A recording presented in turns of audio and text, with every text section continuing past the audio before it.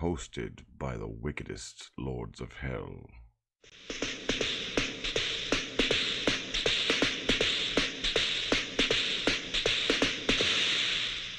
Here is the first internet clip show to offer to the daring a look into the final maddening space between life and death.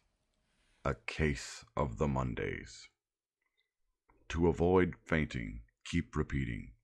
It is only a live stream. Only a live stream. Only a live stream.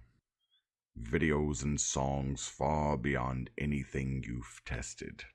A case of the Mondays.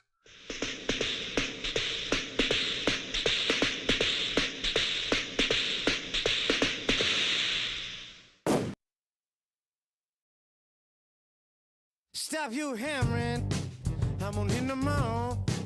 Cause every day's the anniversary of the year before. And if it's a day gone by, then it's 365.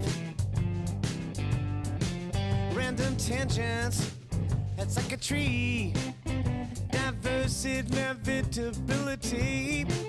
And if it's a day gone by, then it's 365.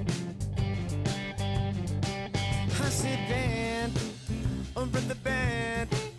I can't believe it's Monday again. Part of the problem is the passage of time. Part of the problem is what goes wrong on the line.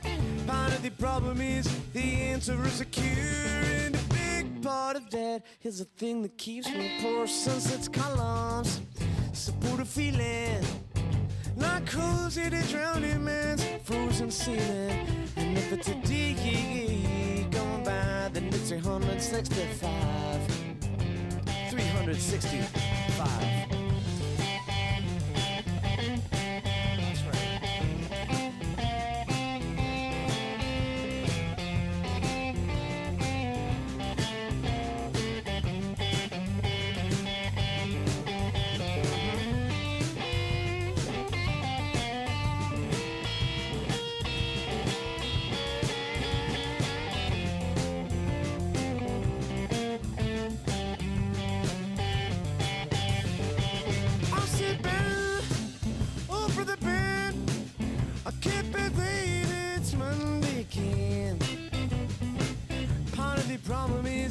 Passage of time. Part of the problem is what goes with salt and lime. Part of the problem is the answer is a cure. And a big part of that is the thing that keeps me poor. Sunset's columns support a feeling like holes in a drowning man's frozen ceiling. And if it's a day gone by, then it's 365. If it's a day gone by, then it's 365. If it's a day, if it's a day, if it's a day gone by, if it's a day gone by, if it's a day gone by, if it's a day gone by, if it's a day gone by, if it's a day gone by. It's a day gone by. It's 365. Welcome everyone to Case of the Mondays. I'm your host, Gene Skinner. Hope you're all having a good Monday. If you are, you know exactly It's what we're that starting time of into. year again. Because it's that time of year At again. Halloween, we cats become bewitched. Here we go. Our eyes turn blood red. Oh boy, look, Our Garfield. fangs grow. And our hair stands up. Not to mention longer claws. He's not going to scare himself or anything. Whoops. Yay! Wow, Garfield. That's right, Doc. He screamed, turned white, and passed out. Also, why does the doctor look like Lehman? I'm A Lyman. not necessarily. Commercial Bob sent this in. We smoking some big willies up Got me a couple Bad of wizards. Ferris waiting for me at the crib. I can't think straight without Zod. I was Without on Shark Zod. Tank pitching a gun. Good day, man. Dracula flow, wizard Fuck style. about none of this. Shit, I'll kill for a perk. Yeah. Kill for a perk. looking for some Zah. Zah? You got Zaza man, the wizard Zaza man. The wizard pack. Zaza man, Wizard please. can. you don't smoke Za, you need to die. You need Who's to smoking die. crocodile egg shaman gelato? Crocodile egg shaman gelato. Zaza man. Zaza man. Got any vent? That mug. He just say, got any real vent? nice. Got me reaching for the perks. Holy shit, Reaching my for the balls! perks. My balls are about to get fucked up. My willy hurts. My willy hurts. Smoke the weed, man. Smoke the Zaza. weed. My balls are about to explode. Man, if I don't smoke at least one backwood a day, my balls will explode. My balls will Way explode. too much money. I got plenty. Harry Potter. My Potter. We smoked the gorilla wrapped in guava. This is what Za helps me accomplish. Oh my god. I'll smoke whatever I can fuck. I just be on some low key shit. You know, You got some low key I'm, shit. Kind of a wild vibe. My balls are about to explode. You got any fun? You got any, wow, you got any vent? My balls are about to. My willy hurts. My willy hurts. Za turned me into a beast. Za turned me into a beast. Sasha, stop trying to knock down the tobacco tins, please. 3-5 skunk pussy. As soon as I spot a back that When that hasn't been Ayanu blown hits out, a little too hard, that's one way to put it. become a little bit unreasonable. Sasha. Sasha, come on. Get down from the Do you have any get down from the turntable. Cause you use it to always knock shit off my shelves. Get down from it. Come on. Let's strong for this, by the way. Sledgehammer intro. Oh. Speaking of, last Monday's show got blocked because of something in these intros. So kind of keep that in mind. You know, having to show them on YouTube sometimes, that will be copyrighted content. Though it doesn't always pop up as such till after the stream. So I believe that was last Monday's. And the thing for Last Skin of Radio was the fact it was Lone Wolf and Cub footage. I forgot that kind of gets hit really quickly. So, and that hit it for like a while. It took me a minute to actually get that edited. I think it actually is now. I think they're both back up, but they're edited with the original thing now. Yeah. I know, it's so weird. It's technically not like coming up as a copyright right now, but it could later, you know what I mean? Doesn't mean always. The Lone Wolf and Cub one for that music video, 100% did though. But I just thought just stopping would make it stop. No, that did not happen. It still blocked all the whole thing of it, so that took forever to actually edit out. Oh, damn it, Sasha, you just knocked over a 10 again. Stop, it's not, no, stop. Love you, but you are one goofy cat. Come on. Trust me, I know what I'm doing. I don't trust you. Sasha's out of the room now. I'm just gonna shut the door. She doesn't need to be fed. She's already been fed. So I'm not doing that. Okay. Ramen, I believe you sent this in. You did. So here we go. Everything is fine. Or everything is okay. Where am I? Everybody say it with me. You are dead. You are dead. Albert Boner. What is going on? How do you know my name?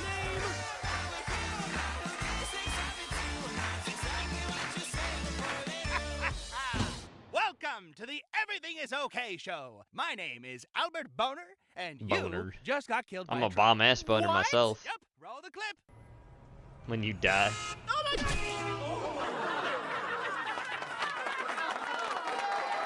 You're dead, dog.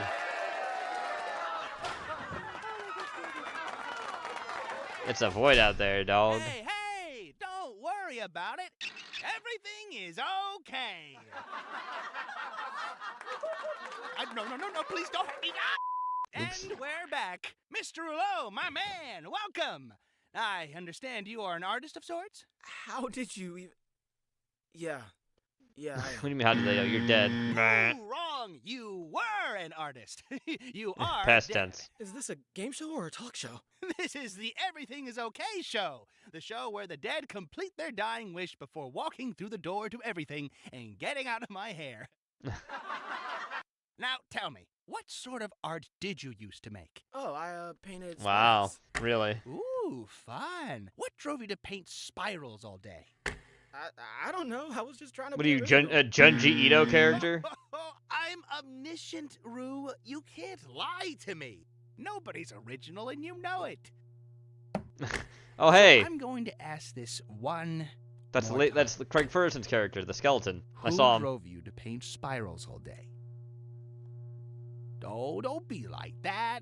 Who was he? Give us the details. He's Or gay? was there something you never got to tell him? What? No, that can't be my dying wish. He was just a friend.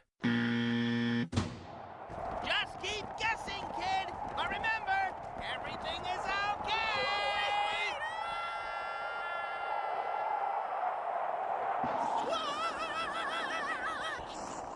Urine. Oh my god, that's it! I have to make my mark on the world. Oh, that's what he had to do.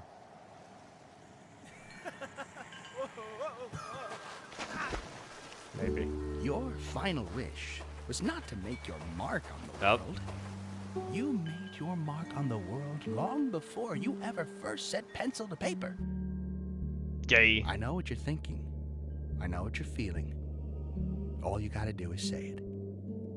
Everything is okay.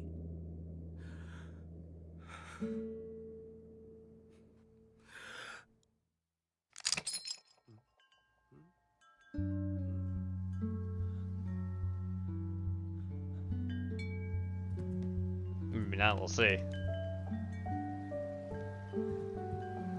Does it say this is Atomy?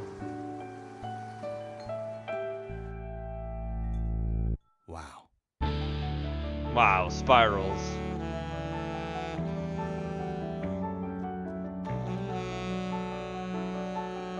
Gay. Gay. Coming up, the door to everything. You mean hell?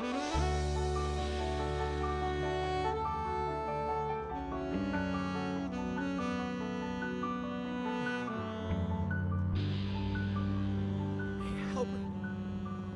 Get out. Can you promise me that when it's his time to go, you'll help him through the door too? Rest easy, kid. I'm contractually obligated. All you gotta do is read the prompter. My There's a name is prompter. Marcel Rouleau. I'm from Los Angeles, California. It explains a lot. Everything is okay. Yep.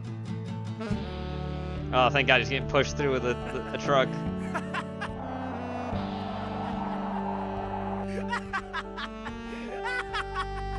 P. Diddy in a downward spiral. Oh, yeah. Woo! Well, that's all for tonight, folks. And remember, shout loud before eternal silence. Stand tall before going under. And tune in next week. It's the Everything is Okay show!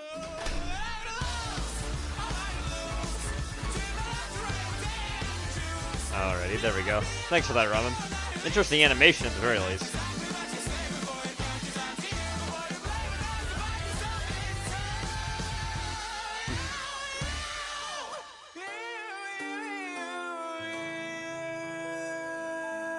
A dead studio audience, I get it. Alrighty. Speaking of Diddy, Drew Master Bob sent this in. Here we go. Hey, yo. You ready? Let's do it. Let's do it. Like the skeleton. The skeleton was pretty animated, yeah.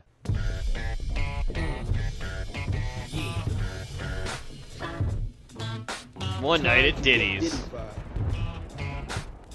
Drew Master Bob sent this in. It's a three-parter, at least from what I can tell. Hello, Pentagram Pizza. Yo, I need a pineapple pizza with extra gay rappers. Extra It will gay be right rappers? with you, Mr. Diddy. Mr. Diddy. Be right with you, Mr. Diddy. Time to deliver this pizza. I hope they are not a weirdo. It's Damn, P. Diddy, so yeah. This place is huge. Let's try one of these buzzers. Nope. Not that one. Nope. Nope. Not that one. Not that one. Nope. Nope. Not that one. Not that one. Not that one. Nope. Not that one. Nope. Nope. Not Nope, that. nope, No. nope. Not that one. Hello, who is it? Hello, Mr. who is Diddy, it? I have your pizza, sir. Oh yeah, pizza time. Come right Oh yeah, in, pizza sexy. time. Coming sexy. Did he just call me sexy? He did. No. Maybe the speaker is faulty. No, he did. Run.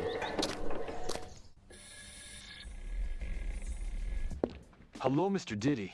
Here is your pizza, sir. Not what I ordered, but you'll do. What took you so long, motherfucker? My car is slow, sir. I apologize. Well, if it happens again, I might have to put a hit out on you. We had to put a hit out on you? Motherfucker. Wait, what the hell? Ha ha ha ha ha ha, just kidding. Walk This is with the me, only place that William Afton never wanted to go back yet. For the pizza. Do you like my fabulous house? I feel like a princess. Mr. Diddy, I need money for the pizza. I'm vivacious, I'm vivacious. eccentric, and I'm a Scorpio. No boy. Why are you so goddamn fruity, sir? Motherfucker, what did you say? No. Fuck. Oh shit, get killed. Oh shit. You dead. Reload checkpoint. I'm vivacious, eccentric, and I'm a Scorpio.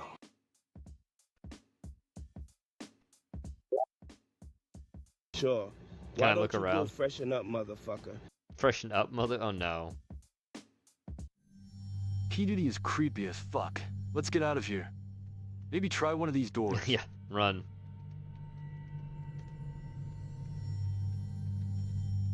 Maybe try one of these doors. I mean, you should. Maybe try one.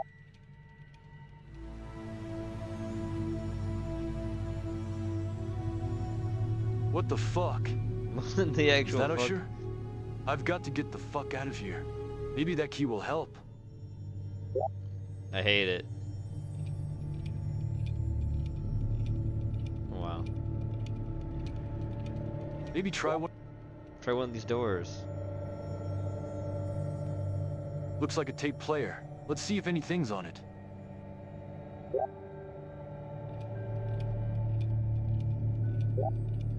Yo, it's Justin. You gotta get the fuck out of there before you get diddy-fied. Run now. Diddy-fied.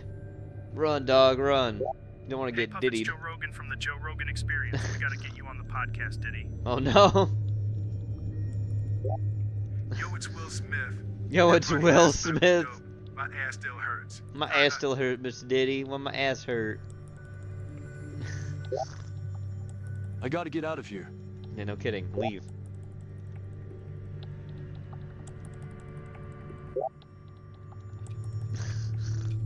Lord.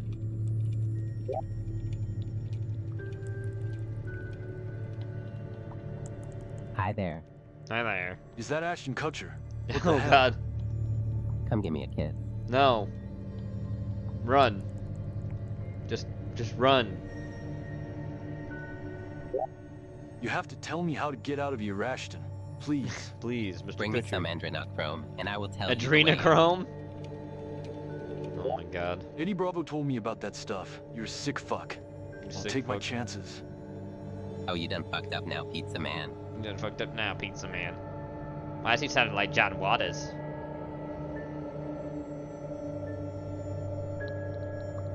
Hi there.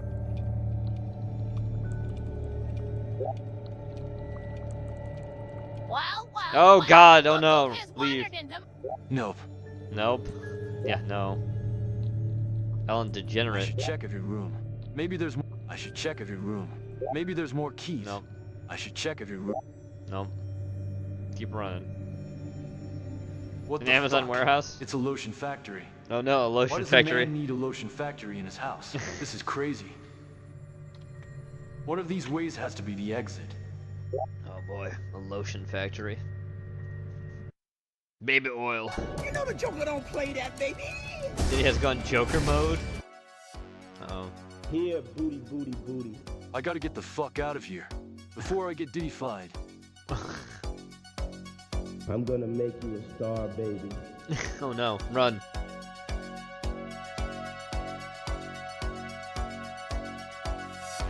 Jarvis. Up, there he is. Fuck.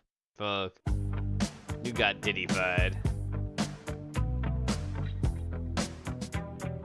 Read the last checkpoint. Here, booty, booty, booty. I gotta get the fuck out of here. Before I get diddy-fied. I'm gonna make you a star, baby. He doped the baby oil, yeah, that's for sure. Oh, there he is. Use special skill? Yes. Freeze Puffy, Agent Dexter, FBI. Oh shit. You a Fed, huh? Ha ha ha ha ha ha.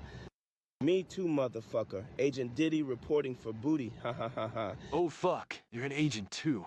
Oh no. The agency has double-crossed you?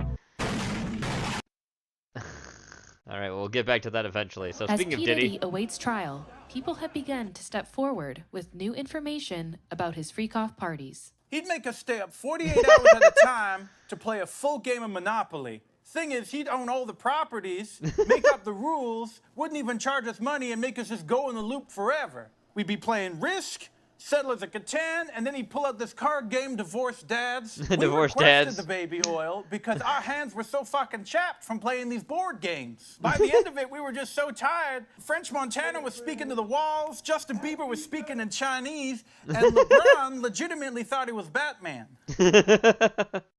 Oh, we're back to the Diddyverse. Here we go. One Night at Diddy's Part 2. Here we Before go. I get Diddy-fied. I'm gonna make you a star, baby. This floor is so damn slippy. Oh, so damn slippery. Where's that baby lotion, that motherfucker? One of these has to be the way. Which way? Finally, safe at last from that mega pervert. Are you though? Oh fuck no. Clowns. Jesus Christ. Be a clown. Are you down with the booty clown? Oh no. Motherfucker. Take this. You Fire devil-worshipping fuck. Ow, don't ruin my makeup, motherfucker. Ow, don't ruin my... Ow, don't ow. ruin... Eat this Diddy. Say hello to the family, motherfucker. Eat this Diddy. Eat this Diddy. Dance on that motherfucker until he dead. Eat this Diddy. Ow, this Diddy. don't ruin my makeup, motherfucker. No. Special delivery bitch. Eat this Diddy. Eat this... Ow, don't ruin my Ow. makeup, motherfucker. Get the fuck away from me. Eat this Diddy. Ow, don't... You're low Special on delivery pizza. bitch. Not a pizza. No. Fuck. Oh no. Get his ass. Get his ass. You got Diddy-fied. Oh no. One of these has to be the way. A tragic tale. Alright, Oh. mate. Oi, Can I mate. trust this guy? Is He it looks Russell Crowe? fruity, too. The plane is the only way out of here. Let's go. Not Russell This is Crowe. what the music industry Oh, is God. all about. This is not good. We gotta go. Come on. I love this game. Hey, Oh, where God. fast are you going? Think you leaving me? Where you going? Oh, God. Where am I? Last thing I remember was the Englishman putting a rag on my face. Hey, yo, what's up, y'all? No. Please no. On the plane No. right now. God help On our me, way to please. Vegas. God help me, please. Please no. It's Please called no. What happens in Vegas stays in Vegas. Oh no. I'm I'll be right back, This is my Kat. new best friend right here. Land this fucking plane, goddammit. Hello. Oh, it's Russell Trade. Brand. Rocket. That's Russell Brand. yeah. My bad. I said Russell Crowe. Russell Brand. Yeah. Very, very, very, very dear friend of mine. You're both sick in the head. We go way back. We've got a lot of history from the projects, of course. Yeah. From back in the day. Alright, like I said, I'll be right Very rough back. in those days, a lot of bother in the projects, but yeah. we've come through it now. Things seem to be working out. Yeah. And I'd like to. Does this feel? What the fuck? I'm I sorry. liked it. Yeah, you liked it? Yeah, I felt some affection. I didn't feel comfortable enough to sort of start embracing you, so I didn't want to be. Oh no, it's I didn't want to overburden you with affection, No, but no. I felt that you were in a position to rest an arm on me. I mean, I didn't let it cross over into the area of being physically aroused or anything. Yeah, none of that. It was a bad thought. None of that. But you know what it is? Get me the fuck off this plane. We're going out on like a date. A straight guy date. Like Straight guy date. To a What the guy's fuck? night. 48 hours. Puffy, with like with a normal date between like a man and a woman, or perhaps two gay men or lesbian women, the best possible result of that date is sex. Now with our heterosexual date, what is the best thing that can happen between us? What the fuck? We can find some women that have some. That is a conclusion. That's a conclusion. For 48 hours in Vegas, you're seeing us at the beginning of the 48 hours. I've never heard such gay cope in my life. As you know, what happens in Vegas stays in Vegas. but we really They're both gay. Straight date my ass. Are you gonna chronicle? Hijack plane? Yeah, sure. Yeah, do it. Crash the plane. Yeah, he's a recovering drug addict. I can't take drugs or anything, like, or even drink. I can't drink booze. Yeah, he won't. I don't know what's gonna happen. Oh my in god. Crash, yes. Oh. Alright, we'll get to part 3. We'll get to part 3, just not yet. Anyway, Ramen, you sent this in. Here we go. Breakfast with Blockhead. Here we go.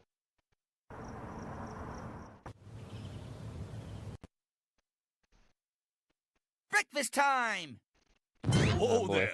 How about you stay away from anything hot and electric, and instead have a bowl of Picos with all the vitamins and nutrients to start your day? Merry Christmas indeed.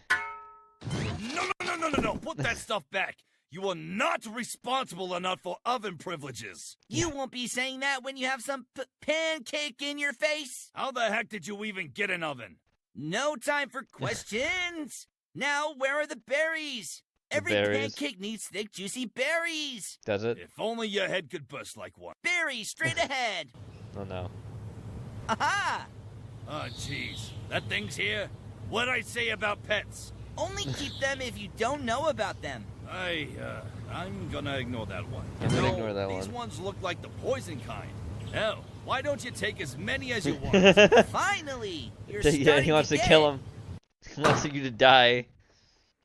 Oh. No, you numbskull! You've really done it this time! You started a fire! Hey, the man in the picture box said it'd be chilly today. Just call the fire department. Kids, for the love of God, don't do this at home. Yeah.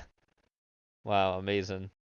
Alright, Tetsu, you sent this in. Lord of the Rings, 1980s Laserdisc. Here we go. In the ancient world of Middle-earth, where shadows stretch Abandoned across the film. land, a power long forgotten awakens. I'm ready. From the darkest depths of Mordor to the highest peaks of the Misty Mountains, a fellowship is forged in the fires of destiny. One does not casually set foot in Mordor. The shadows there have a mind of their own. This summer, experience the legend of a Balrog? ring that holds the fate of the world. Ditties. In the heart of a peaceful shire, a simple hobbit, Frodo Baggins, is thrust into a journey that will take him into the Oh my very God, that heart spider. of darkness. Even the smallest person can change the course of the future, Frodo. The Frodo. darkness may seem overwhelming, but it is in the Oh God, darkest Gollum. moments that the light within Gollum us looks shines terrifying. brightest. Treebeard? The One Ring must be destroyed before it Sauron and enslaves all of Gandalf Middle-earth. look actually very similar. Oh my But the God, is path that to Mount Sauron? Doom is treacherous, and the It's darkness the ring wraith. is always watching. Embrace the rising storm and face the shadows that seek to consume all as the ultimate battle for Middle-earth Ultimate battle. begins. The Lord of the Rings, coming soon to a realm near you. Lord of the battle for Rings, the fate of never-ending eye world of Sauron, is yeah. about to begin. It's a good way to put it, Ramen. But speaking of trailers, Strog sent this in for the Night Silence. I'm ready. My stawiamy na więzi. It's foreign! I myślę, że wszyscy tutaj są bardzo zżyci, atmosfera jest bardzo miła, wszyscy tego wiedzą. Ogólnie nie mamy ciszy nocnej, ale proszę pamiętać, że niektórzy śpią już o 18. I think this is Russian. Sowa? Dzień dobry. Proszę bardzo, uśmiechy na twarzach widzę. Ręka do boku. Dokładnie, ma boleć. Jak nie boli, to nie żyjemy. Jak boli, to nie żyjemy. Ja tu jestem tylko na chwilę. Każdy tu jest tylko na chwilę. Oh, it's Polish. Not Russian, it's Polish. Thank you.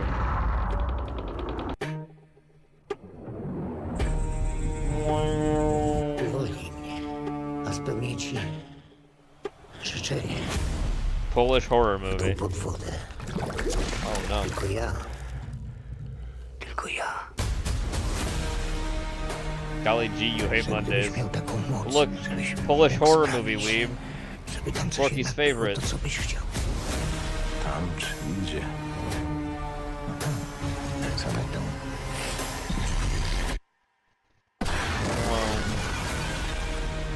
Don't. Let them in into your dreams. Oh, let's not do that. Ew, it's all gooey sounding. Ew, gooey.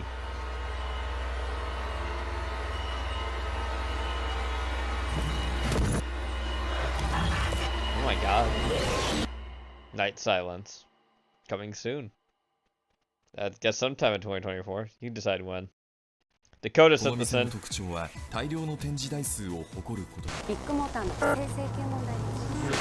Fundamental insurance claim.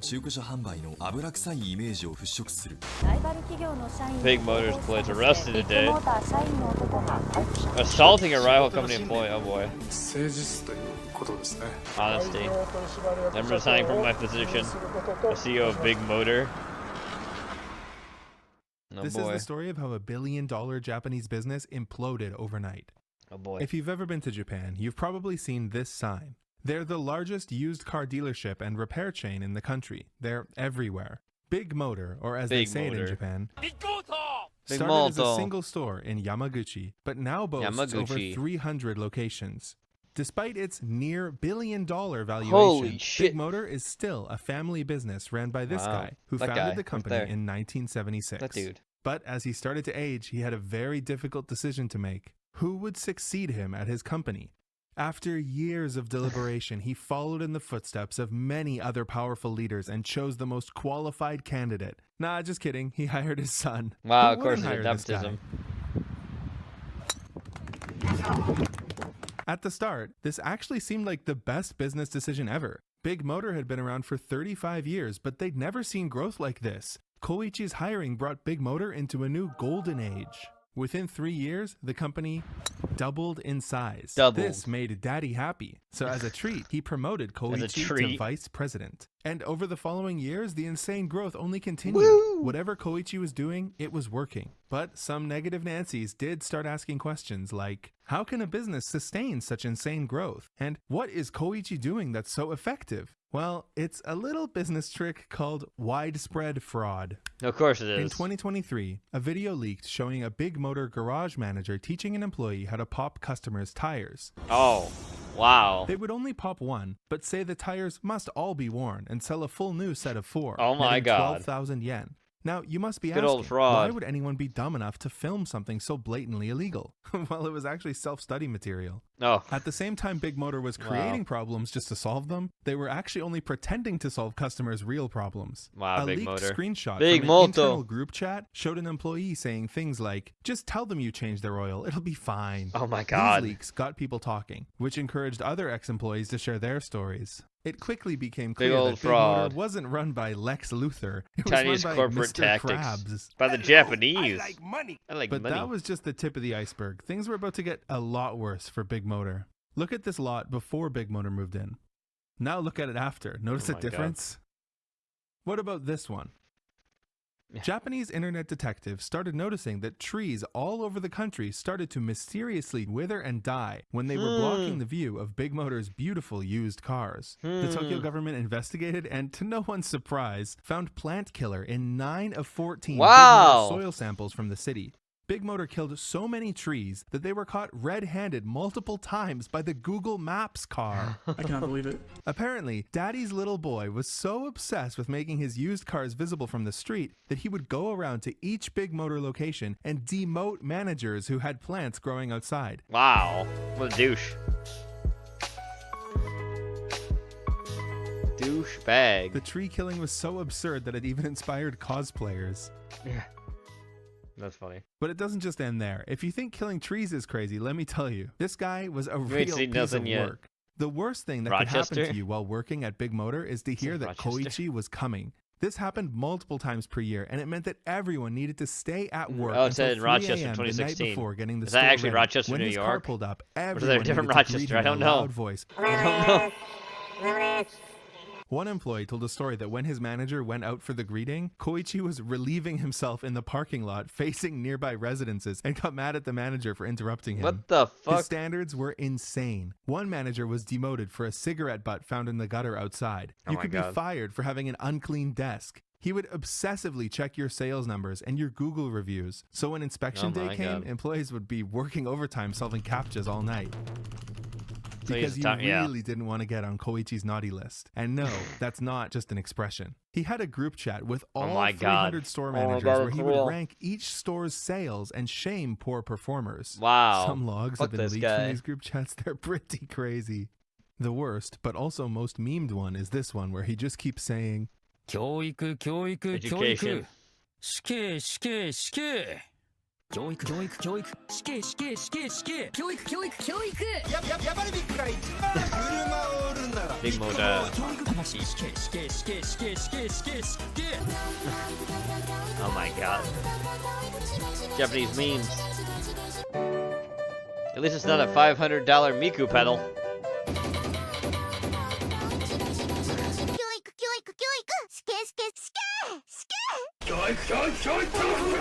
Koichi set an insane target of 140,000 yen per vehicle repair job. Oh my Yes, God. any customer at Big Motor was expected to spend at least $1,000 fixing their vehicle. Okay, this created buddy. a toxic work environment that pitted managers against employees. In this leaked photo, a Big Motor manager tied a phone to his employee's What head the with fuck? elastic bands to punish him for not making enough sales calls, then posted the picture in the group chat to make fun of him. Here, a Wow. Big Motor employee's ID badge was heavily vandalized by his manager, who wrote insults all over it. Okay, Useless? surely that's Wow. all of it, right? Big Motor Nope. fakes repairs, kills trees, and abuses their employees. There's what more. else could they even do at this point? There's always going to be Well, more. if you But gotta wait, give 'em there's something, more. Big Motor managers are very creative. One of their signature tricks was to use customers' personal information to impersonate them, call Oh my around to God. rival shops, and cancel all appointments under that name. Wow. Another clever trick was to sell cars to their own employees. Joining Big Motor was like pledging my to a God. fraternity, and the hazing ritual was buying a car. You want Oh a my stressful Lord. sales job with an abusive boss where you could get fired at any moment? Sure. The only requirement is a 10-year loan with 9% interest He on a must never used mention car. the Miku pedal An again. ex-employee was on the news saying that his boss gave him 30 minutes That's to buy real. a car That's or he real, was alright. fired. All of these money-making and cost-cutting tricks helped Koichi inflate Big Motor's sales over the years. Inflate, alright. But all of it pales in comparison to the main scam, the I'm one that ready. truly helped them become a billion-dollar player. When this manager was popping tires, he wasn't actually selling them to the customers. He was billing them to the insurance companies. Oh, insurance fraud. Oh, boy.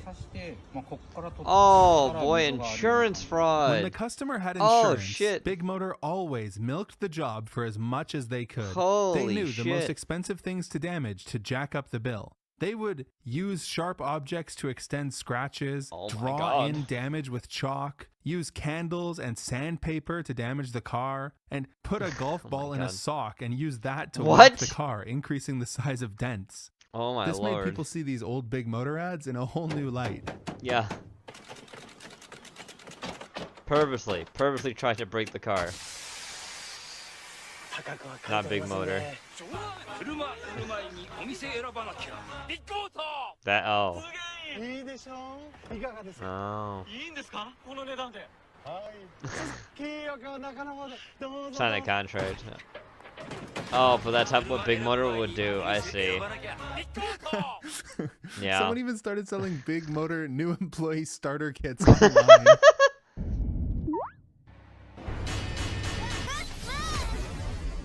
Seriously though, a question you might have is, don't insurance companies pay inspectors to stop this kind of fraud? How were they deceived so easily by golf balls, sandpaper, and screwdrivers? Well, that's the most important question of this video. Let's talk about car insurance in Japan. There are three major players, Tokyo Marine, Mitsui Sumitomo, and Sompo Japan. And in 2021, a whistleblower approached them and told them Oh, exactly what Big Motor was doing. Concerned, the insurance companies asked Big Motor what was going on. Big Motor took this very seriously. They asked the most competent detective they knew to look into it. Oh, no. Yeah, they investigated themselves. Yeah, of course they Big did. Motor quickly came back with their conclusions. Nah, it's just a few overworked employees making mistakes. It's Oh my not God. coordinated. Sompo Japan reviewed the report and agreed with the conclusions? Good job, guys. What? How?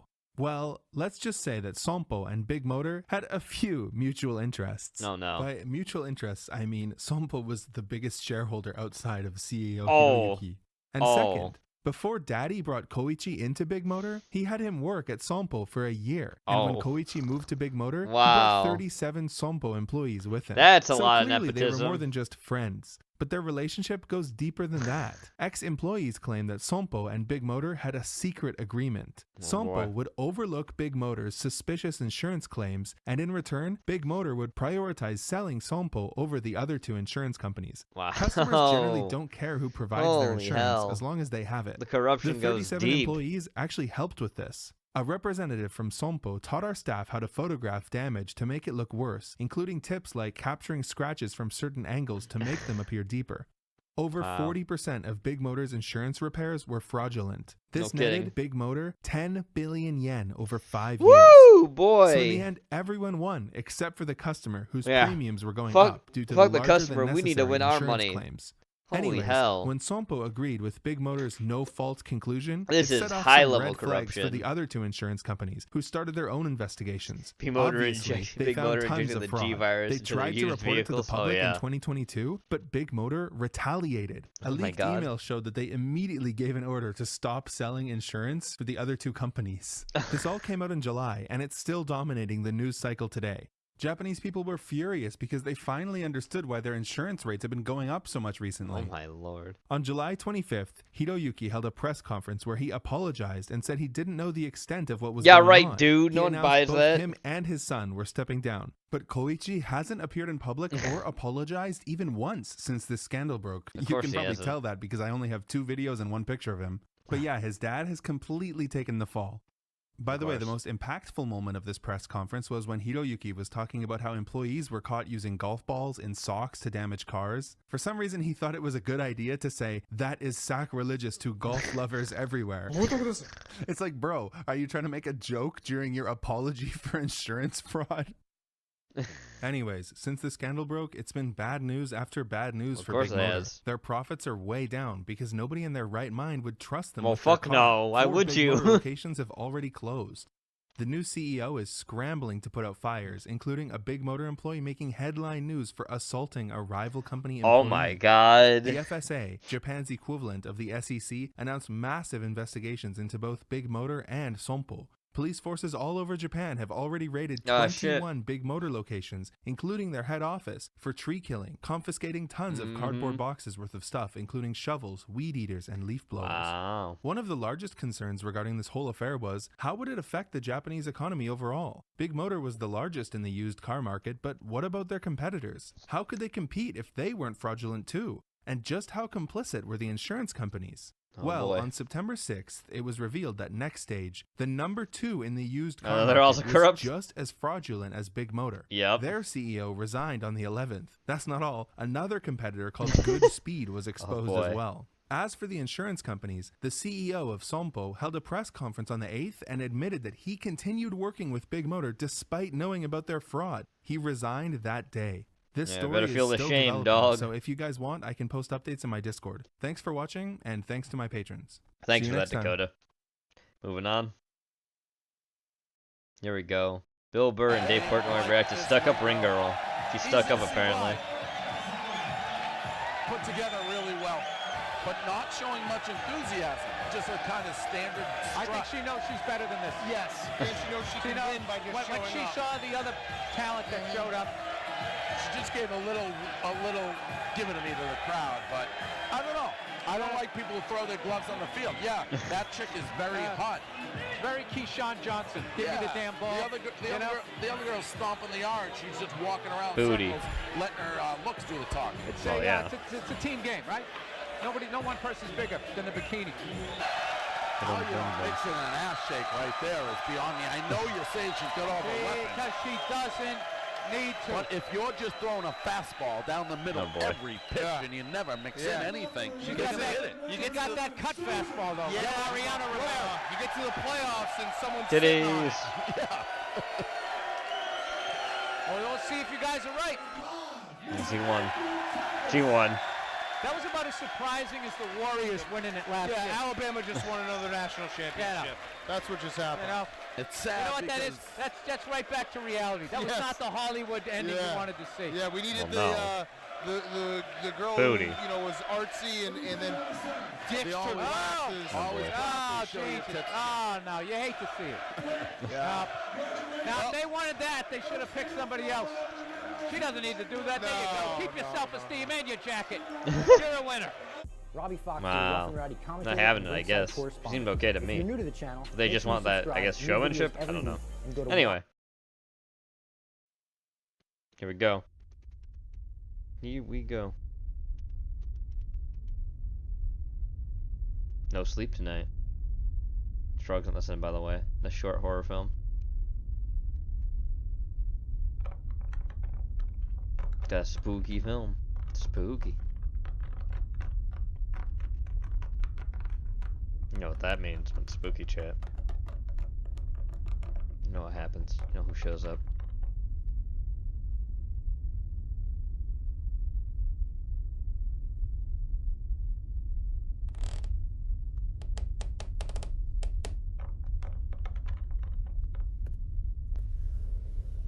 Oh boy.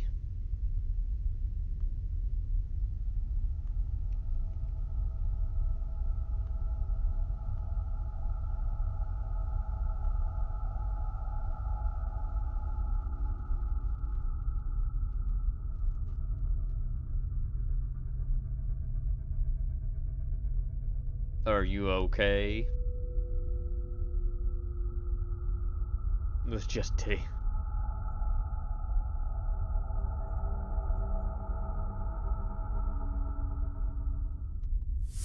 No.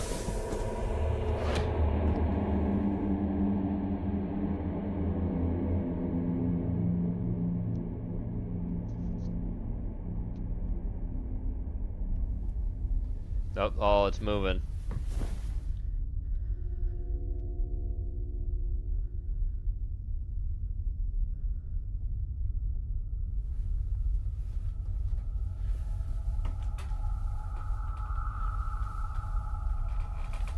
Well, I bet you're scared, Jenny.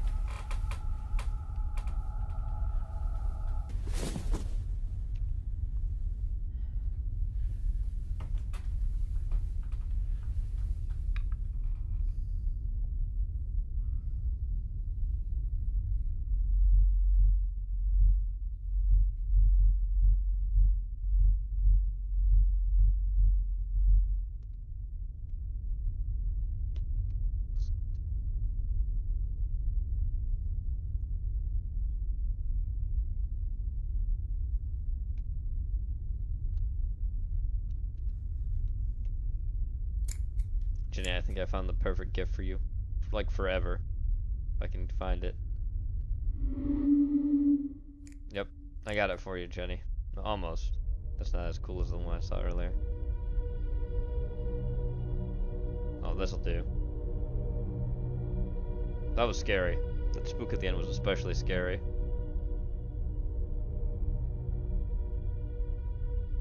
Here, Jenny. Here's a gift for you. Consider it my treat. Take a moment and think It's about sleep what time. you want. Close your eyes. Go ahead. Think of that car, that life, that woman. Think about the man you There you go, want Jenny. to be. There's now your open gift. your eyes. You see that? That's a cease and desist letter. It's a cease and I'm desist. suing you now. When you closed your eyes and thought you violated my pet, you sick son of a bitch, say goodbye to your savings. What are you gonna cry now? Jesus Christ, hang on. Okay, so here's what we've got. You've just violated our other patent for crying like a little bitch after getting sued. You stupid motherfucker. Don't have that surprised look on your face because we Don't have it, patented Jenny. that too. Cease and desist. Just do Cease and yourself desist, a favor. Jenny. Be a man and just pay the licensing fee, all right? Thank you. Except now paying legal extortions is another patent of ours you violated. Yes, your house is ours. Now you're living under a bridge. Don't worry, we'll check up on you in a month. But so help me God, if you live in a box that even resembles a ball-like object, we're taking the fucking bridge. That's how it's done, folks. Hi. We're fleeking over the little guy, and we represent Fleeking over the little guy. upcoming lawsuit against Pal World. Here at Yeah. Nintendo, we believe that innovation is for pussies with bad lawyers. Many have argued that this lawsuit isn't right. Others that it was to be expected. Some say, how can Pokemon do this when Wow. Pokemon itself was built on stolen ideas? They yell, have you no honor? Honor. You Have you no can't honor? wear honor, but you can wear Armani suits. And that, my good pimp, is what patent trolling will buy you. To quote every movie from the 80s, it's nothing personal, it's just business. nothing personal, it's Chartreuse just Ethiopian business. Plywood, by the way. It's not being the first to do it, it's being the first to patent it. Learn Is that these George W. words. Bush? Patent. Some people Patent. diddle the fiddle to those nocturnal flicks. Here at Nintendo, it is company policy that you knock one out at least once a week to the United States Patent Database. You seriously think that we would improve our games to compete with the competition? This fucking guy. Why would we hire more talent when we can just make more patents? And don't get patent infringement confused with copyright infringement. Copyright is how we kill the fans. Patents is how we kill the competition. Patents are the real Nintendo exclusive, not that greasy Italian drug addict. You want to know what those patents are? Go fish, bitch. Make a game and you'll find out. I guarantee it. Just between Pokemon and Nintendo, we have 28 patents. And I know you're thinking, if you have all these patents, well, why didn't you just sue right away? Because you guessed it, we were making more patents. Sub-patents. The patents where you turn one patent into Pimps. 3 patents. You always gotta work the sub-patents. Pocket Sub-patents are pair. where you go, hey, on second thought, what I meant by that main patent that we filed back a few years ago was that shit right there selling 10 million copies. Strike a main patent down and we'll split it into 2 more patents, 4 more patents, 8 more patents, 16 more patents. Wow, that's a lot of 32 more patents. We fucking love patents. I made 300 patents in the last 20 days, motherfucker. And once those got approved, that's when we hit Pocket Pair with lawsuit, lawsuit, lawsuit. Watch your hair. Here comes another lawsuit. Here's a rag to wipe off all that lawsuit. And the beautiful thing Lawsuit. about all these lawsuits is we don't have to win, they just have to lose. Don't think this works? Spoken like somebody who shops at Marshall's. I shop at Old Navy, crew shirts, 100% cotton. Well, Jenny, $8, you wash say your that, washing but as these a people crop have top also that ripped off suffocates you. Go fuck other things yourself. too. Oh, I'll But tell you how much Nintendo this was also works. ripped We got off. a mobile It's game that ripping paid off us ripping $20 offers. million because they had the So audacity nobody to wins. include shadows in their game and a few other things. Because the other game they made before this was Venezuelan like a Paco Breath of the tried Wild making a Game clone. Boy, and we sued him I'm pretty so sure that hard, was also a ripoff Venezuela of something no else. longer exists. Go ahead, look at Google Earth.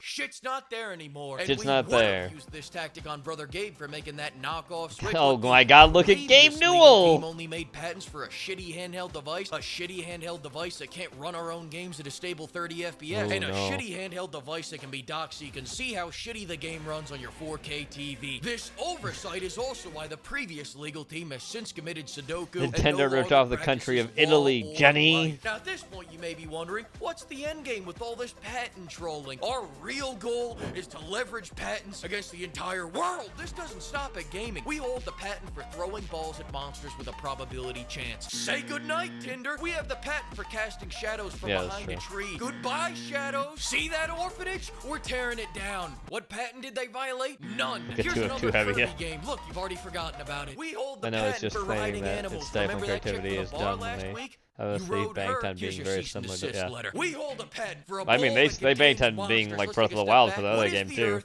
if not one giant ball that A holds patent. monsters? God, I hope you have good lawyers because the licensing fee is going to be I massive. I'm again, talking I still don't get the idea of they did not suing for copyright though. They're suing for patent because they had a Pokeball. They have a ball in the game, and they said they trademarked that. That's what they're suing for. That's what's weird to me. You seem like you'd have a more legitimate case if you had, you know, you're saying copyright, but it's, I don't know. I'm just saying the patent thing's weird. To me, that's strange. 50 million Argentinian pesos. Good thing they didn't just replace the ball with cards like Temtem, right, guys?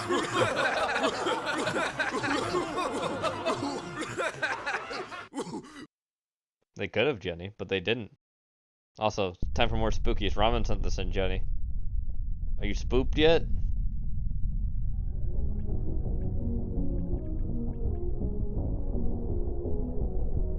Pokeball thingies aren't the only thingies. Sorry, I made thingies.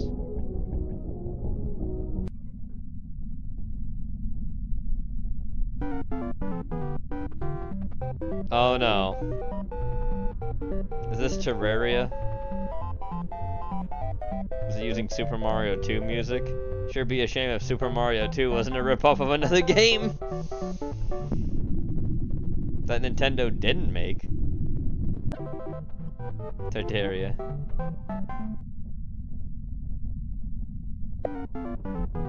Jenny, just imagine, one day your nephew will be playing these games. He'll be a YouTuber. He'll be playing Terraria, Minecraft, Roblox, everything, Jenny, on the internet. He'll be a YouTuber.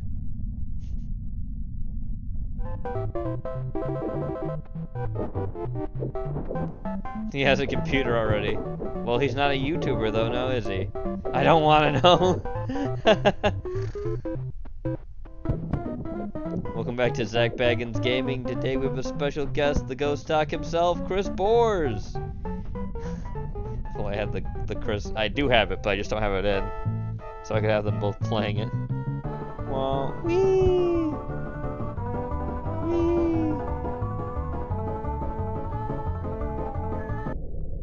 He's just sitting there.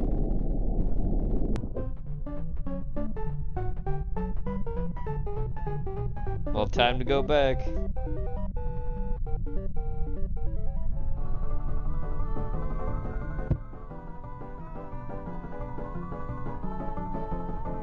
The next big French sensation. French-Canadian Dakota, you gotta get it right. Hide lied? Oh yeah.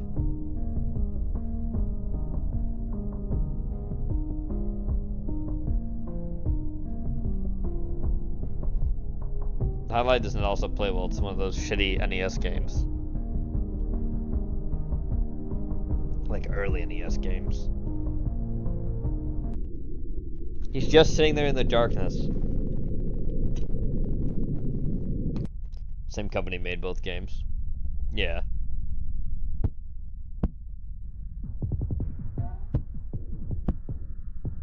Zombie attack. Ah. Imagine, Jenny, your nephew will be doing this exact same thing. He won't be speaking, he'll just be editing.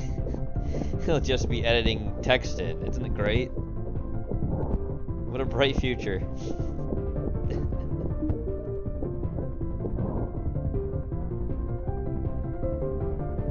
It's gonna be like 2008's YouTube all over again. Do you guys remember that shit? Like in 2008, 2009, where people didn't like voice themselves, they just put like text blocks. Remember that? Like text PowerPoints and shit.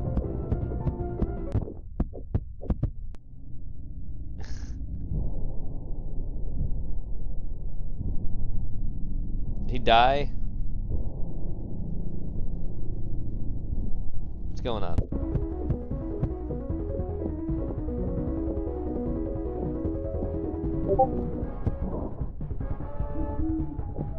I see what you did. Stop trying to make her lose. I just said it's a fry gif. I said it's a perfect gif for you. All it's missing is the cheese curds and the gravy. That'd be the perfect gif for you. Poutine gif. You know, like this.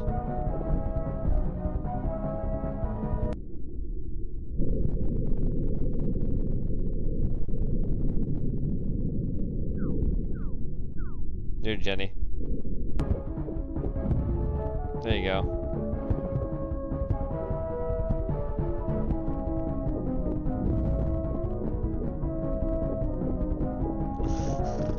Shit. Okay, image is great. I'm getting tired, balls.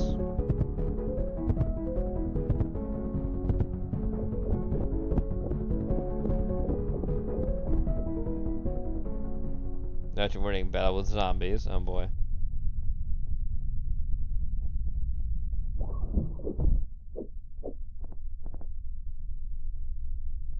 Where is he, though?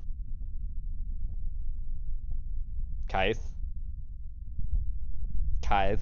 His name is Kythe. He's just sitting in darkness, literally sitting there. He's been sitting there the whole time. He's not okay. He's not okay.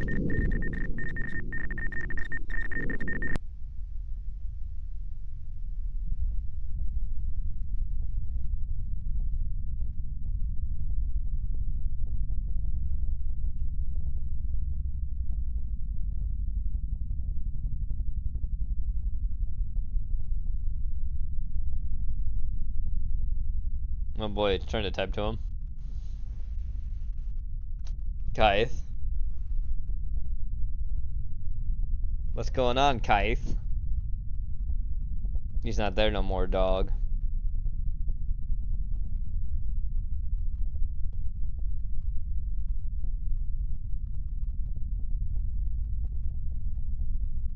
I don't really want to leave this game. It's been a while since we even interacted.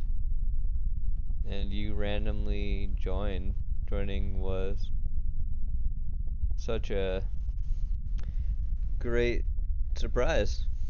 Kaith is fucking dead. He's been dead, dog. But you haven't done anything in the game.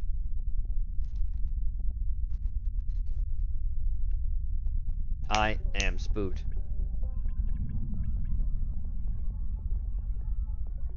Sorry for wasting time.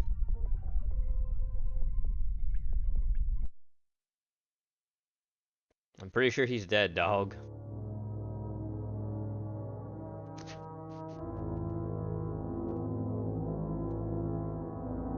I miss you, man. I miss you much.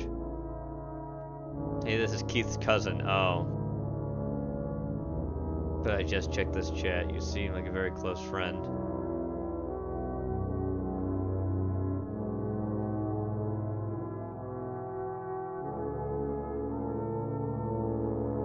Nice to meet you too, if it means Keith. He died. Oh. He died. Kenneth. Sorry, I said Keith. Kenneth. Due to a car crash, so sorry you had to find out this way. If you want, we can play anything you want.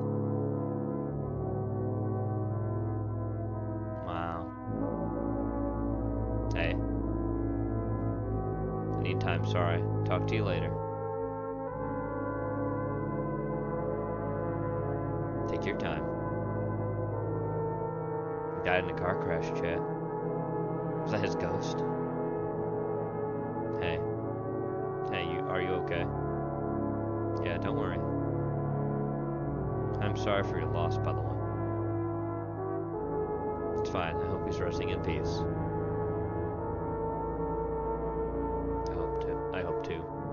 I hope so too, is how you actually say that sentence. I had a question. Someone joined in his account in my Terraria server. Who was that? Oh.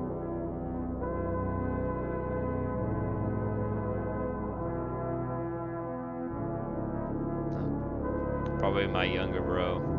He sometimes plays his computer and messes around. His computer has been unused for a while now. Okay. By the way, I was thinking about what you said. You can play something if you want. Sure, that sounds fun.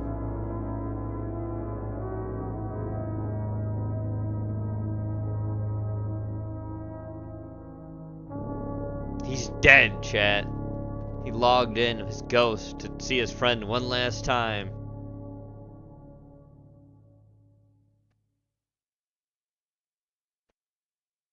Yeah. Now, speaking of, to be a survivor in Thailand 2004. From Anomaly, here we go.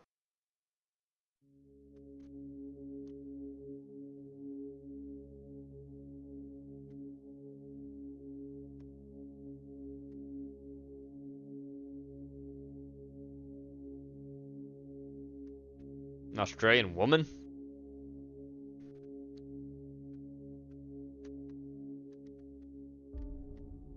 Being a survivor is something incredibly hard to bear, and I don't say that lightly. We all make mistakes in life, ones that can cost us dearly, but without them, there's no way to find a path to the light. Depression eats you alive from the inside in ways few things really can. The hopelessness of not knowing the true reason why, and the despair of not finding a sensible way to cope with the weight that crushes you. The crushing I can easily weight. and sadly understand those who make the hardest decision to surrender to the horror of feeling there's no way out. Imagine living under an oppression with no escape. Imagine being trapped in a narrow tunnel of rock, your muffled cries for help going unheard, where all that's left is to slowly come to terms with your own death. Wow. Fury. I was 23 at the time, and I had nothing left to do in this world. Oh, no, My here we parents go. expected far more from me than I could ever give. My life had been a string of failures, My life always in the into shadow of my pieces. siblings, who had gotten their lives together a few years ahead of me. Oh boy. Back then, running away from home was a common thing for me during my teenage years. Erasing all trace of my existence, ceasing to be someone to anyone else, even for just a couple of days, was one of the few things that gave some kind of meaning to what I could call my life. Time filled it with alcohol, a few drugs, and the cigarettes I couldn't quit until the beginning of my story. My brothers were always there, even though I was incapable of seeing them. John spent hundreds of dollars on psychologists and psychiatrists, hoping to give my life a new direction. I deeply regret wasting his money.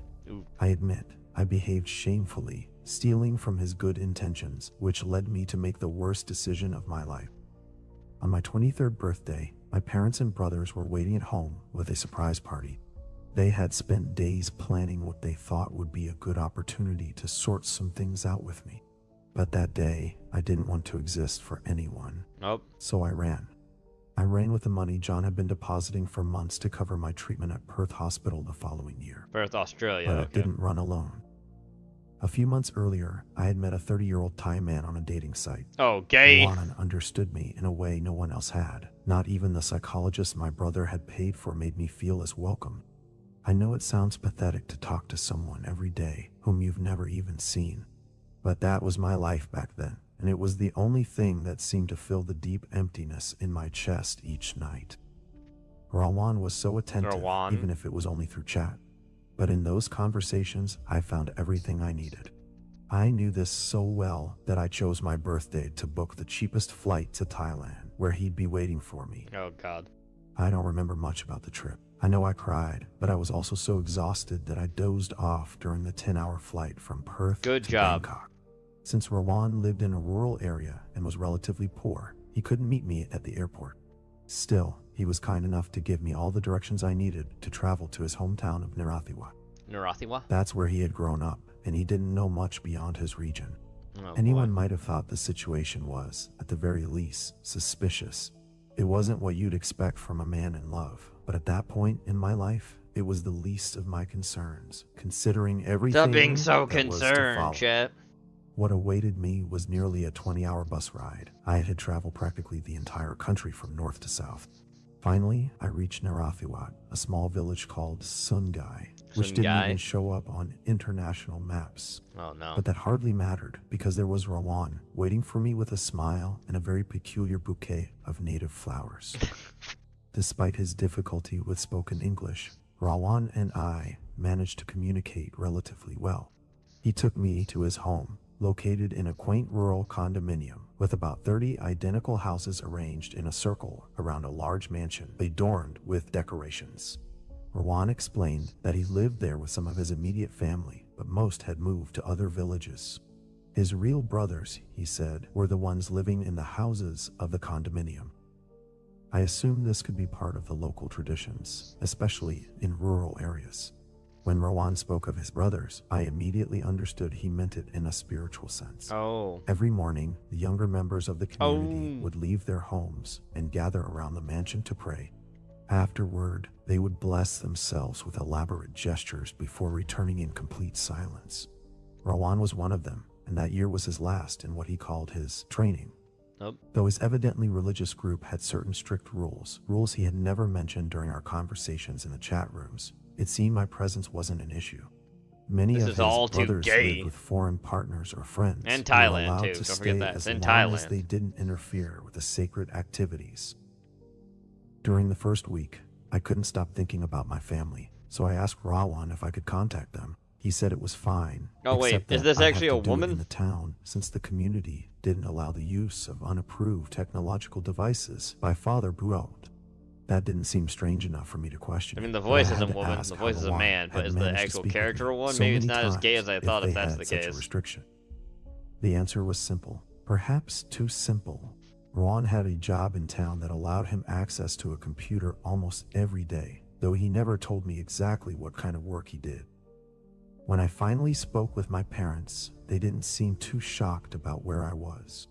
John had tracked the money I stole and kept them informed about my trip to Thailand. Still, they seemed to think I had traveled without much of a plan. They had no idea about my relationship with Rowan. Clearly and I not. preferred to keep it that way. A terrible mistake considering what would happen in the weeks to come. Oh boy. I couldn't help but feel somewhat disappointed that, in a way, they seemed to prefer having me far away to avoid more problems. The days that followed were beautiful, Crawling like any in my vacation skin. experience. But soon, the first problems began to surface.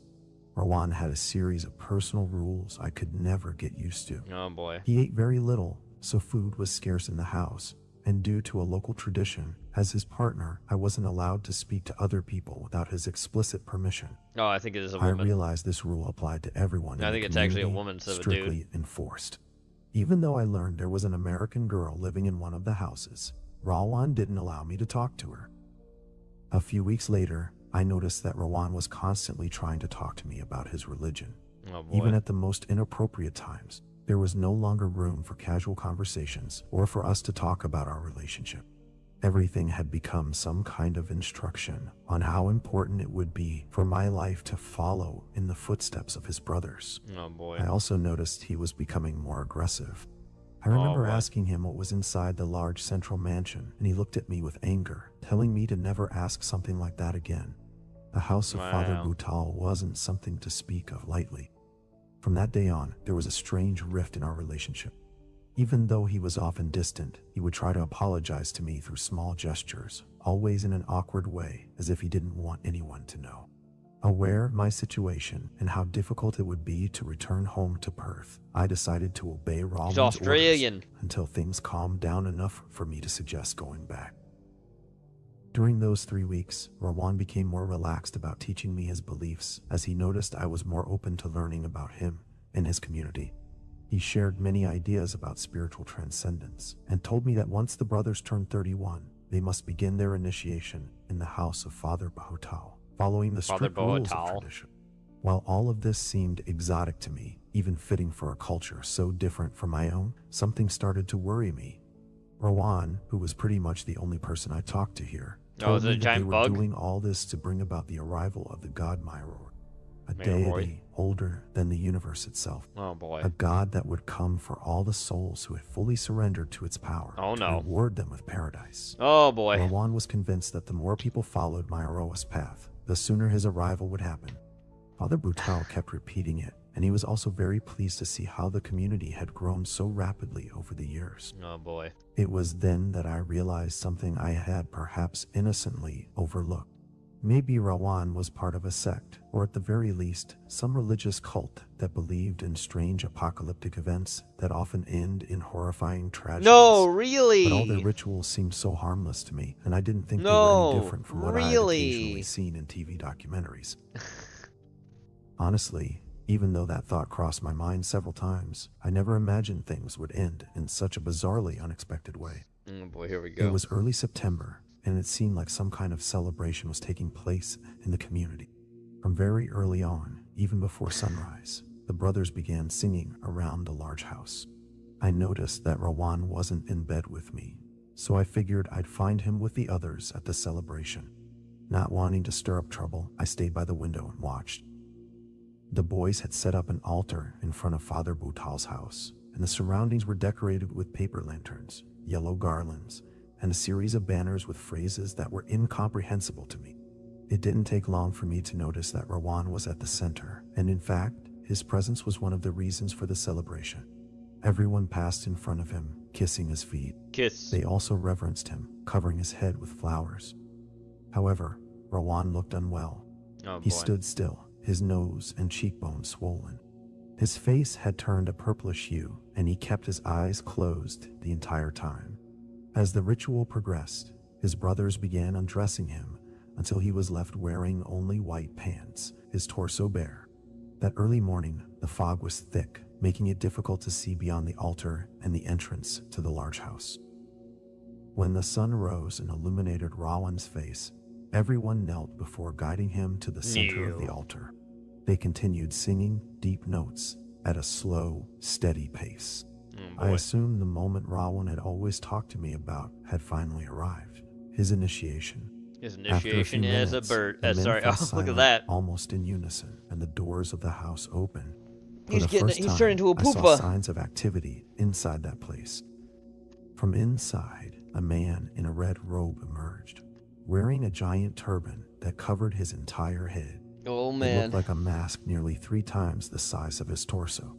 As he descended from the house, he walked slowly and ceremoniously to the altar. There, he took Rawaman by the hands and invited him to step down. Oh boy. After that, some of the brothers, always avoiding looking at the man I assumed was Father Boutal, brought forth an object that's hard for me to describe. It appeared to be an opaque metal cube with a glowing light inside. It seemed to radiate a lot of heat, judging by the Shining utmost care Tetrahedron? with which they handled it. From the Haunter of the Dark? The Is that what that chanting is? began once more, and with the cube in his hands, the Are we gonna man in summon the red Nyarlathotep? robe asked Rawan to lower his head and carefully placed it on him. After that, everyone bowed down in silence again. Oh boy. Rawan looked extremely uncomfortable. His body trembled, and his hands fought against the urge to remove the cube from his head. No more than a few seconds passed before something happened that I still can't get out of my head. Me either, dog. The cube exploded suddenly. Oh, there it is. Along Yep, with I knew the it. explosion came a viscous sound, as if a giant caterpillar were being crushed. From his bare torso, which quickly filled with a reddish-yellow liquid, a shapeless, There we thick, go. and pulsing mass began to grow. His head had transformed into a larva, rising with disproportionately large eyes toward the sky. The grotesquely large mass was at least half Rawan's height, swaying violently. The muscles in the boy's body struggled to hold up Mothman. that disgusting thing, which tried to lead the rest of him against his will. The brothers were in ecstasy, and they sang again, this time accompanied by drums. I didn't know what to think. I could do nothing but watch, frozen in terror. Then I thought that at any moment they might remember me, and who knows what they'd do to me. In that moment of clarity, I fled, wearing only what I had on, and ran through the muddy streets until I reached the village. There, I cried out for help, but no one could understand me, except for the woman who ran the computer shop. She recognized me from my call to my parents. With the language barrier and my desperate sobbing, I managed to tell her what had happened through an online translator. It is Mothman, She yes. seemed to grasp the situation very well, and was not surprised by any detail. Many people knew about that group of Myrorai worshippers, and how dangerous they could be. After a few days staying with her, I was able to contact my parents, who did everything possible to bring me back to Perth, where I am now in strict therapy. Yeah. When the Thai police discovered is. the sex disaster in Narathiwat in 2004, months later, during a routine patrol, they found this creature in one of the village basements in terrified and showing no signs of hostility. Oh. Its body radiated such intense heat that they couldn't remove it without specialized equipment provided by the fire department. In the weeks following the rescue of young Adeline Roth, the residents of Saungai reported that many members of the community began wandering through their gardens at night. They That's all creepy. displayed erratic behavior and exhibited superhuman strength. However, they didn't harm anyone. Okay. Well, there's that. Alright, chat. That is the first spooky for tonight. We'll get back to more spookies as we continue on. But let's go to the next video. I put this in. Oh, maybe it already is still spooky. Look, Ramen. Hey, Garfield. Look what's going on in the bottom. This lasagna especially for you. Oh no. Delicious. Let's get Zach back and flashing. He's existing. Alright. Oh no, I'm so hungry, John. Oh boy. Oh no. Whoa. True Master Bob's in this one, by the way. That's fucked up. That was fucked up, dog. Whoa, John, I'm so hungry. Whoa. That was fucked up. Anyway, Strog sent this in Super Force intro, 1991.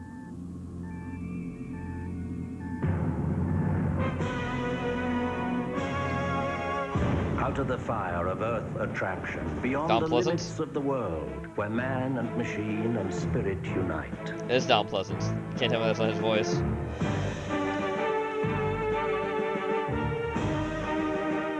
Born by the power of lightning, into the 21st century, It is the end of the beginning. It is the time of Superforce. Superforce. Alright, thanks for that, Strog. Ramen, you sent this in. Hello. Hello. Good evening. I live just Nope. across the way. Then I you're a just vampire. wanted to say hi and welcome to the neighborhood. Might I come in? No. Please? No. It's been such a long day, and the walk here was murder on my feet. No. Perhaps just for a moment I can sit No. down? Nope. Then, would you like to come outside with me? We can sit and talk for a little No. while, get to know each other. The stars are not out, but it is still a lovely night. No. Well, Yep, 'cause he's a it was vampire. nice meeting you. I hope to see you again soon. But for now, I should be getting back. As I said, it really has been a long day, very much so. I will drop in to say hi tomorrow. Goodbye for now, and good evening. Oh god, yeah, you're a vampire. Yeah. What would Dad do? Yeah, you're a vampire. Kid Wizard needs you. Yeah, you're a vampire, lady. He knew. He could tell. Anybody could tell. What you were wearing, how your teeth are. Come on. You're not fooling anybody. Also, Zag is still on screen. Sorry about that. Viewer But he's coming back for this. Drugs on Several this end. shots were fired at the creature's face. It's spooky tonight, When the alright, creature's chat? face fell It's on the him month and for the it. camera was pushed to the Fall ground, has come. his screams were obscene. Hello, everybody. I'm the Rubber. Today, we bring you SCP The Rubber. Foundation Euclid Class Object Part 2. SCP-093 Part 2. Here we go. SCP-093 is a red disc carved from cinnabar with symbols on it. It will Cinnabar. change hue when held by a living individual. A series of testing on human interaction with mirrors while holding 093 have been authorized. To know more about 093 and its first mirror test, click here to watch Part 1. I've already watched Records it. below details the second testing. Why would I watch Mirror part 2 without test watching 2. part 1? Who would do Color that? What's wrong green. with them? Test subject D54493 was a 23-year-old female with average physique and had a history of car robbery Oh, and boy. second-degree murder of 2 children. Whoa, lady! The subject entered the provided mirror while holding SCP-093, which emitted a green color. Outside technicians observed that the mirror retained a true reflection until subject had completely passed into it, at which time the view changed to a farming landscape, heavily tinged in green. Tinge. The camera was on. The subject looked up, and in front of her was a farmland. The field can had see been it. long abandoned, with the remains of a rotten scarecrow placed in the middle. On the right was a 2-story farmhouse, with a basement shelter entrance at one end. The We're not in subject Kansas then anymore, headed that's for over sure. and investigated the perimeter of the farmhouse. There, she found 2 children's bicycles leaning on the house near the cellar door. As the subject entered the cellar, on the stairs were boys' clothes, arranged in descending order, shoes to shirt. The subject started screaming at the control center and asked if this was some sort of sick joke. It was unknown if SCP-093 was linking the subject's past with her landscape. After several minutes, the subject agreed to continue. The basement was unremarkable, with several wooden frames lined up on the wall, with unnamed canned substances on them. That's creepy. Subject panned the camera across the basement slowly. It looked as if it had been abandoned for some time, and subject complained of a stench. You. The subject then opened and entered the hatch. Below the hatch was a white concrete tunnel. The inside of the hatch was spacious, about half the size of the actual cellar itself. There were 3 bunks, 1 for a Bodies. couple, and 2 for single use. Several boxes of food marked as cereal filled Cereal. a waste container near the hatch bottom. On the beds were 2 skeletons, and on the floor was a third, lying Yep. next to a 6-shooter revolver. Aw, shit, On dog. the other side of the skeleton, a bound book was found. The subject retrieved and placed the book into a field kit container upon request. She was also told to keep the old clipped articles that were on a desk into the field kit Yeah, container. you better do that. The subject was told to leave the bunker. When the subject grabbed the ladder and was ready to leave, the camera caught a humanoid figure peeking Oops. down from the top of the tunnel. But subject stated that nothing was Nothing's up there. What? and I don't see started nothing. climbing up the ladder. I'm climbing. At the top of the tunnel, the subject insisted that there was nothing there. There's She nothing here, vomited dog. immediately after the hatch was closed. After coughing for a while, the subject suddenly heard a noise. She was startled by the sound, but control reported no They audio. don't hear any noise. Subject approached cellar hatch cautiously, pulled out firearm, and lifted her head just enough so camera can view the outside area. In the distance, approximately 700 meters from the farm, two massive humanoid damn, beings there they were are. crawling across the landscape. They have no facial features. The arms they used for crawling were short at times and long at others. It's different each time they move. That's weird. There was no rear area to the beings. All bodily No design legs. appears to end at the torso. The two creatures took approximately 10 minutes to disappear into the distance. Then the subject began to panic and begged to return. Request declined. Decline. Subject instructed to enter the home from the cellar through a rusty hatch in the ceiling. The subject entered the kitchen first. All of the items were coated in heavy dust. The subject then entered the living area. There was a recliner, a couch, and a television, all of I did kidnap your 1950 style cactus. design. And you better The do main what I door of told the you home to, was nailed shut or I'm with gonna thick make wood sure planks. it gets overwatered Camera and root panned to rotted. a staircase leading upstairs. When subject reached the top of the stairs, there were two doors, one on each side of the hallway, and at the end of the hall, a dumbwaiter was inlaid into the wall. It wasn't. The door on the left led to a master bedroom.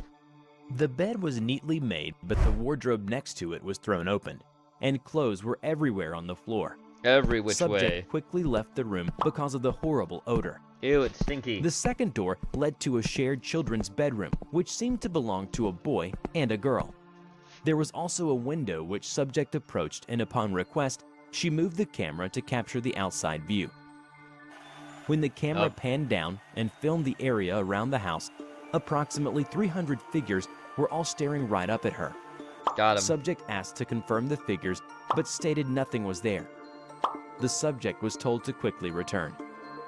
Nothing happened when subject got out of the farmhouse. Subject returned through point of origin, and mirror returned to reflective surface. There we go. SCP-093 relinquished. Mirror test 3. Color Test number 3. violet. Subject was D84930. Male, 21 years old, and had a record of second-degree murder of a police officer during a drug bust. Oh no. This subject was uncooperative.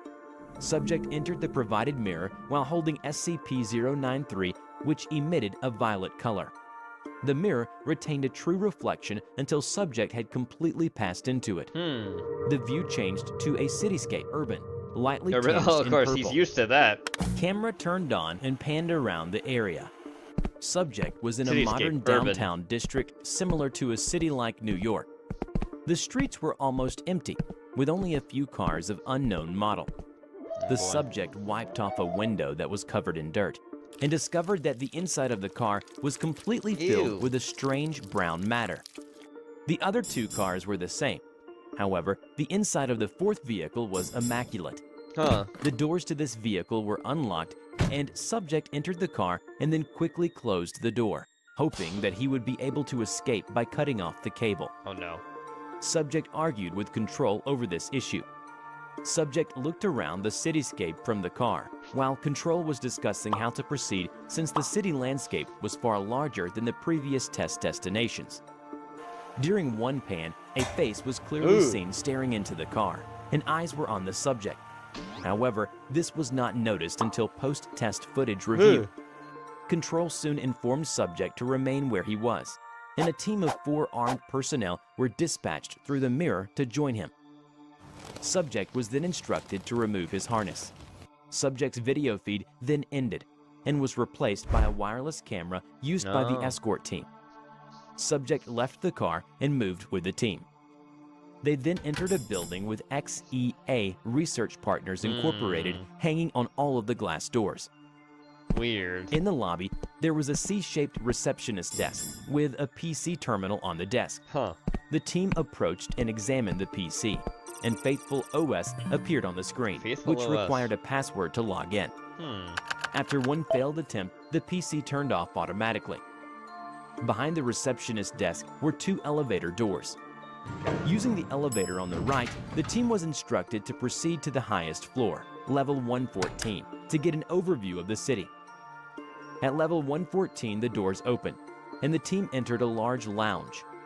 A series of windows were open, and the team went over to place the camera outside. The city below was gray and silent. Some buildings in the city were covered with strange brown growth, as if a gelatinous mass were flung and then seeped down before hardening.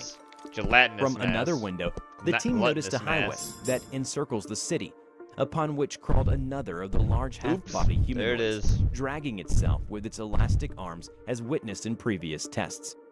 It traveled the highway, then moved out of sight. The team then returned to the elevator and agreed to travel to level 74. The 74th floor was a doctor's office. Okay. At the reception desk, there was a sign in form with the date of 1953. They opened a door sketched with the title Dr. Borisiskai, Blessed Purificationist, and a crucifix, which led them to a white dust-free hallway with 2 examination rooms and a key-coded door at the end. A small amount of C4 was placed on the lock of the key-coded door and then exploded, forcing the door to open. Like move the The wrong area way. contained 6 large containment capsules. 2 were broken, 1 was empty, and the last 3 had nude humans floating in them with breathing masks. Attached to the front of these tubes were medical charts showing vital signs and conditions of these bodies. Control asked for a zoom of one of the patient's pages on the chart. It wrote, Citizen Alberius Farafan, struck out at a high father during a sermon, blaspheming that the Lord's tears did turn his daughter to be unright in mind and heart, thusly laying blame for her whorish activities at the feet of the High Father and his blessing. Oh boy. Alberius Farafan should bathe in the Lord's tears himself for a week to be cleansed of mind and soul, thus to prove his daughter's ways are fault of not the Father's hands and to give him peace of self. Subject started to panic. The camera panned to focus on him, and he was surrounded by entities similar to those witnessed in the first 2 tests. Control told them to stand still and wait. Subject screamed at the entities. Control requested one of the members to approach and recover him. The entities parked to make a pathway for the approaching member, who lifted Subject to his feet and brought him out. The entities kept staring at the subject no matter where he moved to. Control requested the team to return immediately. Before leaving, a team member took a binder labeled The Lord's Tears on the reception desk and then put it in the subject's field kit. Upon leaving the building, Subject pointed at one of the large torsos crawling at the entry point. It turned its featureless head to look at the escort team, raised its head to the sky, and emitted a bellowing sound. You know, as you do. Team leader issued them to move quickly. The creature on the highway extended an arm down to touch the ground. All but one member of the team passed through the entry point. Subject passed through entry point, and mirror returned to reflective surface. The subject quickly dropped SCP-093, but was executed by the team leader as subject pulled out the field kit pistol. The uniform and possessions of the escort team member who was left behind were present and recovered, but the member himself is nowhere to be seen and does not respond to shouts, and his wireless receiver was recovered.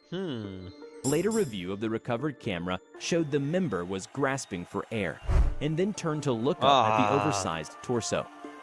A brown gel dripped off the creature as it moves, but disappeared shortly after being dislodged. Several shots were fired at the creature's face. When the creature's face fell on him and the camera was pushed to the ground, his screams were obscene. Camera feed remained dark for approximately 65 seconds before light came back, and the camera filmed the creature crawling back to the highway. The member believed to have been absorbed by the creature and perhaps digested. Final part coming soon. Oh shit, Before we end this video, we are proud to present these incredibly sweet pieces of fan art. A big thank you to all of you. You can now send us your fan art, and we will be more than happy to show off your best art piece in our next video. We can no longer help you. Robin sent this in. Still spooky. We're not leaving Zach. Zach's with us because it's all spooky. Srebrenica was a little girl who was born in a country far away. Her mom and dad named her Srebrenica because they'd heard of such a land, a city named that had had a hard time, but then come back into a peaceful state. So they thought that would be a nice name for their new baby. They were happy with their new baby, and Papa had made a wonderful purple blanket to be her baby dress. He wrapped her up in it, and they were so happy with their terrifying baby. But just as they were feeling particularly happy, they heard a storm coming up. A tornado. So they ran outside to bring in the laundry and collect other outdoor furniture to make it safe from the storm. Little Srebrenica was left on the floor to play. She looked out the window and saw the storm and wondered where her mommy and daddy had gone. Ooh, that looks scary, she thought to herself. She saw the storm roaring and roaring outside, making a huge noise with its blowing winds. What's going to happen, she thought. Will the storm come in the window? She was just a little girl. And she began to cower down, and the storm did break in the window, and the wind blew and blew and raised the curtains and blew parts of the house away, until finally everything in the house blew away, and little Srebrenica was left all alone. She couldn't find her mommy and daddy, and they couldn't find her. They'd been blown far away too. But then a wolf mother came along. I'm terrified. And when the wolf mother saw little Srebrenica, she thought it was one of her pups. So she picked up Srebrenica by the beautiful purple blanket her papa had made her. And she carried Srebrenica far away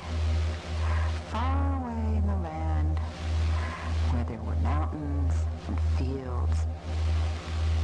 Mother Wolf thought she'd better take this new pup back to where other pups were. So she carefully carried Srebrenica along until she was all I feel like I'm getting MK Ultra'd. Forest home, which was a cave under a log. The wolf mother carefully carried Srebrenica inside the cave. She was going to introduce her to the other pups. Here's your new sister, she told the other pups. And little Srebrenica looked around, and she saw all her new brothers and sisters. They felt very happy together, and so they fell asleep, while the wolf mother was out looking for prey. They all would need to eat soon. Srebrenica and her new brothers and sisters slept away, and then Mother Wolf brought back a rat she had caught and killed. She left the rat on the floor of the cave and went back out to look for other prey. Srebrenica and her new puppy brothers and sisters slept and slept until Srebrenica began to feel hungry, and they all opened their eyes, and Srebrenica looked around and she saw the dead rat that the mother wolf had left. She sat up and reached for it, took a little bite. This isn't bad.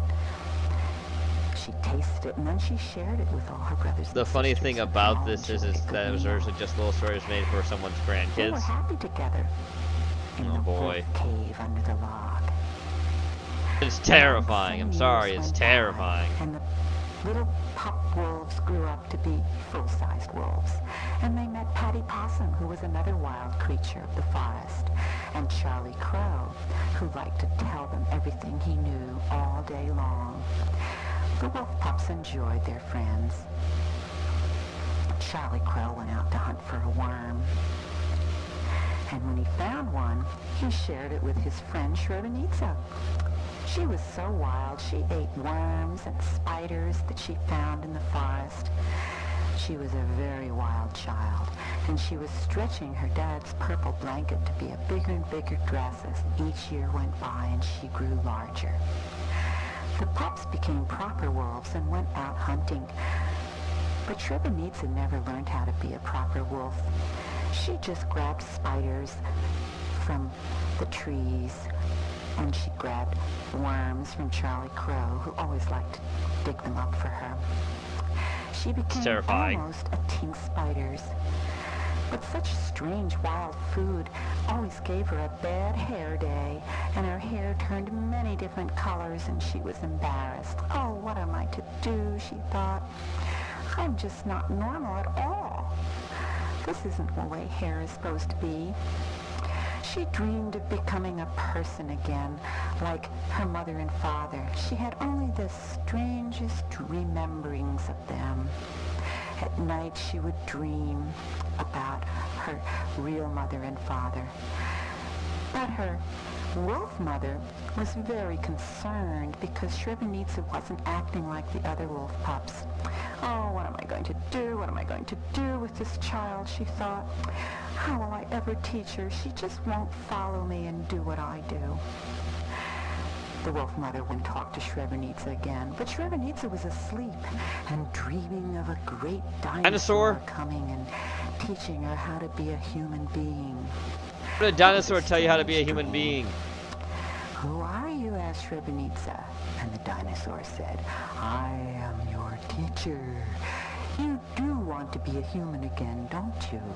Well, let me tell you how. You have to follow the paths in the forest out to where the houses of humans are. You must follow the path fucking to the tongue. Why is farther it doing house, that? and then you must look inside and imitate the people inside, because really you are one of them. You're not a wolf, and I know you're not a dinosaur. We're all extinct. I'm just a green dinosaur. Cream Dino. No one can help you now. Strog, you sent this in. Here we go. Countries of Torah. Albania? Oh, looks about right. Algeria? Looks about right. Andorra? Looks about right. Angola? Looks about right. Montenegro and Barbuda? Looks about right. Argentina? Yeah, that's accurate. Armenia? Very accurate. Australia? Very accurate. Austria? Very accurate. Azerbaijan? How you say it? Yeah, accurate. The Bahamas? There you go. It's tropical. Bahrain? Yeah. Bangladesh? Accurate. Barbados? Accurate. Belarus? Accurate. Belgium? Accurate enough. Belize? Accurate. Belize is a very nice country. Benin? Accurate. Bhutan? Yeah, accurate. Bolivia? Accurate. Bosnia and Herzegovina? Accurate. Botswana? Accurate. Brazil? Accurate. They have free people. Brunei? Accurate. Bulgaria? Very accurate. Burkina Faso? That's Africa. Accurate. Burundi? That's Africa. Accurate. Cabo Verde? I have no idea what that is, but accurate. Cambodia? Accurate. More skulls needed. Cameroon? Accurate. That's Africa. Canada? Super accurate. Central African Republic? Accurate. Chad? Accurate. Chile? Yeah, that's a Chilean right there. Accurate. China? Yeah, they're alien bug people. Accurate. Colombia? Accurate. Colombia is interesting. Comoros? Africa? Accurate. Congo? Brazil? Okay, accurate. Costa Rica? Accurate. Another interesting country. That's Cote d'Ivoire. I think that's the Ivory Coast. Accurate. Croatia? Accurate. Cuba? Oh, communist. Accurate. Cyprus? Yeah, they're clown people in Cyprus, yes. Chechnya? Accurate. Denmark? Accurate. Clown people, yeah. Djibouti? That's Africa. Accurate. Dominica? Accurate. Dominican Republic? Zombies? Accurate. Dr. Congo? Oh, the Democratic Republic of Congo, that's what it is. Ecuador? Accurate. These are trees though. Egypt? That's a mummy, that's 100% accurate. El Salvador? Clown people? Crumb? Yes, accurate. England? That's very accurate for England. Equatorial Guinea? Yeah, that's Africa. Accurate. That's Africa. Accurate. Estonia? That's accurate. It's cold there. Eswatini? That's Africa. Accurate. Ethiopia? Africa. 100% accurate. It's turned into a jaguar man. Fiji? That's an island. I don't think it looks like that. Ice? Yeah, accurate. France? Oh, typical French people, whatever. Yeah. Gabon? Africa. Accurate. Gambia, Africa again, accurate.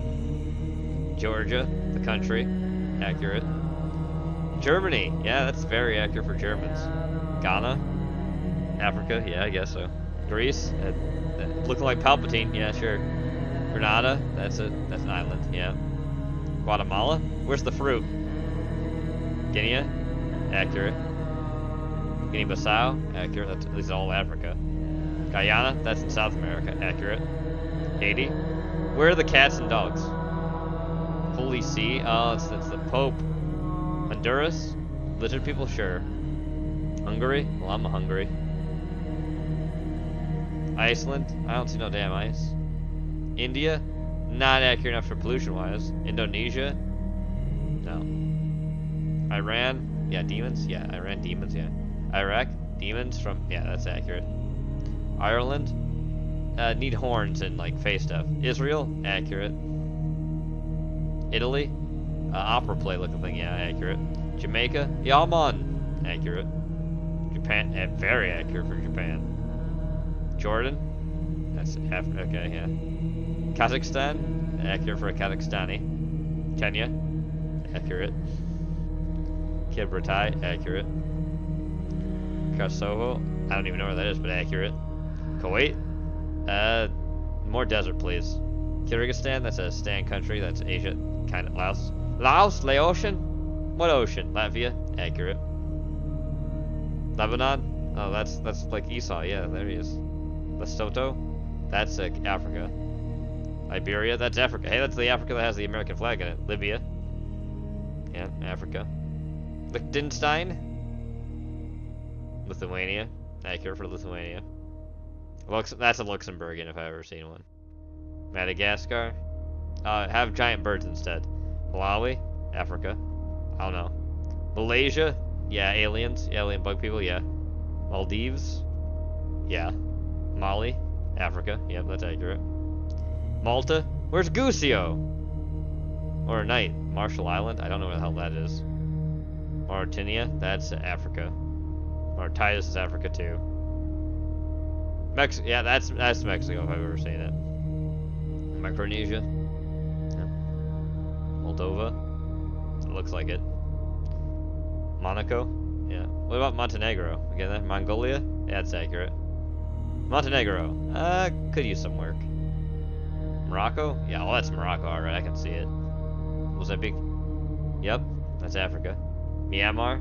But it'll always be Burma to me, but yeah. Namibia? Oh yeah, that's Namibia, alright. I don't know where the hell that is. Nepal? Yeah, I can see China in the distance, that's Nepal. Netherlands? That's a Dutch person. New Zealand, also. Like tree people, sure. Nicaragua? 100% Nicaragua right there. Niger? Yeah, that's that, alright. Nigeria? Yep. North Korea? Oh yeah. North Macedonia? No, could use some work. Northern Ireland? Because other islands look different. Norway? That's Norwegian. Oman? Yeah, that looks like Oman, alright. Pakistan? A little bit. Palestine? Yeah, that's Palestine. Look at them. Panama? Oh yeah, Panama looks like that. Papua New Guinea? Yeah, that's Papua New Guinea. Paraguay? Nah, I could use some work. Peru? Yeah, that's Peru. Philippines? Yeah, Philippines with aliens? Yeah. Poland looking like a Sith Lord. Great. Portugal? Also looking like a Sith Lord. Puerto Rico? I don't know what's going on with Puerto Rico, but Qatar? Romania? Oh, yeah. Got a vampire. That's accurate for Romania. Russia? Is that like Thanos? Is a giant? Rwanda? Accurate. St. Kitts and Nevis? Accurate. St. Lucia? Accurate. St. Vincent and the Grenadines? Yes, accurate. Samoa? Oh, that's not even close for Samoa. San Marino? Yeah, sure. St. Tomé and Principe, that's also Africa. Accurate. Saudi Arabia? That's exactly what I picture when I see Saudi Arabia. Scotland? Also what I picture when I see Scotland. Senegal? Yeah. Yeah, that's accurate. Serbia? Could use more ice. That's a Seychelles, that's an island. Sierra Leone, that's Africa. Singapore, that's a Singaporean if I've ever seen one. Slovakia, Okay, yeah, Slovenia. I can see both being vampires. Solomon Island. It's creepy. Somalia, yeah, that's Somalia, alright. The pirate hat though. South Africa, yep. South Korea is also an alien, yep. South Sudan, yeah. Spain. Accurate depiction of Spain. Sri Lanka. Sudan. Oh, Sudan's darker than South Sudan. Suriname. That's Sweden. That's Sweden, alright, I've never seen it. Switzerland. Look at the Alps. Syria. Taiwan. Tajikistan. Tanzania. Thailand. There you go. Timor. Oh, Timor is a very new country, actually. What's that? Togo? That's Togo, if I've seen it. Tonga, excuse me. Trinidad and Tobago. Where's the oil? Tunisia. That's where purple comes from as a color. Turkey. That's what Turkey looks. Well, there should be a giant roach man. Turkmenistan. I don't know where the hell this country is. United Arab Emirates. Yeah. Well, I don't know if I agree with bug people. Uganda. Ukraine. Yeah, Ukraine's a corpse. I get that. Uruguay. Spooky. USA. Oh, we're the Joker, chat. We made it. We're Joker. We're full on Joker, chat. Oh boy. Venezuela. Yeah, Venezuela should look at like an impoverished corpse. Vietnam. Accurate to Vietnam. Wales. Yeah. Yemen. Zambia. Zimbabwe should be next. There's Zimbabwe, yeah. Well, that was something. Thanks, Shrug. In the heart of England's countryside, a family sets out on a vacation to explore the beauty of the old world. But their journey takes an unexpected turn when their car breaks down. Oh boy. They find themselves drawn to an ominous silhouette, an ancient castle with secrets I think Taiwan untold. was there, Tetsuya. They decide to seek help within its walls, stepping into a place frozen in time. As they explore the dimly lit corridors, the ever-curious daughter, Kirsty, stumbles upon an ancient puzzle box. But some mysteries are best left untouched. From the depths of the castle's dungeons, the Cenobites emerge, grotesque creatures twisted by centuries of torment. They are the bringers of unspeakable pleasures and pain, setting out to corrupt mind and soul. In a world where innocence is a rare commodity, only Kirsty is left standing against the encroaching darkness. Will she find the strength to overcome the forces of evil and save her family from damnation?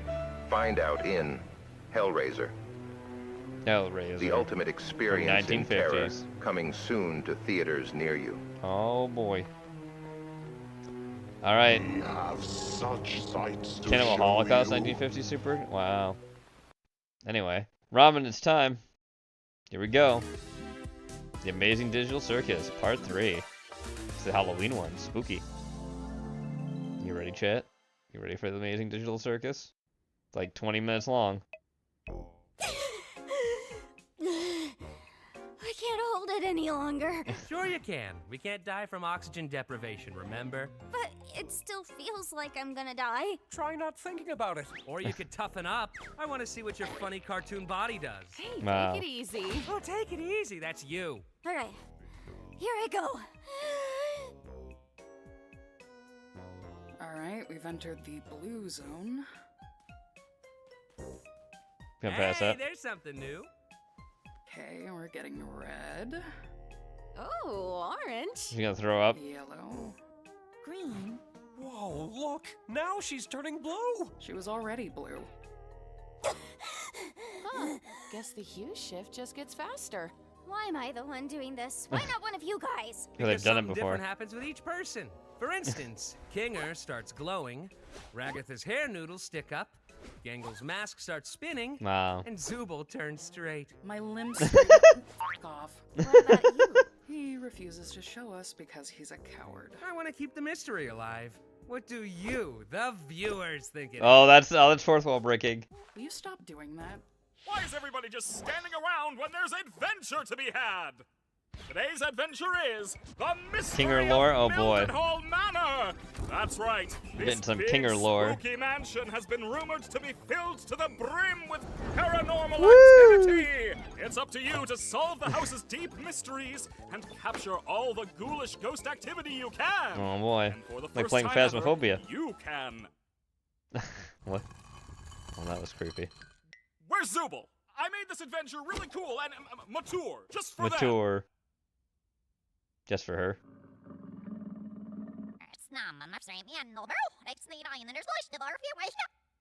What? The What? NPCs aren't going to become self-aware in this one, right? How should I know? I'm not the boss. Oh wait, yes I am. Oh god. Anyway, everybody into the fractal noise. It's adventuring time. Whee!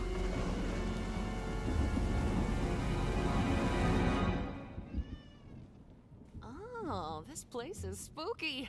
I wonder how hard Kane's gonna go with the scare factor. We're gonna find out. This adventure doesn't end up being another horrible nightmare.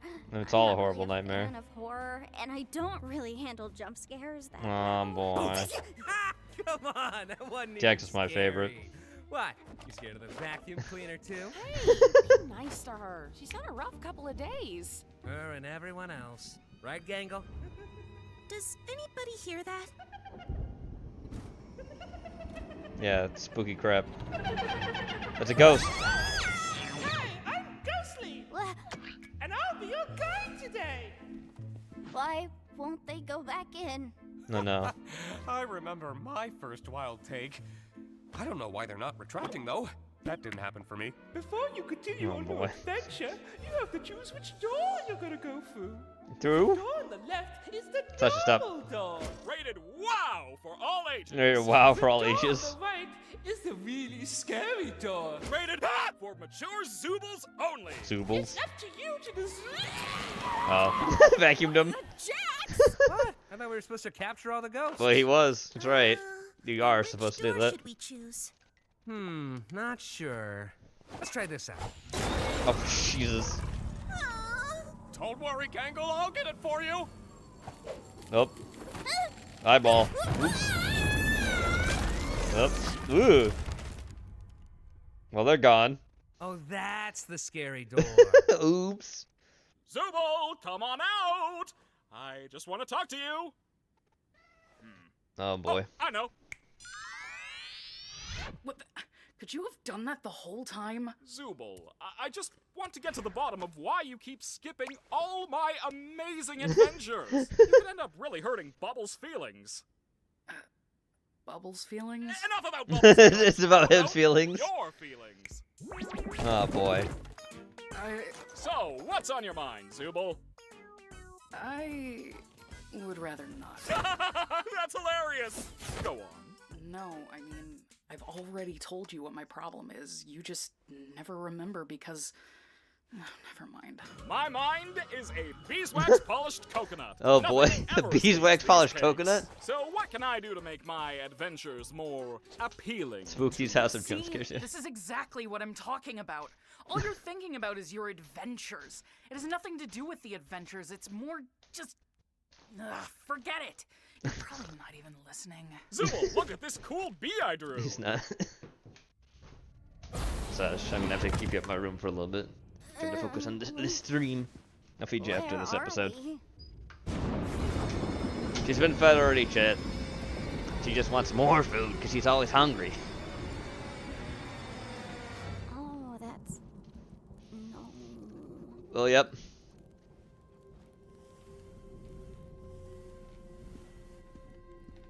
That's creepy. I wonder what this thing is. My Touched name it. is Baron Theodore Mildenhall.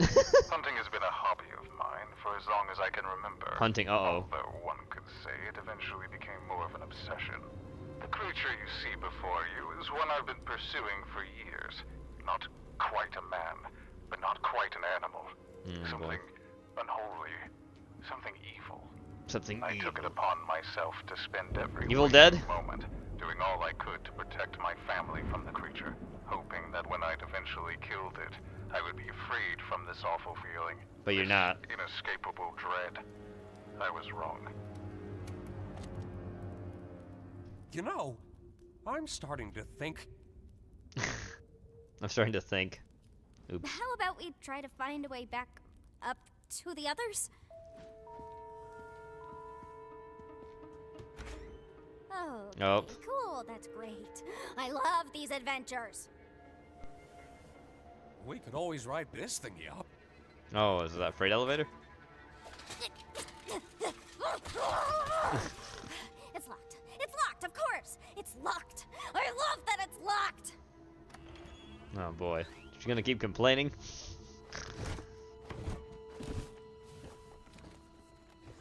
Tuesday, December 4th. Although I had shot the creature multiple times in its vitals and severed its head to keep as a prize on my wall, my troubles were just beginning. I took my eyes off the body for what felt like only a minute. When I looked back, the body was gone. Uh-oh. The creature was not dead, and it would be back to reclaim what I'd taken from it. If anyone is listening to this, all I ask of you is one thing. Do not let the head out of your sight. Oops. You have been warned. Uh-oh. Wow. This is some rather inconvenient lore placement. I got it. Oop. And this is some rather inconvenient darkness. What was that? Was Just that freaking you? out. No. Oh, wait. You mean me grabbing you right now? Yeah, that was me.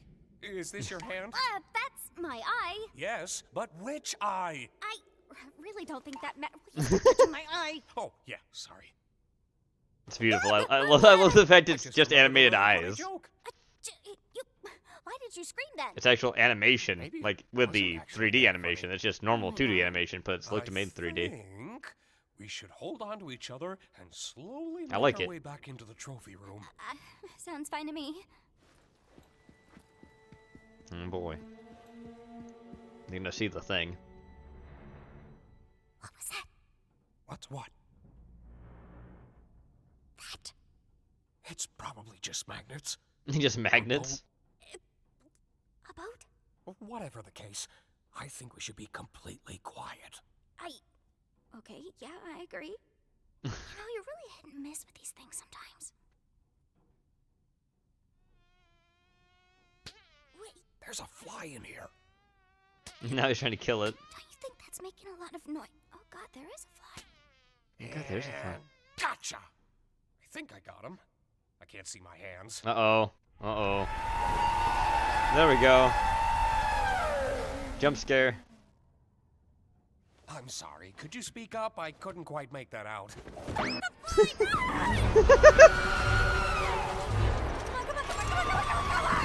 Tommy! I think this might be the creature from the Yeah, no kidding.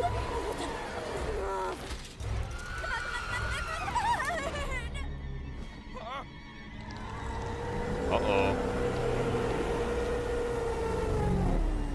Uh-oh. You look beautiful, honey. Oh no. Got it. Uh-oh.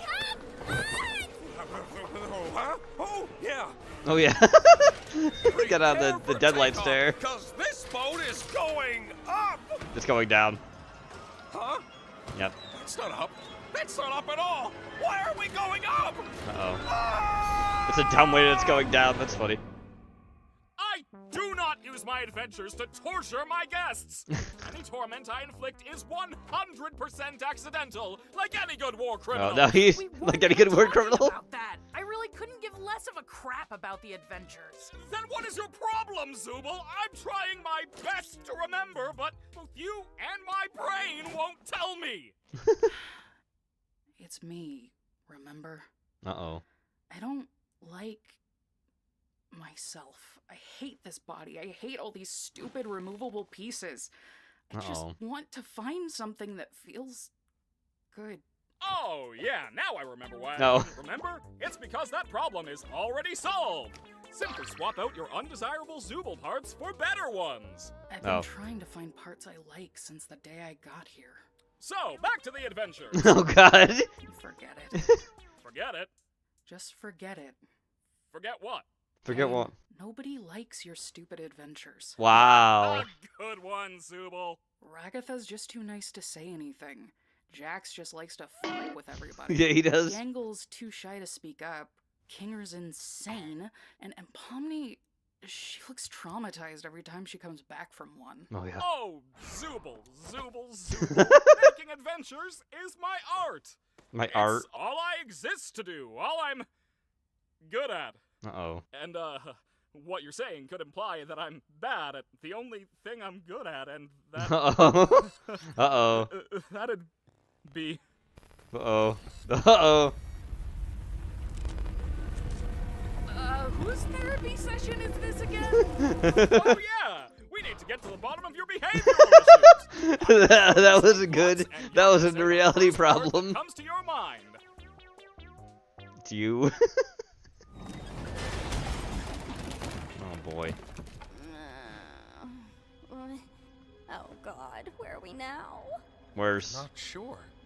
A cellar of some kind. Well, thanks, Kinger. Oh my God, the corpse. Things have gotten far worse than I could ever have imagined. My paranoia had driven me to the point where I was no longer the protector my wife and theoretical children needed. Theoretical children? Every shadow, every noise. I ended up shooting the love of my life, mistaking her for the creature. It's ironic, isn't it? In my attempts to protect her, I ended up becoming the monster myself. Oh boy. Now I wait down in my cellar, no longer having anything to protect but Look at that shotgun. soul. If nothing else, Spoopy. I will slay the beast that took everything from me. Wait, so he killed himself? How's about we take his gun? Yeah. Yeah, sounds good to me. It's a jump scare. It's gonna. Okay, I won't. Okay, I won't. He was there. He was gonna do something. Please don't come alive. Okay, I won't. He's alive. He's a jump scare. But good, yes. Stay behind. He didn't do it. No jump scare for you. I said please. There it is. Wait, what? It's headless? Oh. Kinger? I think we may have a problem this way, too. Just leave it to me. I can handle this. Spoopy. Got it. Damn. Well, Marksman. that wasn't so bad. Which is what I would be saying if I didn't know that the creature was actually one of God's angels. What? What? And anyone who brings harm to it will be dragged down into the cold, spiraling pits of hell where my soul resides. What? I apologize, dear listener, but I need a living host in order to escape the Hall of the Damned, and your bodies will be my only means of doing so. What? Now wait. How did he record this if he was in hell? Yeah, how does that work? I hope you're ready, because the next breath you take down there will be your last, and your bodies will belong to me. Wait, how did he record this if he was in hell?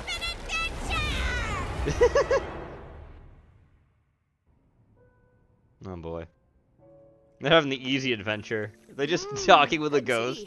Sorry, It's a lady ghost. Been killing you and everything. Oh, you know how men are. You know how men are? The silliest priorities. Wait, is her husband the other ghost? They got Jack just tied up. See him, I only hope he doesn't bore them to death with his endless monologues. That's it's literally is her husband. Story into a Greek tragedy. Oh I'll be sure boy. to ask them next time I see him. Thanks again for the tea. I had a really nice time here. Oh my god. Feel free to visit. She's fine, even though she got murdered. So this. Congratulations, my little ironclad waffle cones! You've taken the pacifist route, and you should be proud of what good people you are. Jake just tied up. Unfortunately, we still need to wait until your other teammates finish their adventure before I can grant you permission to leave. I wonder how long that'll be. Oh boy. Not really typical of what you'd think hell would be. We are literally in hell right now. Where's Hasbin? Hell! Of course. Are they in the Hasbin Hotel? How could I not be in literal hell right now? Just try to stay calm. I'm sure Kane included a way to escape.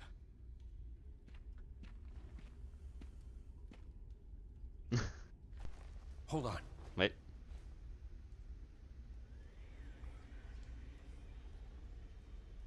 let me try something. Oh, throw his eyeball out. Hey, there's actually a staircase down there. It could be a way out. Maybe it'll work for us since we still have our bodies? Maybe. Though I'm worried about what that tape said earlier.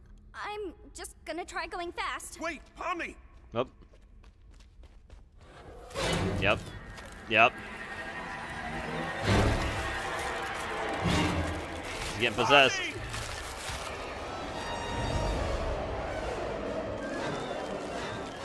Oh God.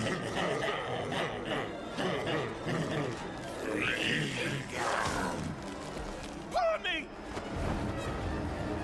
Oh. Hey! You get out of her, you damn evil soul! How's your wife, King? Nope. Hey! You alright there? Hmm. No. I'm guessing the souls are attracted to living things. Well, yeah. Just want a vessel to be able to leave with. Man.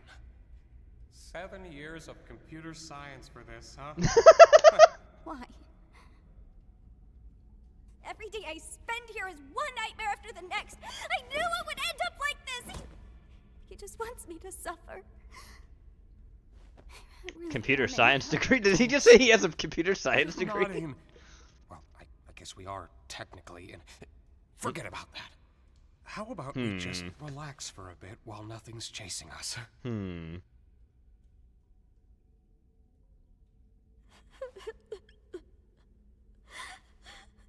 Aw. It was my fault we went down this path, wasn't it? I'm really sorry for that. Why have you been acting so different lately? I have, haven't I? I'm normally not too good with memories, but being surrounded by darkness always brings me back to a certain time. Right after my wife had abstracted. I don't recall the exact string of events, but we both ended up in the fort together. And it was dark. The darkness seemed to calm her down a bit. The harsh, jagged edges smoothed out, and she didn't seem aggravated anymore. She wasn't the same as before, but she was calm enough to touch one last time before she got sent to the cellar. I'm always taken back to that moment when engulfed in darkness. You had a wife? Like, here in the circus? Yeah. She was funny, creative, really into entomology. I used to hate bugs, but she somehow got me to like them. It's not the most cheerful memory, but it's one I at least have control over. Wow. I know how it can feel in this circus. Sometimes it all just feels pointless. Yeah. But it's not. Not if you have people who care about you. Good memories can do a lot. Hold on to them. And cherish the people around you. You never know when they'll be gone. In this world, the worst thing you can do is make someone think they're not wanted or loved. I'm glad you're here with me.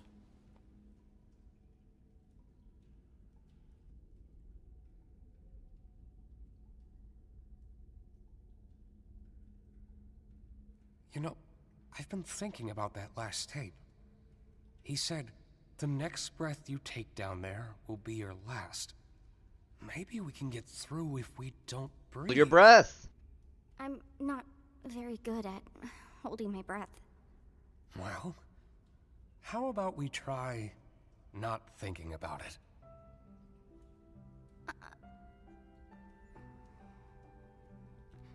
If we leave and we go back to the circus, you're just gonna go back to being crazy.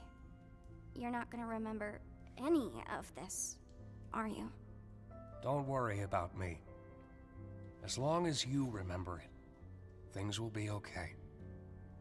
You're very strong, Pomni. And I know you'll be able to get through this. Just hold on to me. We'll get through it together. You ready?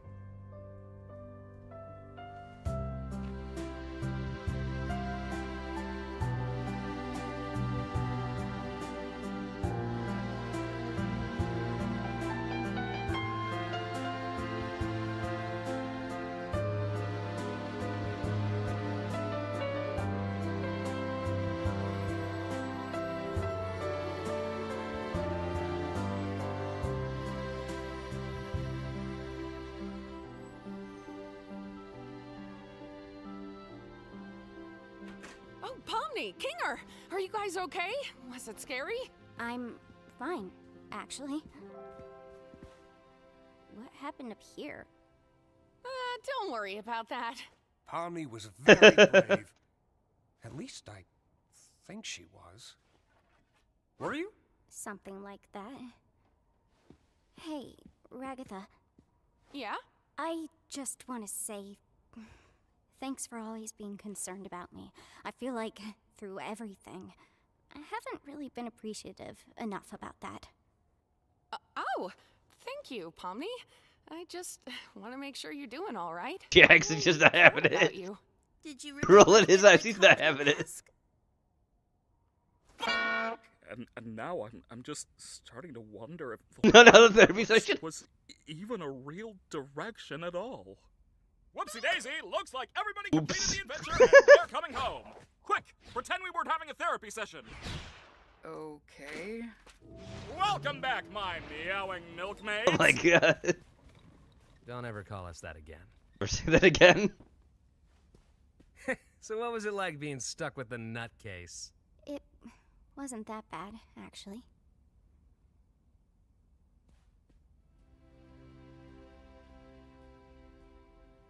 That's where he gets his senses in there, because it's dark. Wow.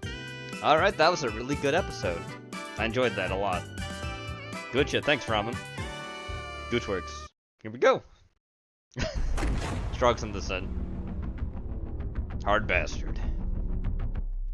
I will be right back. I'll be listening. But Melania, every time she gets into any political issue, what was that jacket about? I don't really care when going to see... Who cares about a jacket?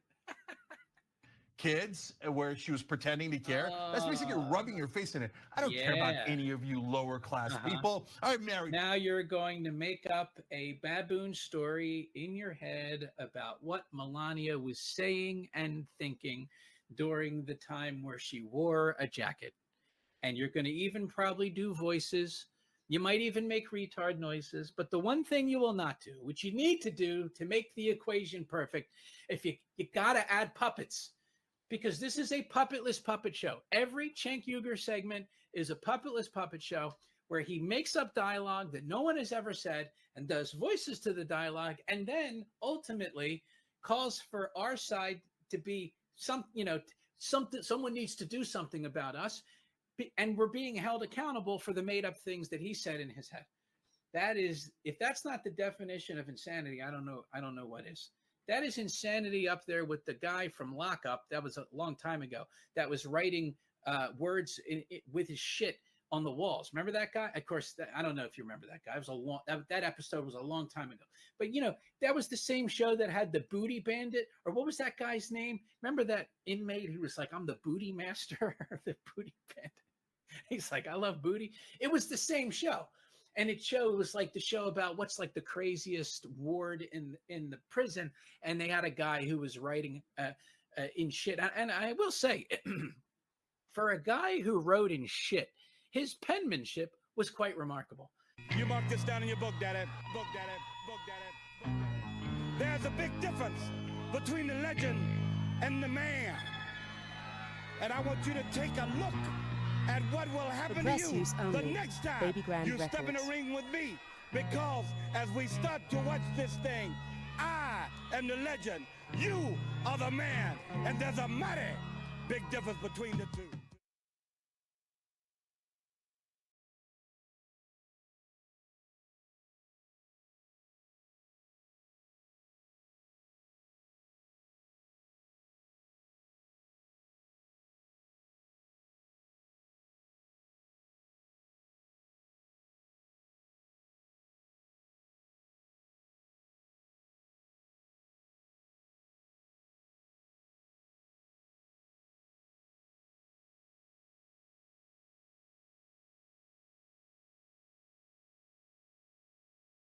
Sorry about that, chat.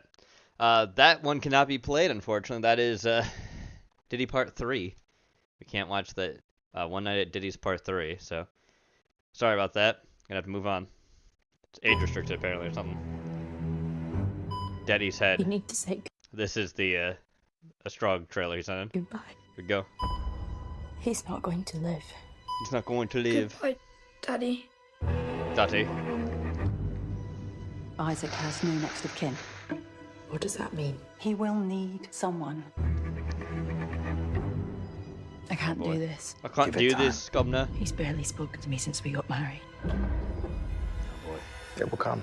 Oh, this is getting a copyright notice already, Strug. We can't watch that either, so we're gonna move on from that. Alright, Dakota, you sent this in. I have watched this video before the stream. I gotta say, it's really fun to see how creepy fish are. I'm pretty sure this is a catfish, by the way. Yeah, that's a catfish. That's huge. That's a catfish.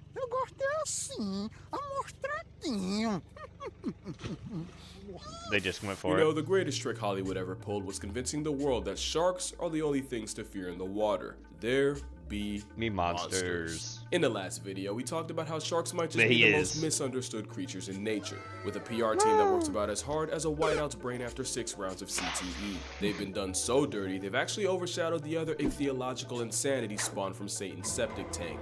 These are 7 fish that catfish should are brutal honestly terrify bastards. you more than any shark. This isn't really to substitute one fear for another, but I do think these fish could make a much more traumatizing That is nightmare-inducing a horror fringe. flick than Jaws. Was a And it fringe jaw starts right eel? here. Those eyes belong to a pair of Arapaimas, also known as Arapaimas. a Pirarucu. You've definitely seen them before. Does this video ring a bell? It definitely rang his. It's one of the biggest audio on the stream freshwater is a bit middle later, fingers slower than nature forgot recommended. to What vault, are you talking about? usually I'm growing talking. to over 6 feet It's 'cause long I was and muted. 200 something pounds. It's bad enough those are NBA point guard measurements, but the beefiest ones can get to 10 feet in length and weigh over 400 pounds. This Jurassic Roid guppy usually eats other fish to go with fruits and seeds, but also birds and allegedly even monkeys. It's gonna sitting eat on that branches chicken. too Look away, close to Chad. water. And if you don't believe that, it's because you haven't seen them hunt.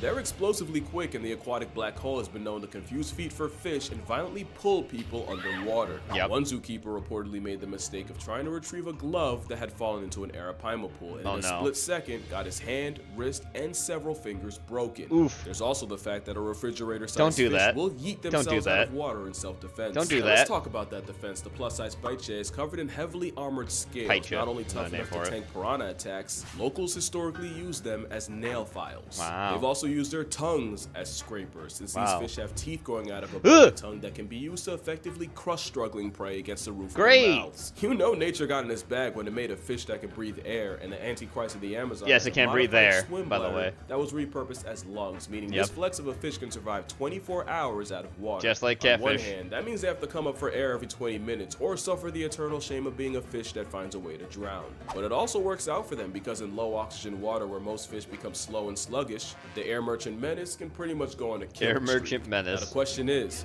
could an Arapaima pack up a person? While there's no indication they see us as a snack, there are old stories of high-strung assault guppies effectively drowning people, likely by knocking them unconscious can, and leaving that's them true. incapacitated underwater. Not him, he's fine. He's He fine. can The unclench guy's guidelines, fine. Don't worry he's about good. him.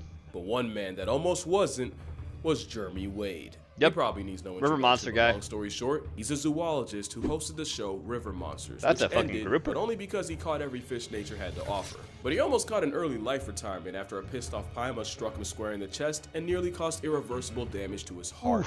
Not only did this fish nearly have us singing, Oh! the suspect wasn't more than 90 pounds. Remember, the overachievers can press the scales at 400 or Fat ass fish. 180 kilograms worth of Killaman. So yeah, the Arapaima is a shack-sized, air-breathing, armor-plated predatory vacuum. Great. Strangely enough, it's not the fish I'm most scared of in the Amazon, but we'll get to that.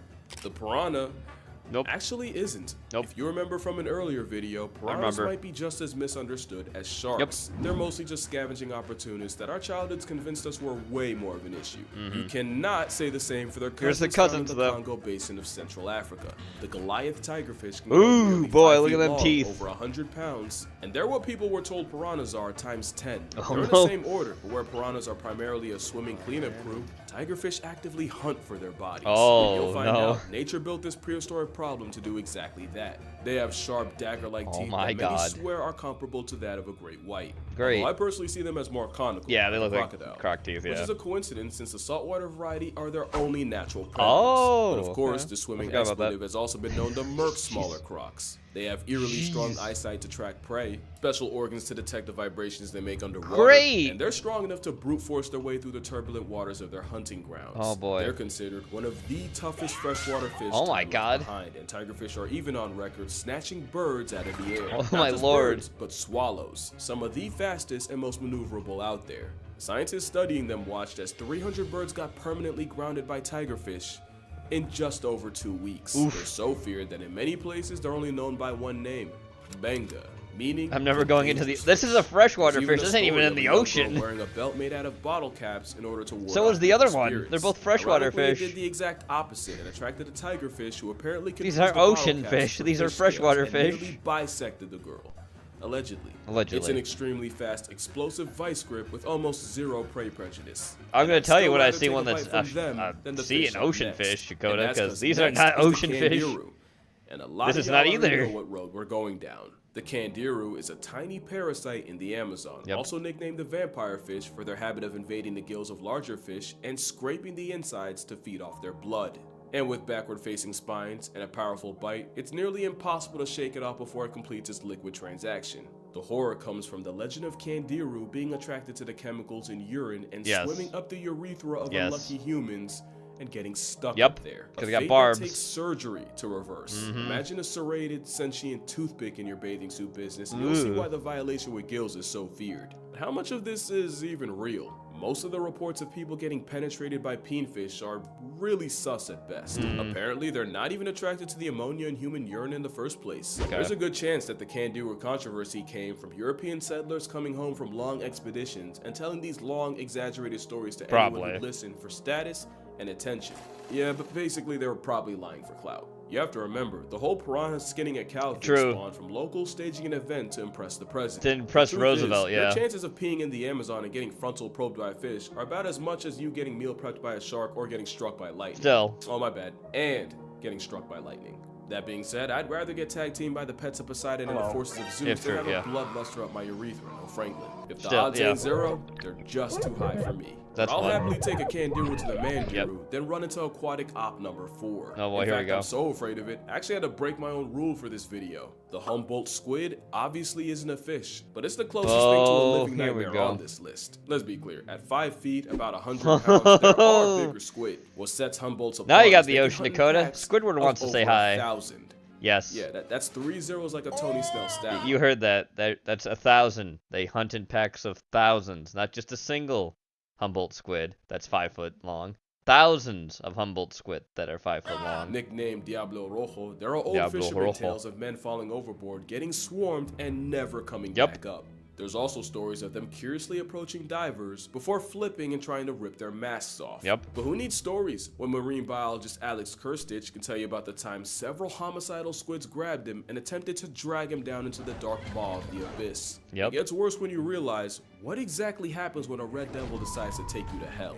Humboldts aren't just highly intelligent, they're covered in tiny red chromatophores that they can use to rapidly change color in order to communicate with each other. It's like Morse code but for Crip and calamari. We don't know exactly what it means, but there's a good chance if a Humboldt confronts you and starts violently flashing red, it could be telling a bunch of others you can't see that you're free eats. So likely the last thing you'll see is pulsing red before you get eaten alive. It doesn't help that satanic cephalopods are known for speed eating and are notorious for stripping fish to the bones faster than fishermen can reel them. Oh yeah, Add a beak that fucking can easily squids are slice predatory, flesh, and dog. a bite force that can reportedly crack bone. And I think you see why I'm not exaggerating when I say I'll deal with every other fish on this list than a pack of predatory color-coordinated squid. And I don't care what logic says. There's no doubt in my mind this squid would eat a human if they thought they could. Oh yeah, they could. Yeah, it would. Humboldt squid only live about a year. That rapid growth in a short time means they'll rarely pass up an easy meal. If that even includes if it's you, their all the own better kind. for Humboldts them. are highly cannibalistic, and they will not hesitate to turn on a eat weak their or own, injured member of their own hunting party. There was a study Looks done tasty. off the coast Okay. of Chile that found that out of over 2,000 Nice squid, ash. more than half held the remains of their own kind in their stomachs. It sounds to me that anything they see as weaker than them is something they can feed off, and the only saving grace for us is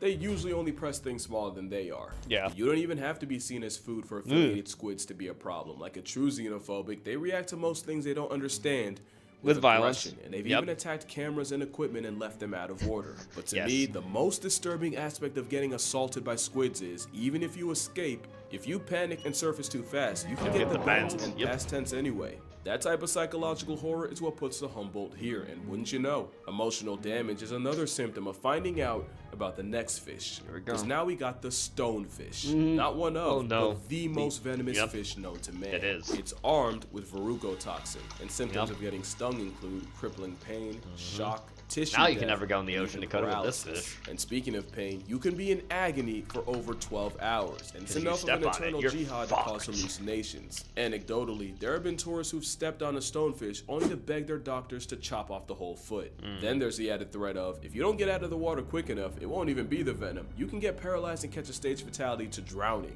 Even if you survive, you can still suffer permanent nerve damage and severe muscle atrophy. But that all wouldn't even be that bad if the stonefish wasn't nature's manifestation of a dick move. The most venomous animals on the planet usually dress with bright colors to warn the rest of the population that they're packing. Not the stonefish, decided it's to do exactly it's a none of that, camouflage. and instead cosplays as a rock. stone, only to mortally punish you for its camouflage working. Like I said, it's like having invisibility, but also serving a death penalty every time someone steps on your foot. Then you gotta add the fact that there are another fish that can survive 24 Ordo, you hours said out that, of not the water, Tetsuya. Sorry, and they have Ordo. a literal switchblade growing out of their Tetsuya forehead. for whatever reason. Yeah, I knew they were a problem ever since one nearly perma-napped Nigel Thornberry. A That's stone-cloaking true. toxic There's a whole minefield of episode about misery. that because he With steps on stonefish one. antivenom being the second most administered in Australia, today if you get stung, your chances of surviving are Alright. actually pretty good. But it's Not Australia. like the next fish, because for this one, there is no antidote.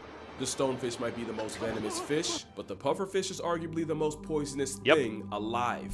Quick rule of thumb on the difference: if it bites you and you die, it's venomous. If you bite it and you become die, a wuzz, it's venomous. poisonous. And poisonous. few things are more poisonous than puffer tetrodotoxin, which is 1,200 times more of a death sentence than cyanide.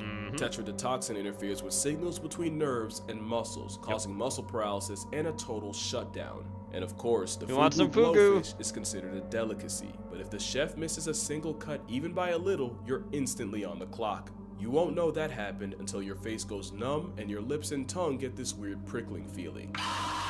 Then, you'd suddenly get a splitting headache and dizziness to go at vomiting and diarrhea as your body desperately tries to purge the poison. But it's already too late and you'd start getting paralyzed, starting with the hands and feet, but slowly spreading out. And by this point, you likely can't even call for help. Finally, it'd get harder and harder to breathe until you notice the room slowly fade to black, leading to either a coma, seizure, or just death. The permanent kind. Tetrodotoxin essentially flips a kill switch in your body, and there is no antidote. The only treatment is hooking you up to a respirator to breathe for you and praying it passes. The poison puffball is such a problem, it makes you forget they also have teeth that can bite clean through they have your really finger. big teeth. In fact, it's more than enough to violate a scorpion. Damn. I don't even know how to describe what they do to crabs. Mr. Turning Krabs, crustacean no. into crustacean with a smile, no less. It's criminal. There's nothing funny about getting caught in that bite, with reports of pufferfish mutilating the genitals of men, and one case in 2008 where a Cambodian child had his coin purse sliced in half by a pufferfish. Wow. And unlike Awful. the kangaroo, this ain't a myth. Have your privates out by a puffer and You want to try that at some point, Ordo? You want to try so some that's fugu? 6 of the sinister 7, but before Here's we something get you to can the try last that's one, we even got bigger, honorable but not mentions. deadly. The fact that there's a fish that weaponized electricity enough to decommission a canyon, Oh, and like we not just that. accept that is It's the kinda actual one. These crazy. are And the honorable thing is, mentions. it might not even be the voltage, electric but eel. it's getting knocked out in shallow water that'll get you. Swordfish are one of the fastest things in And the tasty. sea. Swordfish they are also tasty. have a built-in melee weapon equipped capable of inflicting life-altering harm. In 2015, a Hawaiian man was fatally struck in the chest while trying to catch one. Another man in Malaysia bled to death after a swordfish yeeted itself out of the water and also RNG'd him in the chest. Swordfish are also on record shanking sharks and even bleeding out sea turtles. Damn, the sheep's son. head fish. Really only because of that mouth. Look at that Xenophobes face. be damned. The Titan triggerfish is a highly aggressive honey badger with gills capable of dishing out severe injuries with the same teeth they use for crunching coral, sea urchins, and even a crown of thorns starfish. The It's trigger might as clicking well be against the named glass. after their temper, and this 1.5 vibe check is a big reason Freshwater why eel is beginner damn- oh, divers yeah, eel's good never too. go back in the water. Speaking of big, the Here we go. Goliath grouper. Oh, no, the At grouper. 8 feet up to The grouper's 800 just big. pounds, Grouper's the good fish eating the size too. of a small car feels And more yes, like a leftover Jurassic I'll try prop. fugu once. Lucky for us, most One in my divers life. describe it as a gentle giant with the temperament of a Yeah, good on Saint you, Mordo. Bernard. Although a Saint Very Bernard did exotic. allegedly swallow Very an entire exotic. I've heard kid in very the good Florida too, but Keys.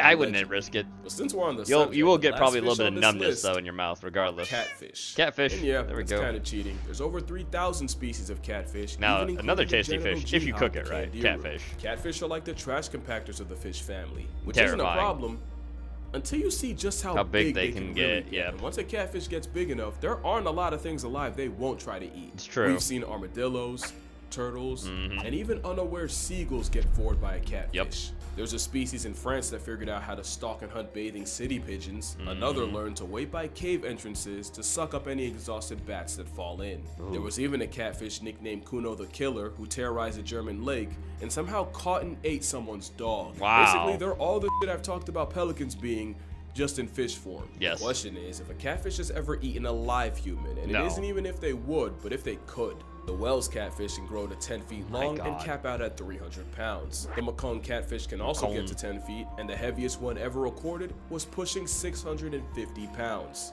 If there's a catfish that could stomach I a think I human, need to it find a should be snack. one I'm of just seeing these, food but in this there's a video. Oh, yeah, I slightly get smaller you. catfish that was believed to be a legit man-eater. In the late 90s and early 2000s, a series of fatal attacks on people in the Gully River had people convinced there was something in the water hunting humans. In these attacks, victims were suddenly pulled underwater in front of people, only for their bodies to never be recovered. In 2007, Atal Kumar was swimming with friends when he was violently dragged underwater, and while he was never seen again, friends caught a glimpse of something that they could only describe as an elongated pig. Crocs and bull sharks were Elongated considered, pig. but the prime suspect ended up being the Catfish, goonch. yep. At about over 6 feet, 200 pounds, the goonch is usually smaller than the whales in the Mekong. But it's feared that the practice of burning funeral pyres by the river led to equal opportunists developing a taste for human flesh. Look at the teeth. And while it's a stretch to say a corpse-happy catfish could swallow an adult, it becomes a little less believable with children. Yeah. There's no solid proof of a catfish catching a person, but they for sure can off one. The biggest ones can easily overpower you, if not just knock you out and drown you. Not to mention a majority are venomous, with Yes, those they spots are. putting both experienced fishermen and oblivious bystanders in the hospital. Oh, yeah. They also have a nasty sandpaper-like Ew. bite that can easily draw blood. But what really makes them a living horror movie is their intelligence. The ones packing up pigeons, they weren't always doing that, but they No, pretty much they ate learned everything it. else around them and were forced to adjust. So it's anyone's guess what could happen if they gain a taste for humans. Oh, yeah. And with catfish being swimming tongues with over 175,000 taste buds across their bodies, yeah, I doubt acquiring taste takes long. No. But yeah, that's gonna do it for this video. Make sure you drink water, hug your mother, try not to get catfished out here. If you'd like to see me swim with slightly less freaky fish, the full GoPro footage of me in Hawaii will Catfishers, be uploaded to my Patreon. And with that last second self-promo out the way, Go I'm gonna see noodling for y'all that big bastard. in the next Oh one. yeah. You gotta be careful though, like you said. They are poisonous. The barbs and the Blowing teeth. her bubbles. Is he swimming with the catfish? He is. Motherfucker is swimming with a catfish. That's his pet catfish. What a guy. Oh, Ramen, you sent this in happy thoughts now. Sky's dinner. Well, I'm spooked, Ramen.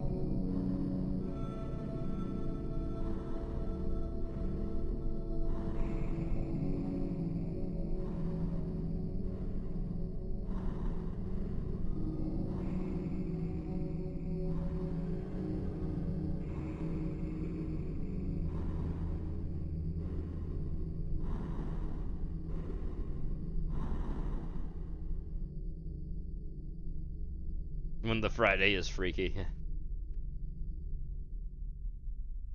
Alright. I'm terrified. Dead Tantro illusion, yeah, for sure. Alright, here we go. Another spooky thing sent by Strong. Mora, short horror film. Woman made of rotten meat laying on the floor in a cellar, splattered with dark red paint. He's generating it. Oh no.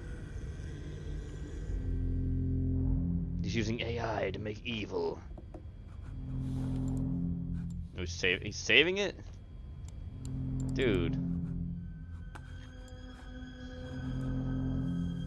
Yeah, why are you making these things?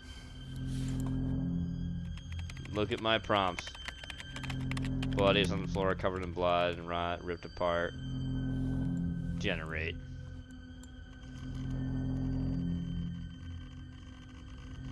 Oh no, the dangers of AI. I mean an apple. That one's standing up, my guy.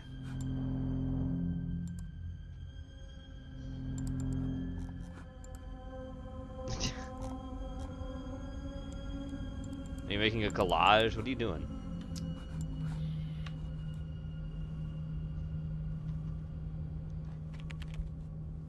You still working? Yeah. Check this out. I'm gonna put it in my horror movie. Yeah, come check the shit out, dog. Jesus, Cody. The rumor online is that this woman, Mora, will show up in AI images if you use the right prompts, but it's only with pictures of death. And gore. And gore death. And she's drawn to it. Great. Here. People have found these pictures from AI creators on Twitter and Reddit. Oh boy. She shows up visually consistent in all of them. Me too, same dog. Scars, Me too. Same elongated arm. Totally unprompted. It's basically impossible for an AI to do. Impossible, huh? If I can just reverse engineer these sightings, find the right prompt, I know I can find her. I can find the demon. Why would you want to find her? I don't know, because it's fun. She's an anomaly. If I can reliably catch the first ghost in the machine, I could really Ghost make in the a name for machine. myself Okay, buddy. For us in this space. Is the twist that all the pictures are real? I think the twist is going to be that he's going to get the anomaly ghost that he wants. Is that really what you want to be known for? Is that what you want to be known for, dog? Yeah, I do. I want to be somebody with my life. I want to hunt AI ghosts. Yeah, it's 3 clients last week told me they no longer needed my help. Wow. Like, they didn't say it, but it's the same. But they meant it really hard. Why pay an artist when you can have the AI do it for Oh, that's why. Oh, he's a real artist. Now it's AI is taking his job. No. Your work has personality. An AI can't do that. Oh my god. Trying to make me feel better about losing my career. Personality doesn't keep the lights on. God. Need something more shocking to even be seen above the noise now. Yeah, get shocking, dog. You know, your ghost doesn't look like she wants to be caught. Yeah, okay. What? Look at that face. She just looks so sad and alone. I'd be too if I was trapped in pictures like that.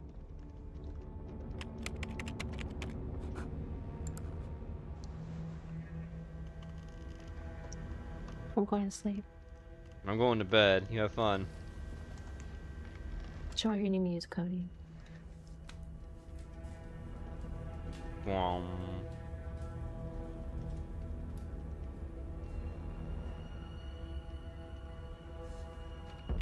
Wom.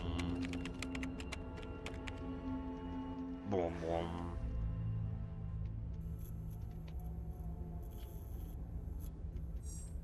Oh, he's gonna get her. Just you wait.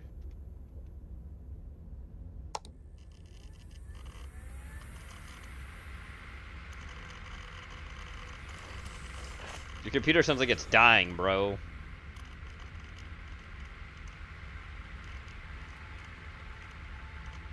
There she is. It's my house, dog. I can't believe it.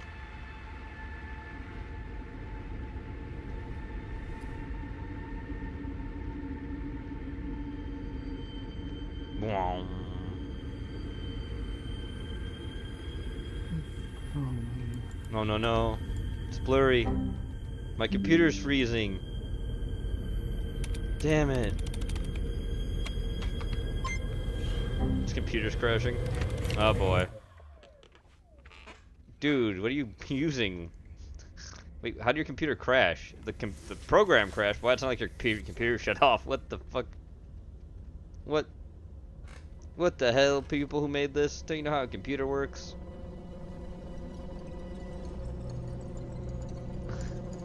Oh, she infected my girlfriend. Oh, I'm glad I played with the online devil. Let me just log off from that. It's fine. No, don't worry. Now you've opened the door. Yeah, my computer turned itself on. What's going on?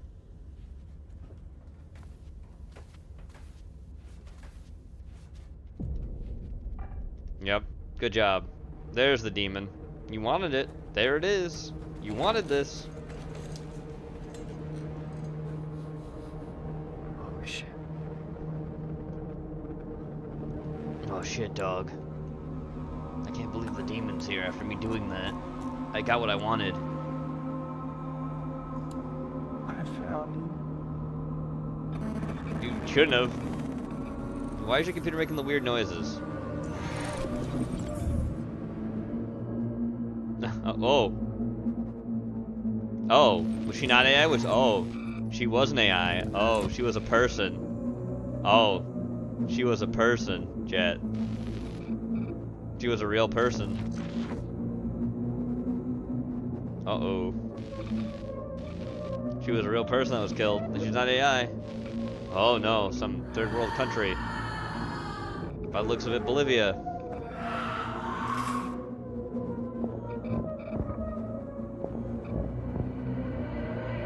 Okay, that was AI generated. 190 degrees Fahrenheit? Why's your computer that hot?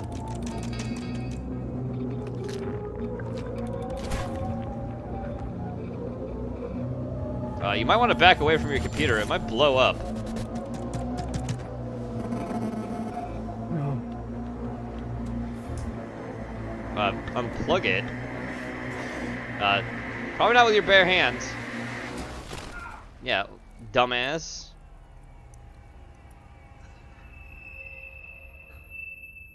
Put on a glove. Who would do that? It's an outlet. I'm getting infected by the AI.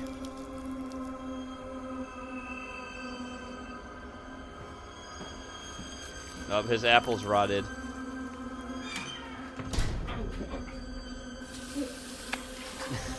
He let it out, chat. He let it out to the world again.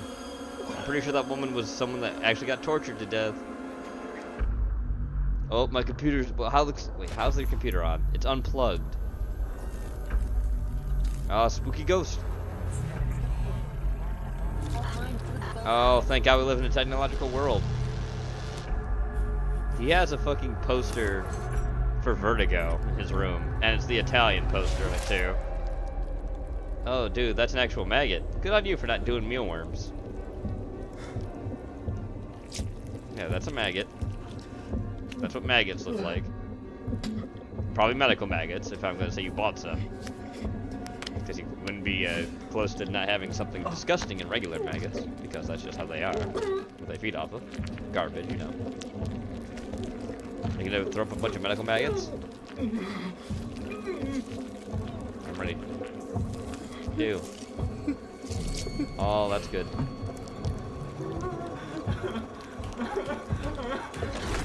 Oh no! Don't do that, dog. Dog. No. Oh no, that's your eyeball. Oh, I can't look at it. I hate seeing that kind of shit. It's not scary. It's just gross. Dog. Oh. Ooh, disgusting. I thought he was gonna fall. His eyeball pull out. Ugh. Gross. You got barf out a bunch of maggots now? You got bugs under your skin, boy. Bugs in your eyeballs.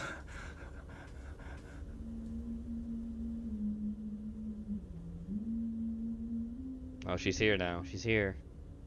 She's in the house, dog. You let it in. You let it in, dog.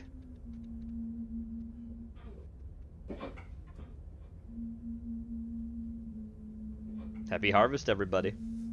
It is that year. It's that time of year for harvest. That's what we like to call it here in Heretic. It's harvest for us. And harvest does last past October too. The harvest is the start.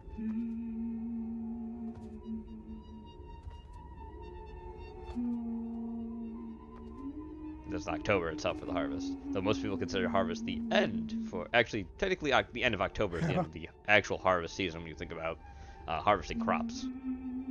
Depending on where you live. Some harvesting all the way into next year. Into the winter.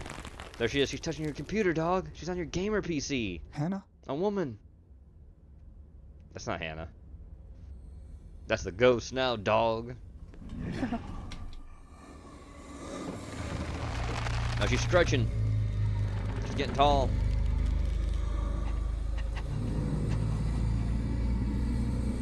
And that's also not Hannah, obviously.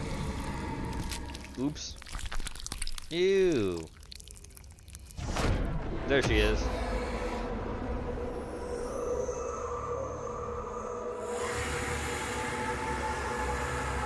Wow, her teeth look pretty good for being rotting flesh. Oh, now he's being a part of the images too. Get transferred to the computer, dog. You're in the digital world. Got him.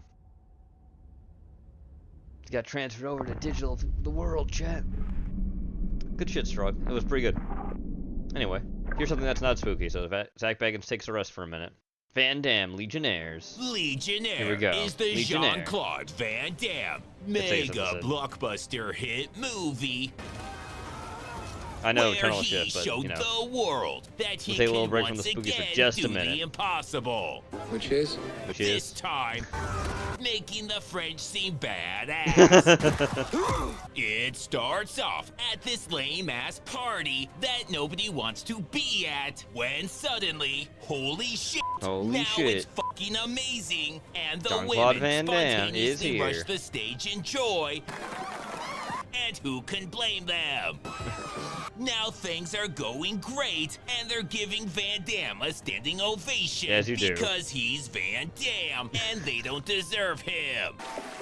So he meets with Jason Well, yeah, Statham and obviously. Andy Garcia, but they never agree to be villains against Van Damme, so they get their derpy brothers instead. They get their along derpy with brothers this instead. terrible mix of Jon Snow and Shia LaBeouf that'll Oh, take no. whatever he can get. The gates have been good. You're a big draw. Yeah, the biggest. What's your fucking point? You take a dive in the second round. Yeah, sure. He's definitely gonna follow through with that.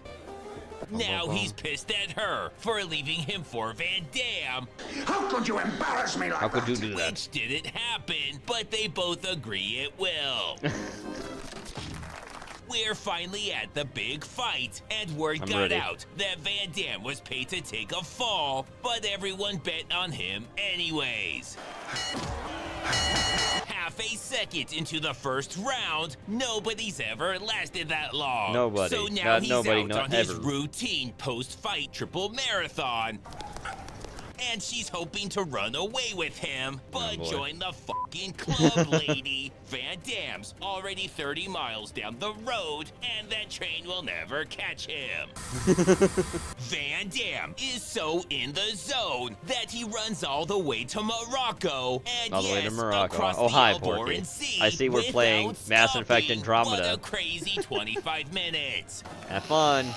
While he's down there, he runs into the French Foreign Legion, As you and do. he's always heard how they're a bunch of fun-loving scamps. They say God made man in his own image. He must have been drunk when he made you. So he Wow. joins without a second thought. I'll be right back. Jack. Quiet! But they're having a difficult time right now.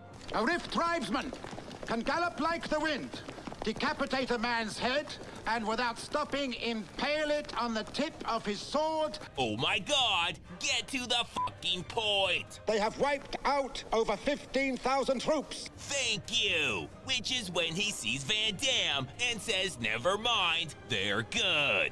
And now they're gonna completely wreck those guys. With one body, with one heart, and with one soul. Okay, bro, we get it. You got Van Damme. You don't have to be so dramatic. But you can, because you got Van Damme and can do whatever the fuck you want. Now they're having a blast, getting shaves and haircuts. Fire hose buddy baths. Delicious gourmet meals. A race fight or two. As you do, you know, race fight in the French Foreign Legion. And some good old-fashioned barracks brawls. This music. They're having the time of their lives. Get out of your beds, you filthy bastards! And oh man, I'm going to offer you a treat. A please treat. be rocks. Rocks. Fuck yeah. They even train by firing live ammo and explosives at each other. Wow. Because it's just practical and to make sure there's no giant pussies who flinch whenever they shoot. No, it's target practice with people walking in the background, which makes collecting the used bullets much faster. They are so efficient. Then this guy blows everyone away with accuracy, the likes of which France has never seen. Coming from them, obviously. Well, yeah. So Van Damme decides to throw the bullets instead. In part because he doesn't want to steal his glory, but also because it's faster and more accurate. Obviously. Now they're done with basic training, so while the not Van Dammes are partying it up with hideous women, Statham decides he wants in on this. So now they get their first mission. We are being sent to Fort Bonnell with an inspirational pep talk. Destroying 9 of our outposts. The legionnaires defending these positions were all brutally slaughtered, and Yes, those you who do. did not die immediately Yes, were you tortured do. in a despicable manner. Then, just when they feel like they couldn't get any more pumped, I suggest you keep one last bullet in your pocket, not for your enemy, but For yourself, yes.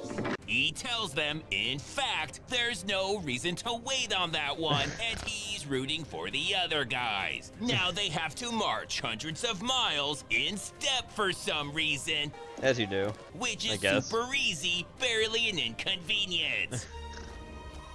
But unfortunately, most of these guys aren't Van Dammes and need things like sleep and water and are slaves to that whole thermodynamics thing. I don't think I'm gonna make it. Yeah, Probably probably not. not, but Van Damme will be just fine. Yep. So he immediately collapses in exhaustion, like Steven Seagal at the sight of any amount of stairs.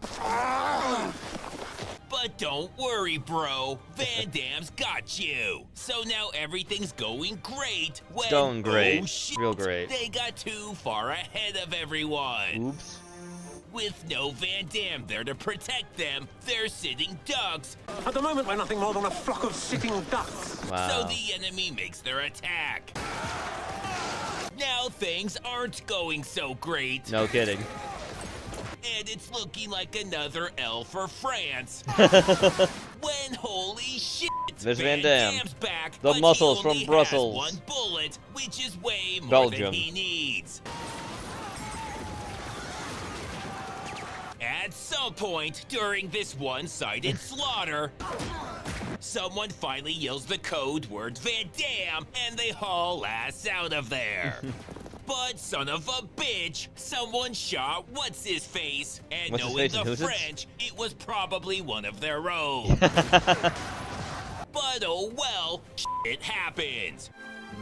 They finally make it to the fort, and wow, this was definitely worth it. Now they're having the time of their lives, putting up fencing to keep out trespassers, Yep, there it is again. sandbag tossing, and a little shirtless bro time. Wow. And now Statham shows up, Statham. which means he must have graduated boot camp early and just happened to be assigned not, to this obviously. very important sandcastle Great they're value, calling Jason a Statham. fort. Statham. But whatever, we're just glad to have him. They get Doot, doot, some doot. bonding time when they're sent on a recon patrol where they do the very important mission of going to an area with poor visibility and just sort of look around.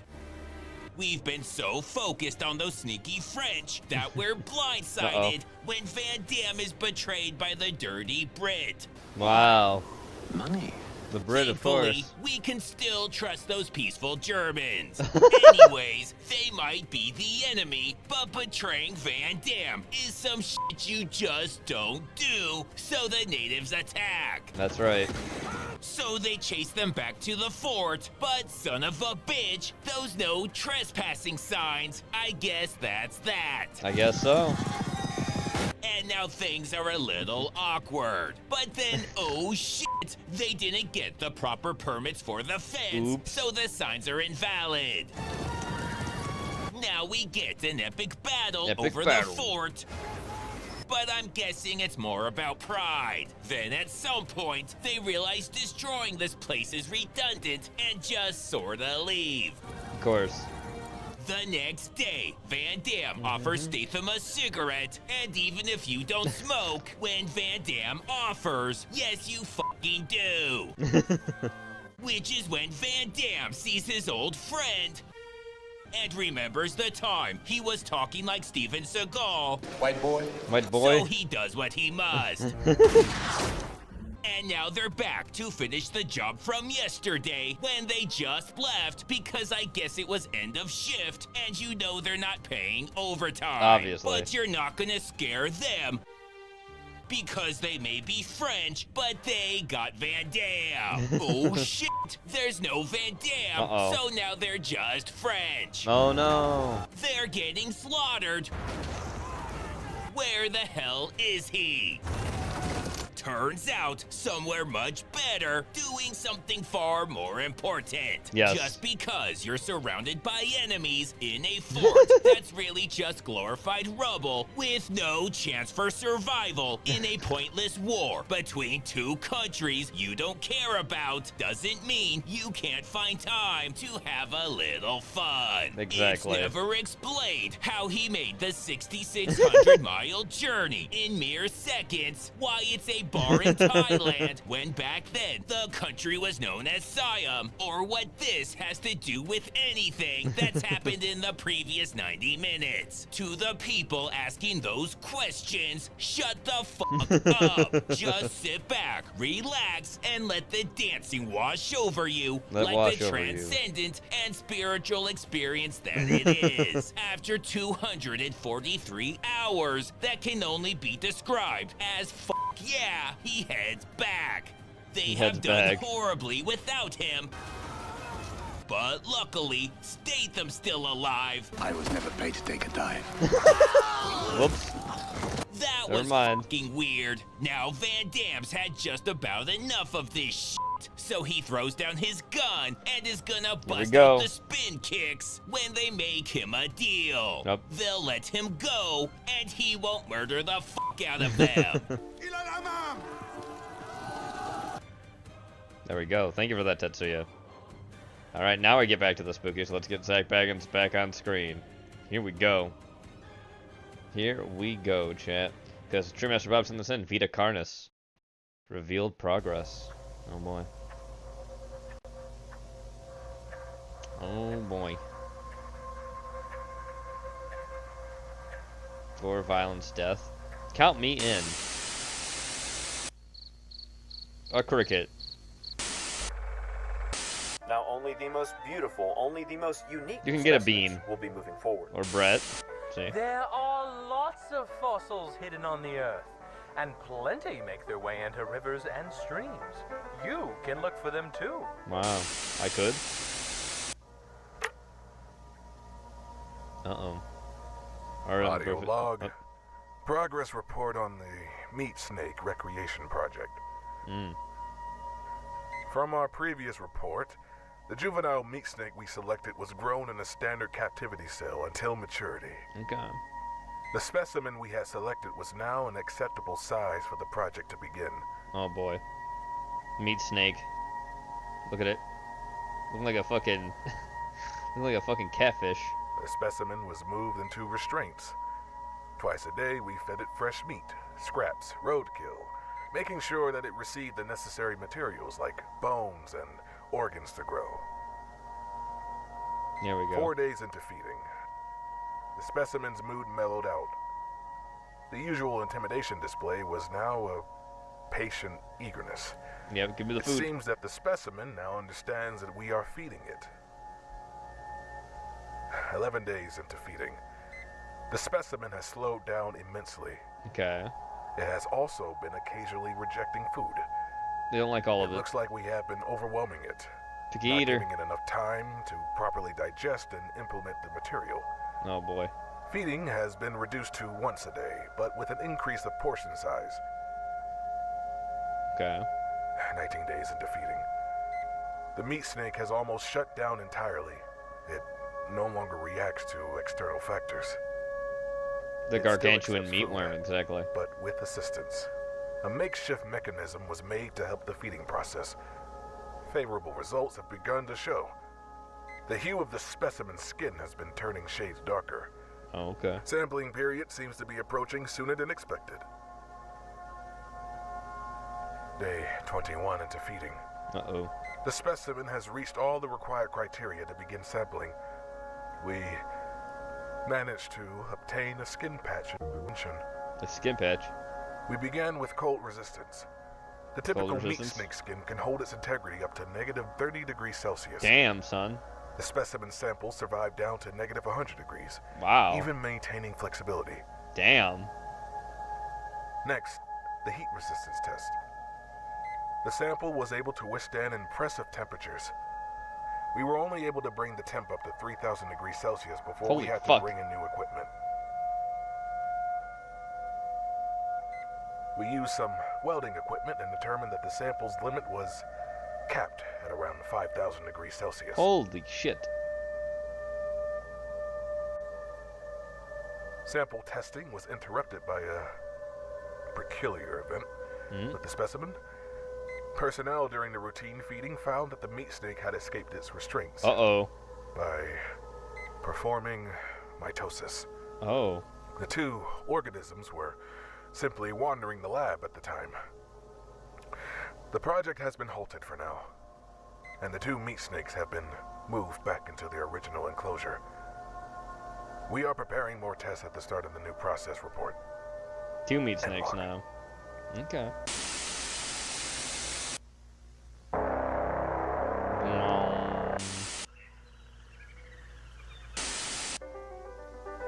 You can make your own sieve at home.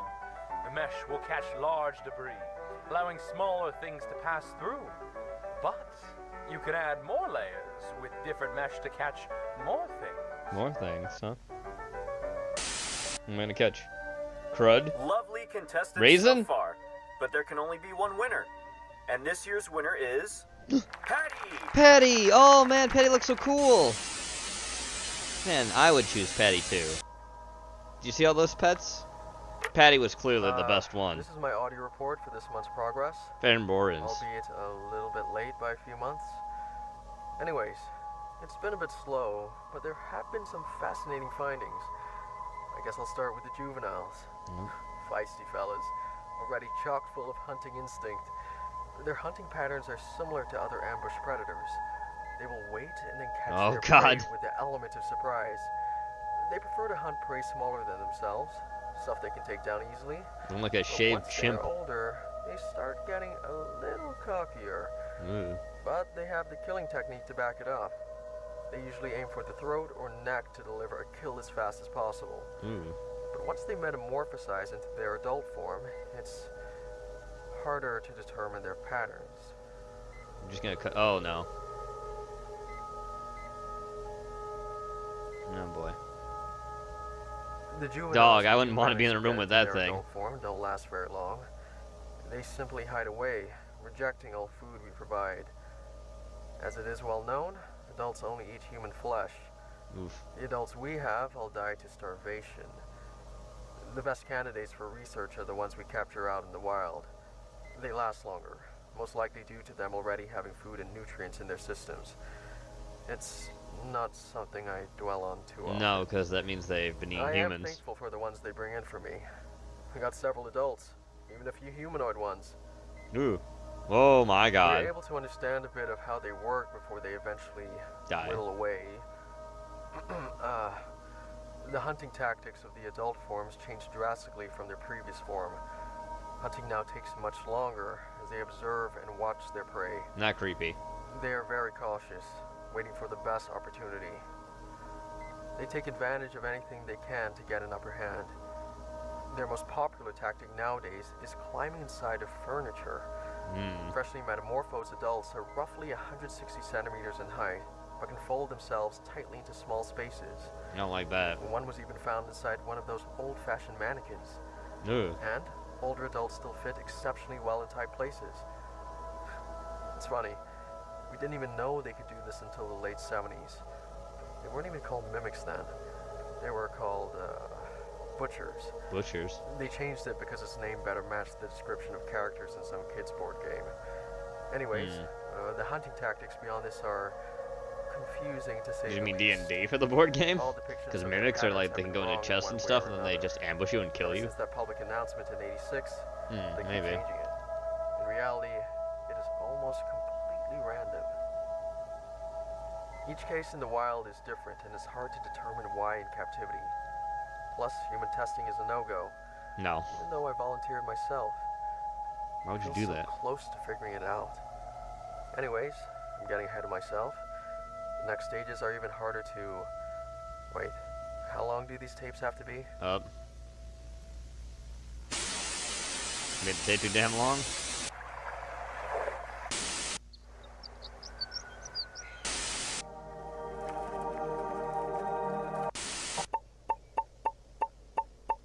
Beep, beep, beep.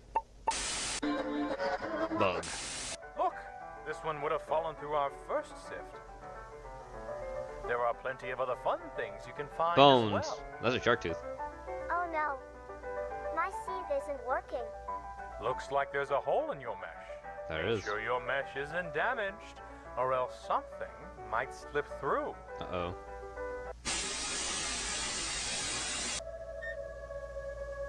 Precision with the, cleaning up a team. And test chamber, uh-oh. Personnel to room 21.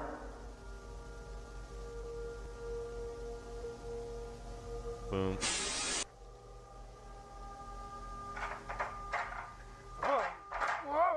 Uh-oh. Yep, ooh. Help! Help! Help! Help! Help! What happened? My leg's caught! Uh-oh. It's bad!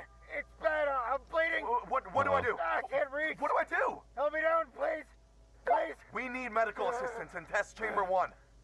Oh, God. Stay calm. Help is on the way. I don't think it's gonna be good, dog. Try to stay Damn calm. it! Oh, God! Oh!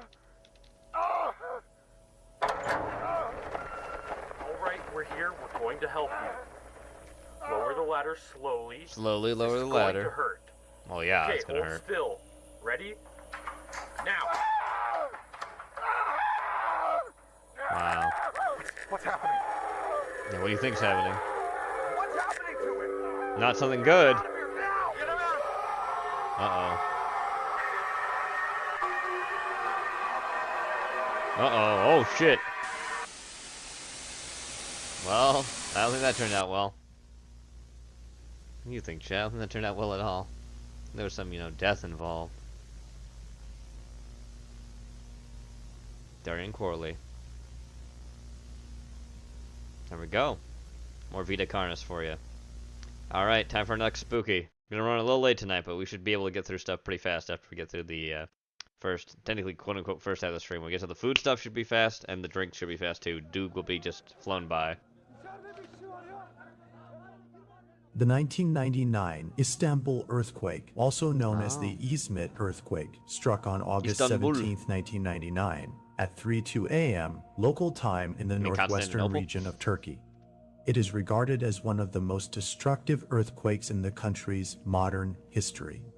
With a magnitude of 7.6 on the Richter scale, the epicenter Skip was Duke. located Sorry, near the Nathan, city we of can't skip Izmit, Duke. about 100 You know that. You know the kilometers rules. east of Istanbul. I'm gonna in hate the it too Sea because of he's Marmara. talking about killer clowns from outer This space. earthquake was triggered by the movement of the North Anatolian Fault, one of the major transform faults that runs through the country and is among the most active in the world.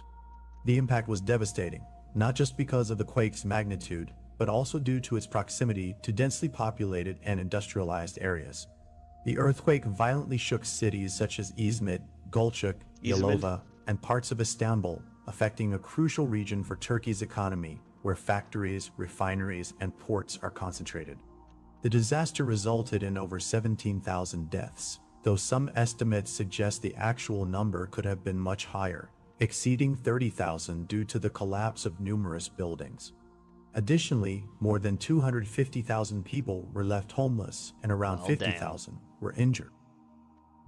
The material damage was immense. Over 120,000 buildings either collapsed or were severely damaged, and it is estimated that up to 300,000 homes were left uninhabitable. Infrastructure, such as roads, bridges, railways, and Istanbul's recently inaugurated subway system also suffered significant damage.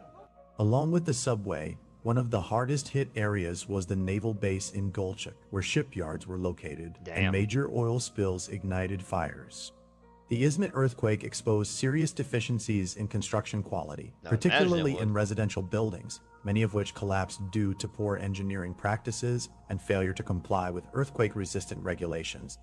This led to widespread criticism of local and national authorities for not enforcing stricter construction standards in a seismically active region. The initial response to the disaster was slow and disorganized, sparking public outrage. Well, yeah. Rescue and humanitarian efforts were hindered by the scale of the catastrophe, leaving many people trapped under rubble for days. It wasn't until the international community intervened, with rescue teams and aid from countries like Greece, Israel, and the United States, that the situation began to improve. Despite the great distance from the Turkish metropolis, the earthquake has been commonly referred to both within the country and abroad as Istanbul's Great Disaster. It was here that the most controversial and costly event in the city occurred, while also unveiling one of its best-kept secrets. Inaugurated in September 1989, just 10 years before the earthquake, Line 1 was one of Istanbul's greatest prides. Thanks to its operational efficiency, the local government had already begun planning the expansion of the underground network across the sprawling Eurasian metropolis. However, after the earthquake, several shortcomings came to light, issues that neither engineers nor builders had noticed at the time. A major explosion, caused by a gas leak at the Emniyet Fatih station, was quickly contained by the fire department, preventing it from spreading to neighboring stations. Although gas leaks were detected at 5 other stations as well, fortunately, there were no fatalities, as the incident occurred at night when the station was closed. The damage to the station exposed serious flaws in the planning and execution of ventilation systems, drainage of underground water, humidity control, and the quality of materials used in the primary construction. The area most affected by the gas explosion was undoubtedly the tunnels leading to the train workshops, where an unexpected section was revealed, one that was not included in any of the subway's official plans. According to initial statements from authorities, the site was said to be alternate tracks for Line 1, which had been halted due to the presence of archaeological remains. However, many of the authorities' explanations appeared contradictory. While much of the population, deeply traumatized by the earthquake, accepted this version of what lay beyond the tunnels, only a few would ever come to know the truth. When the exploration began in the areas most severely affected a week after the earthquake, the workshop area at the Emniyet Fatih station received immediate attention from the authorities. Both government officials and engineers, geologists, and architects studied the site, searching for answers about the failures the underground system had suffered. However, during an inspection focused on the structural components of the workshops, they quickly realized the earthquake had opened a massive crack, leading to a section not shown on the metro's plans. None of the subway workers, nor the architects who had inaugurated their most ambitious project a decade ago, knew what the rescue agents had initially discovered. From one of the workshop walls stretched a space far larger than the central metro station itself. This is gonna be bad.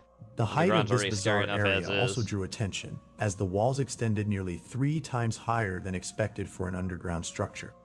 There was no explanation for what they were witnessing. Moreover, a series of intricate corridors suggested an attempt to construct underground lines had been made at least a century ago.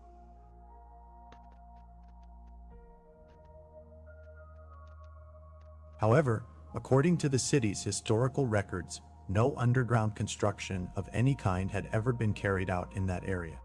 In fact, even the use of basements or storage cellars was uncommon, as the laws were extremely strict about protecting the historical heritage that lay beneath the metropolis. When this news reached the ears of some residents near the Emniyet Fatih station, as well as in nearby neighborhoods, it seemed to solve many of the mysteries surrounding the area. Many locals, and even those who had lived there before them, had long reported hearing intense noises underground during the night. Oh boy. These testimonies date back to the late 19th century, nearly 100 years before Istanbul's first metro line was built. Despite the numerous complaints lodged by residents, none had ever received a proper response. The authorities had never understood the real issue, as prior to the metro, there were no underground structures beneath the Sapa neighborhood, and the noises couldn't be explained by tectonic activity either. As days passed, the experts were able to estimate the true extent of the tunnels found beyond the walls of the workshops. They discovered not only incomplete rail routes and passages to other train stations, but also vast areas meant to function as cisterns and sewers. These too were not properly recorded in the plans of modern Istanbul, though there were some references to them in old Ottoman Empire texts. However, all the structures displayed architectural designs typical of mid-20th century construction. The underground complex seemed to grow larger as the explorers continued to map deeper zones. Even where the rail tracks abruptly ended, the tunnel stretched on for long distances, descending steeply underground. Some of these, after the initial mapping phases, were found to cross the entire Bosphorus Strait, reaching as far as the Yukadia neighborhood, nearly 6 miles east of the Emniyet Fadi station. It was under the Ikadia neighborhood, about 3 weeks after the earthquake, that the explorers found the end of the tunnel complex. What they uncovered was more than disturbing. Dozens of derailed trains lay deep within the tunnels, some covered in entirely fresh organic material. Neither the academic authorities who chose to get involved, nor the experts appointed by the government at the time, could explain the presence of the train cars in such impossible locations. Something must have brought them there even before the construction of the metro system itself.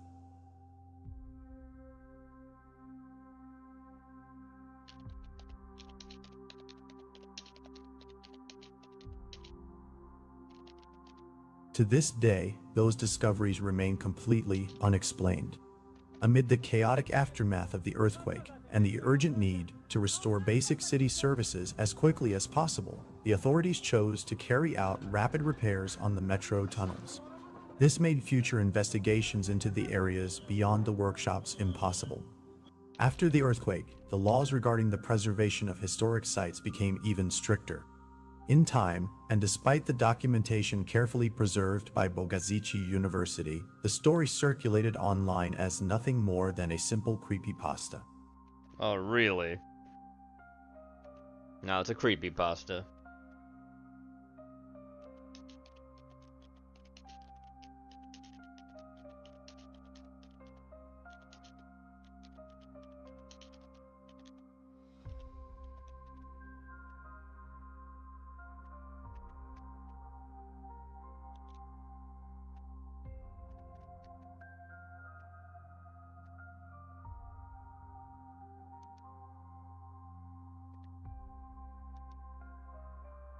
Boom, boom, boom, boom. Alright, that's our spooky.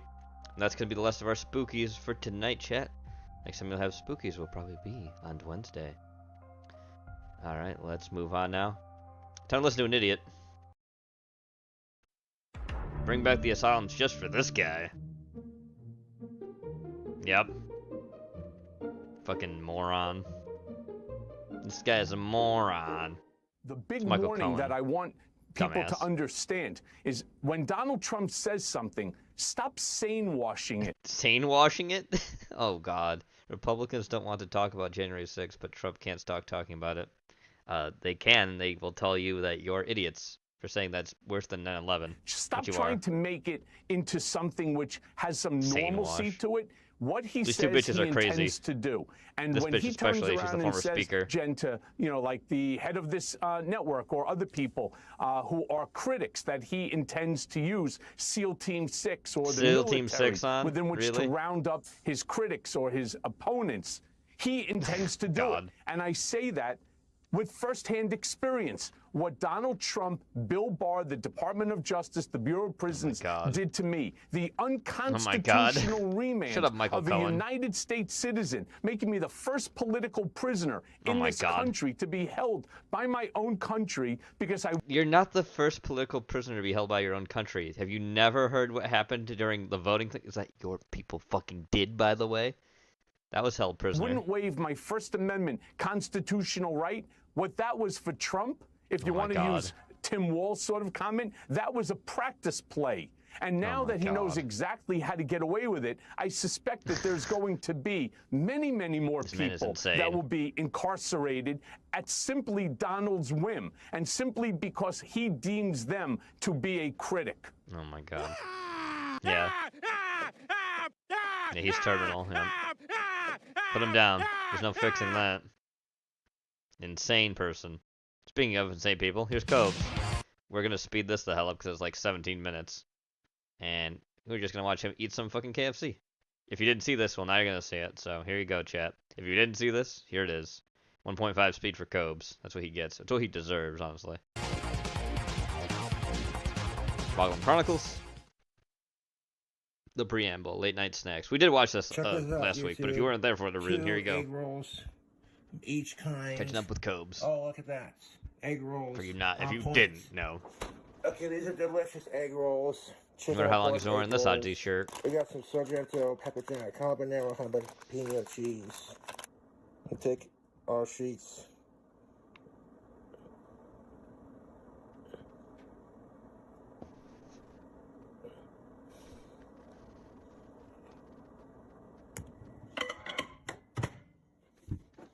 Now then, pork rolls. Gonna cook. Let it cook. Let's do 3 6s. 3 6s, aren't we edgy? 6 minutes and yeah, okay. Nice booze, loser. Mountain Dew. 666 later, yeah. They're still going. All right, cool.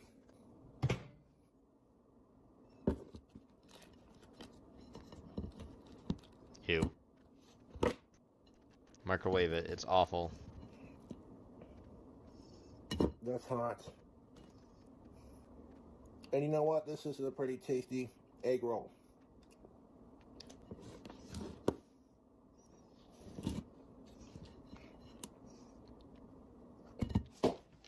These egg rolls are definitely on point, YouTube. I'm gonna eat this one next. And look at those 2 egg rolls.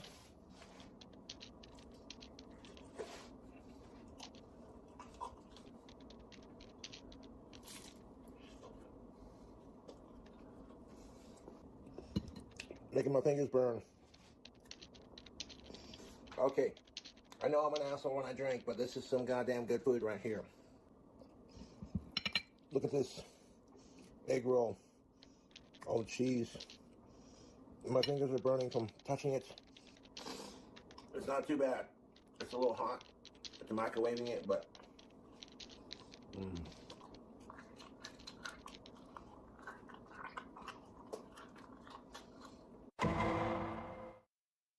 YouTube, it's your boy King Cobra, back at it with another video. We got some KFC, man. We're going to open up this gravy. Oh, this gravy is hot. That gravy is fucking tasty. I'm putting like 4 legs in on this action. I asked for 4 legs and I did not get it. As long as it's extra crispy, I don't care.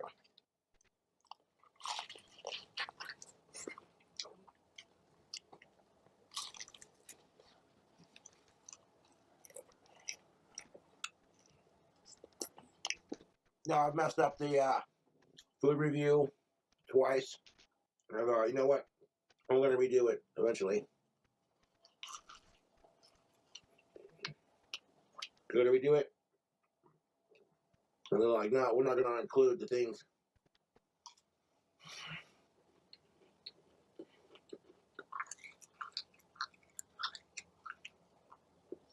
I ain't mad about it because I got some fried chicken, but like extra crispy drumsticks.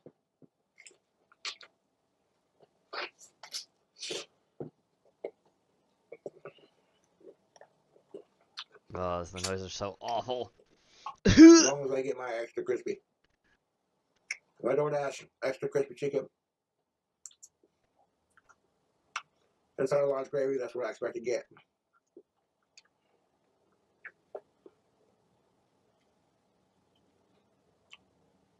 The last couple of times I've gotten the legs when I ordered it, but they get the legs this time, dog. Just gotta suck the bone right out the marrow.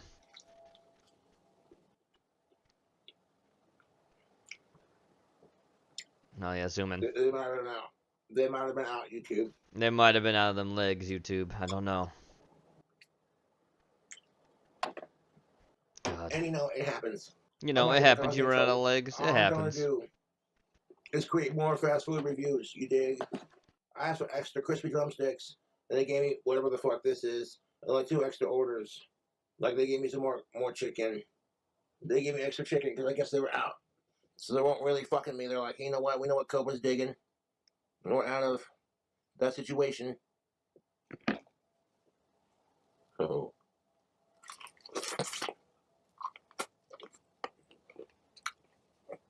They're like, we're out of that situation. You have no idea what it's like to eat extra crispy KFC chicken and dunk it in their brown gravy. It is so fucking goddamn delicious.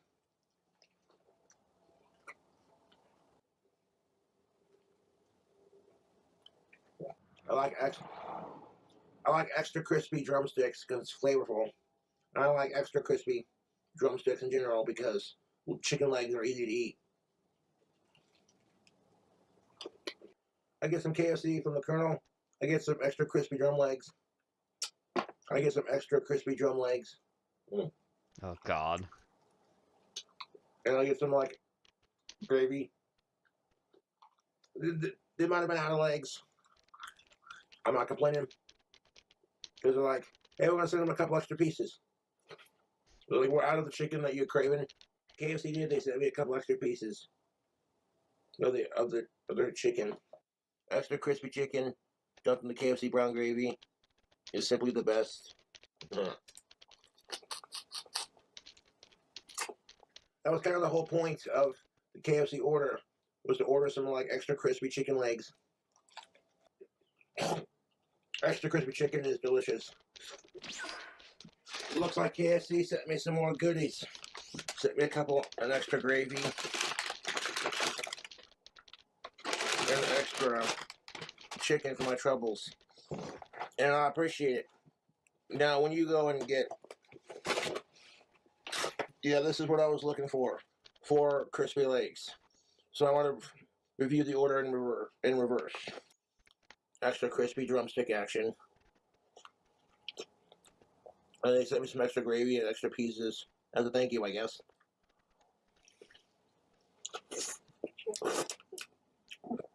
Oh, that's good. His brain is glitching out again. Of course it is. God. Yeah, man. It's so vile. Please, a couple extra so fucking pieces. vile to see me. Excuse me. Oh, yeah. Right. Oh. Dunk it. Roll it. Oh, look at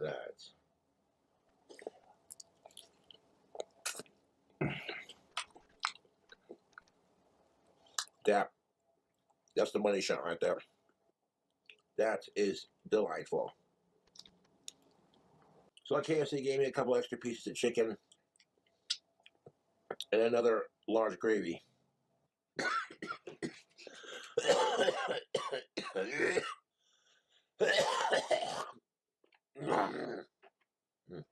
Excuse me. Go ahead and just dunk our extra crispy goodness into the thing. Hold it over our hand if we make a mess. A little bit of a mess will do you, you know. Extra crispy KFC chicken with the gravy. It's so fucking good.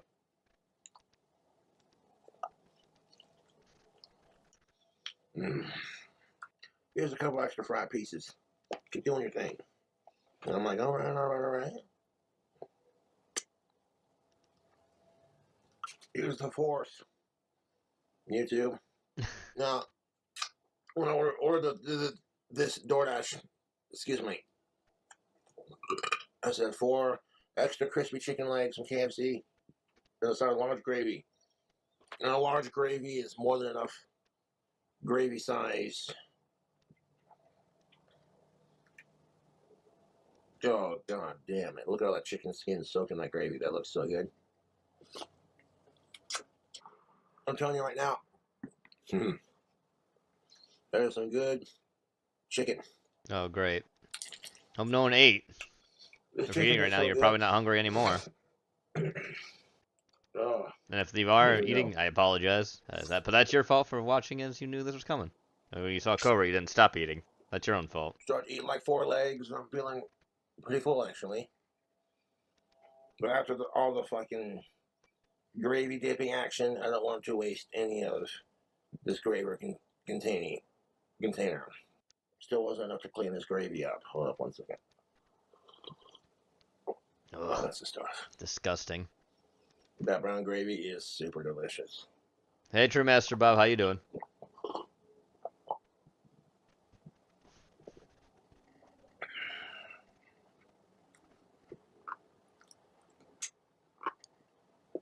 Mm-hmm. Oh god, the noises. The fucking noises. That tastes marvelous. I feel delicious inside. I'm fitting to lose it. I'm fixing to lose it. Excuse me. Not fitting. Fixing to lose it. Yeah. Like, for do real. you want it extra crispy? And I'm like, yes. Fuck yes, I want it extra crispy. Yes, I want it burned to a crisp. Yes. I got a Oil City Beer Company Mango Ale. Great. That's brewed in good old Casper, Wyoming. And I want to crack it open. Cheers to you. Bum, bum, bum, bum, bum, bum. Here we go. Time for Idiot.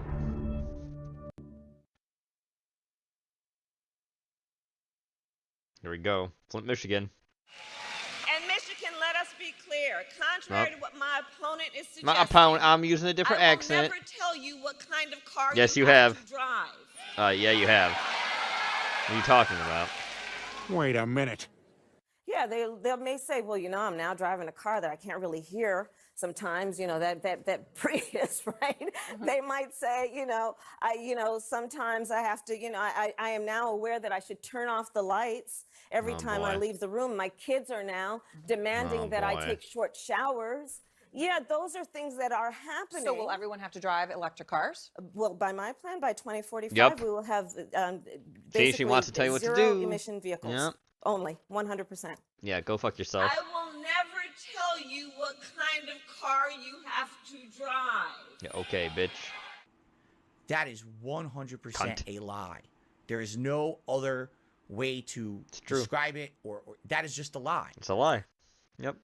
All right, Doog time. He's going to talk about one of my favorite horror movies. I hate it. I'm going to die a little inside chat. You're welcome here. I get to suffer too, but I'm putting it at 1.5 for your speed. Convenience. Also brought to you by Chime, the award-winning app and debit card that actually 1.75 speed. I want this over as fast as possible. Who can make the sun die? Drizzle it with you. Oh my god. Cover it with blood. With a severed head or two. I hate it. The Candyman. The Candyman. The Candyman. Oh. The Candyman can. Nostalgia Ween for Doug. Oh no. Hello, I'm the Nostalgia Guy. I know who you are. You don't have to. And welcome to Nostalgia Ween. Y'all want me to review this for a while, so okay. So okay. Great. I guess I stayed away from this for so long because it's pretty self-explanatory. It's obvious why this movie is fun and goofy and creative, but for some reason it's become even more popular over the past 10 years or so. Though it was released in 1988, it seems to have grown even more in recent pop culture. There's been video games, amusement park attractions, toys, Spirit Halloween, even gave their own section of the store. Yep. I guess there is a lot more you can do with this idea around Halloween. The video game is out too. Having not seen this film in at least 20 years though, maybe it does make sense to give this movie another go and understand even further why it has maybe the strongest connection with people now than it has previously. It's fun. Put on your red nose and let's journey on in. Okay. Let's take a look at the Halloween clowns. Meant to be more funny than scary. Let's take a look at Killer Clowns from Outer Space. I mean, they're still pretty freaking scary. Supernatural 80s comedy, so of course there's a theme song. Hey, Mooney. And nothing beats the one from the Toxic Avengers toy commercial. Shut up. As an ice cream truck makes what I'm sure is a totally innocent jingle. We'll give you the stick, you give it a lick, and it'll take you Ah. all the way down. It's right next to the clam bus, a potent smell that serves you well. This is Rich and Paul Turnsey, who seem to think their ice cream truck is a good way to attract women. You said we could have all the ice cream we wanted, but you didn't say anything about parking. What kind of girls do you think we are? We don't fall for this unless there's a breakup or a Million Little Pieces marathon. What am I talking about? The Terenzi brothers for? The Terenzi brothers. Totally not based on the Chiodo brothers, the guys who made the movie or anything. As well as Royal Dano playing Farmer Green. Yep, Royal Dano. And he's landed in our backyard! Oh, nonsense. That's clearly a ghoulie, a space invader, or a house too. Yeah, boy, this guy was specifically typecast. He was, yes. Come on, let's go check it out. Don't you want to finish our champagne? Take it with us. You drive better with some Parmesan in your system. No worries, Bob. Farmer Green discovers a circus tent, but the circus tent discovers his dog, Pooh. Pooh Bear? Not Pooh Yes, Bear. His name is Pooh Bear. How can anyone not love a film that presents this possibility? He's zapped by Killer Clown Krusty. Actually, I better watch that abbreviation might get me in trouble. Hey, hey! I guess it doesn't sound as bad as when a cop named Killer Dave, Clown played by John Krusty, Allen yeah. Nelson, takes off for 2 drunks from his partner Mooney, played by John Vernon. We had a bottle of wine. What's the matter, Dave? You got a thing for these little boys? Hey, you a cop? Did you have to tell me if you are? Open container, public intoxication, littering, disturbing the peace. These kids are history. Next up, we Kids. listen to the rap. So far, everything seems to have aged well. Looks like they're in the fucking 20s, my guy. Fly that way. We must travel many moons. Did you like Many my one-man show men's. of Looney Tunes Does Dances with Wolves? I did. They discover the tent as well and journey inside. Hurry, step right up. We got Belinda, Billy McWonder. Watch her binge and purge before your very eyes. Even the cast of Reefer Madness would be like, dude, you need more sex. They enter the living room of Marvin the Martian and discover this is no ordinary circus. I've never seen anything like this Also, his before. name is Mike Tobacco. I've never forgotten I'm sure this that. is just a Salvador What a Dali great version name. of Energizer Lucky Rabbit's feet. With Ian McDermott's inside. Yep. Whoop. Clown spots them and even shoots a popcorn gun at them, but they manage to escape. Those are eggs. Hey, Spaulding, can you help me out? I got a rock song in my right foot. The clowns go searching for them, trying to blend in. Look. Thus, we get the big twist of the movie. The town is also being invaded by rocket fire explosion from Mars. They rush to the police, who being shocked don't buy their story. Clowns. I get Mooney it. doesn't. Another one of their stupid stunts to sell ice cream from that goddamn trap those hoodlums run around in. I told you I was just over there. Hoodlums. Give me a little tramp. I feel like this character thinks he's in French Connection, but doesn't realize he's in a Jagged Edge production of The Wacky Adventures of Ronald McDonald. Go ahead, Dave. Make a dummy out of yourself. But you're not going to make a dummy out of me. Well, might we? This guy's easily entertained. That's what we like to call foreshadowing. Okay, now that's You interesting. find my domestic Yep. abuse funny? I do. Well, I do wish the clowns had a little bit more of a build up to them. I will admit, their designs are pretty great. Oh, It would've yeah. been so Chiodo easy Brothers. and save a lot of money to just put people in clown makeup, but they went Nope. the extra mile by creating these really cool creatures. Yep. Even the ship looks like more energy went into it than probably their money situation. The set, yeah, it's the Chiodo Brothers. They're known for this stuff, though. Like, for the little they got, nothing looks half-assed. No, because the Chiodo Brothers was a passion project for them. Doug, I don't have to listen to you. You are not my boyfriend. the guys who anymore, made right? Critters. Still have sex, but that's it. Wait, what? You didn't hear that? Oh, okay. They do end up dropping Debbie off, but when they go into the woods, the circus tent is gone. Mooney was right, huh? We're not gonna get away with it this time. Get away with what? Debbie saw it too. Yeah, she did, didn't she? It's okay, I know for a fact she's used to wearing handcuffs. Clowns rides to a local bar where they don't take kindly to clowns around here. He gets it. He jumped up to the exact same location. What are you going to do? He's gonna kill this biker. No, that Hell's I'm Angel. surprised they never tried. What's going on? Dave notices a bunch of cars, though, that seem to have been abandoned and cotton candy denonized. Yep. He thinks literally all these calls coming in about killer clowns are a joke. Yes, he Is does. the whole town in on this? They want to play games? They're Oh, messing no. with the wrong guy. I'll ignore him the same way I ignore those punks saying that sweet Gacy guy was up to no good. Yeah. I continue to go to different locations, honestly just to perform some humorous vignettes that don't connect to much, but are pretty fun. Oh yeah. Knocking this guy off the road. Jesus! The alien technology of the Hair Bear Bunch strikes again! It turns out the popcorn gun they shot earlier might have some other devious abilities, too. It's eggs. Okay, Frank, I need you to construct some popcorn that can slither along the ground while a woman showers. Who is this? Meanwhile, Dave and Mike see one of the clowns on the street. Get him, Dave. My favorite one. This He made guy. one part on the show. Let's wait for the second encore. There he is. Don't worry, honey. I've seen this trick before. You see, we're fake people. Wow. Clown escapes, and of course, Mooney still doesn't believe there's killer clowns out there, even when he's told by another cop. Screw Yeah. you and your college flunkies. That's going to take a hell of a College lot more than a lame prank flunkies. like this to get Curtis Mooney to throw in his badge. You'll have to do something like prove I ignored several 911 calls. Now, back to handling real crimes, like taking down wine-sipping X-wheelers. Hey, those aren't killer clowns. Those are the Terenzi brothers. Terenzi brothers. I'm gonna catch up with my friends how to warn people. He will return. He would return living dead next. I need your help. What are you talking about? There's no time to explain. Strog? There's clowns going around killing people. Strog, don't joke. It's not funny. He probably will though. Oh, I'm gonna be upset with that too. Huh, maybe there was time to explain. He wants to go check on Debbie, but they say the only help if there's babes involved. Does he have any roommates? She's got 2 beautiful roommates with big boobs. What are we With waiting big boobs. for? The Kirby Butt Cream Gang will be right back. Hey everybody, stamps. What? Yes, I went there. I know what you're thinking. Well, what can I do with stamps? Lots of things. Mailing mainly. But they help you mail out things like business I hate you, documents and Doug. checks and stuff like that. But you know, if there's a way to make it go faster, wouldn't you rather spend that time doing stuff like petting your cat, this cat, not your cat, or dog? I don't know if you're allergic to cats, isn't that right? You're gonna lick my, it'd be really cute if you lick my nose right now. Please lick my nose, it'd be super cute. Lick my nose, lick my nose, lick my nose. Okay, the bottom line, stamps Cat's is not there to licking your help you nose, save Doug. time. So you can spend more of Leave that it time alone. with the ones you love. From small businesses to multi-location organizations, Stamps.com handles all your mailing and shipping needs wherever, whenever. Seamlessly connect with every major marketplace and shopping cart if you sell products online. It's good, and you know what's Wow. good? Good things. Access the USPS and UPS mailing services you need to run your business right from your computer or phone anytime. Day or night, no lines, no traffic, no waiting. And we have great chemistry. Free up more time and more important God. business with Stamps.com. The cat Sign up alone. at Stamps.com/nostalgia for a special offer that includes a 4-week free trial, plus free postage and a free digital scale. No long-term commitments or contracts. Just go to Stamps.com/nostalgia. Shine. It's time to get serious about your finances and not just play with your cat. What are you, crazy? Stop playing with your cat unless you want to sell stuff. Take control of your finances by using Shine checking account with features like no maintenance fees, fee-free overdraft up to $200, or get paid up to 2 days early with direct deposit. Cat, God. cat, cat. Join millions Chime. of Chime members who are Leave working the on cat financial alone, progress. Doug. You can Come make on. progress with Don't fee-free do that. overdraft up to $200. As your next deposit is Leave applied to your your balance. cat It's fine alone. on debit card What the purchases hell? and cash withdrawals. No monthly fees or maintenance fees. With over 50,000 fee-free ATMs. It's so simple. Just set up a direct deposit in your Chime account. After a qualifying direct deposit of $200 or more, Chime will notify you to enroll in SpotMe. With an activated debit card, Chime will spot you up to $200 when you exceed your balance. Your next direct deposit is applied to your balance. Chime never changes fees or interest for using SpotMe. Adorable. He's adorable. You should get the thing I'm talking about. Make your full finances a little greener by working towards your financial goals with Chime. Open your account in 2 minutes at chime.com/nostalgia. That's chime.com/nostalgia. Quick stuff, super fast. Banking services and debit card provided by Bank of America. Any members FDIC. Spot eligibility requirements and overdraft limits apply. Who's are available eligible Chime members enrolled in Spot and are subject to monthly limits. Terms and conditions apply. Go to chime.com/disclosure for details. Yeah, that feels like progress. At least I got to see the Eggman review this at a Manic Spurt face. Oh yeah. It's gotta be. I didn't want him talking about too long. I've never played this game before, so I'm really looking forward to it. We also have Great. 5 I'm days glad, of Doug. to see you there. Also, everybody says they're going to get notified about our latest video, so be sure to subscribe and hit that notification bell to get all the latest updates. Don't tell me what to do. At the station, Mooney finally gets a close look at what all the calls have been about. What the goddamn to do? I'd love to hear those words out of Rupert Thorne's mouth. Just a few favors from the DA's office. You're dreaming. What the goddamn to do? That is right. That's Rupert Thorne is voiced by Dark Knight to interrogate him. Forgot about that. John Vernon. I don't know why I like slipped on his name. I know who he is. And those guys are dead. But instead of kill me, he says, eat me. I like to think the actor who played Dave was like, no, seriously, what are we doing? I give this actor credit. Even in Killer Clowns from Outer Space, he is so dedicated, it actually does still come across as a little creepy. Oh, yeah. Don't worry, Dave. John Vernon's been in horror movies, too. Besides this, he's in Curtains. He's good in horror movies. John Vernon's a fantastic actor. Rest in peace. For being a Canadian, I like him. On the bright side, they throw the funniest funerals. Ah, if you're gonna do that, you have to give me something to drink so I can do the sprinkler thing. It looks like shooting the nose seems to work.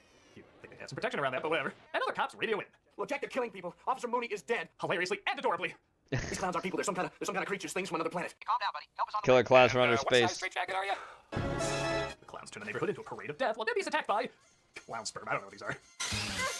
Hey, I'll follow you through. I'll follow you through. I'll follow you through. She fights him off, but we're waiting downstairs. That is my favorite part of the movie. That's pretty funny. Jawbreaker. I love this film allows me to use as a verb. And our heroes try to chase him down to an amusement park. He's in a The park's balloon. closed. I'll have to ask you to leave. What are you gonna do with those pies, I don't know who this boys? is. What are you going to do with those pies, boys? Yes. Please wait for me to get out my monocle before you answer.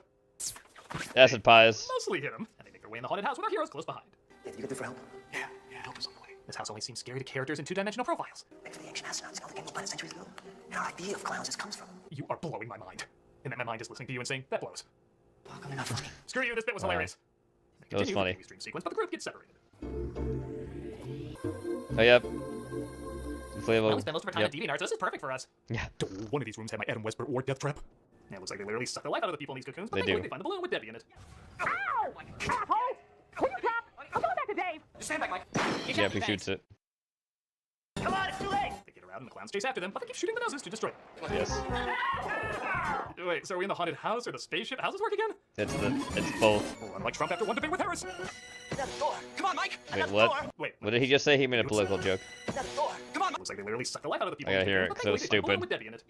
Ow! Asshole! Will you stop? I'm going back to Dave. Just stand back, Mike. You shot me, thanks. He's making political jokes, so he thinks he can. The clowns chase after them, but they keep shooting the noses to destroy them. Wait, so are we in the haunted house or the spaceship? How's this work again? Run like Trump after one debate with Harris. Wow, that's a stupid joke. Trump after one debate. Shut up, Doug, you stupid fucking idiot. Another door. Come on, Mike. Another door. You put this in a Killer Clowns review. I hate you for that too. Wait, that's where I saw that one and I was scared stupid. Did he think she won that? Because it wasn't a win for her, dumb fuck. They convince the clowns that the speaker is their god. I am the great and powerful Jojo. I command you to stop. He does have about as wide a range of expressions as we do. I buy it. There we go, The true Clownzilla. giant clown of the ship arrives. Ronald Rex destroys Rich and Paul in the ice cream machine. Oh, and I was just starting to really not. No, they're not Decides to dead. sacrifice himself, being turned into a G.I. Joe. Ain't that the thing from the end of Tron? Dave manages to kill the clown as everybody escapes, but the ship blows up. However, he gets out in the clown car and... Wait, Yep. what? But I saw you They're guys fine. get blown up in the ice cream truck. But I saw you guys get blown up in the ice cream truck. Oh, that. Oh, we're in the freezer with the ice cream. Yep. Lame. Do you think it's over? No, it's not lame. Ha! Take the remains of Christopher Titus's character in the beginning. I'm not just saying that because I noticed him too late. Joke is amazing and a great one to end on. And that was Killer Clowns from Outer Space. I think it gives you... You want him to review The Whale? Oh, God. It's ridiculous and over the top, but I can see why people still talk about it. Compare it to some low-budget horror films that come out now, and you see with a lot of them, there just isn't the same amount of creativity or passion. They usually find a funny gimmick, make a promotional material behind it, but half the time the movie feels like the last thing they put the money or effort into. And even when they do have the passion a lot of the time, they have. He doesn't know the fact that this was a passion project by the Chiodo brothers. The Chiodo brothers had made Critters and all the other horror movies they made. They love Critters, don't get me wrong, too. But this was a passion project made by them. That's why it's the way it is. They saved up money to do this movie, you dumb fucking idiot. The effects that don't really look like they're there or feel as impressive.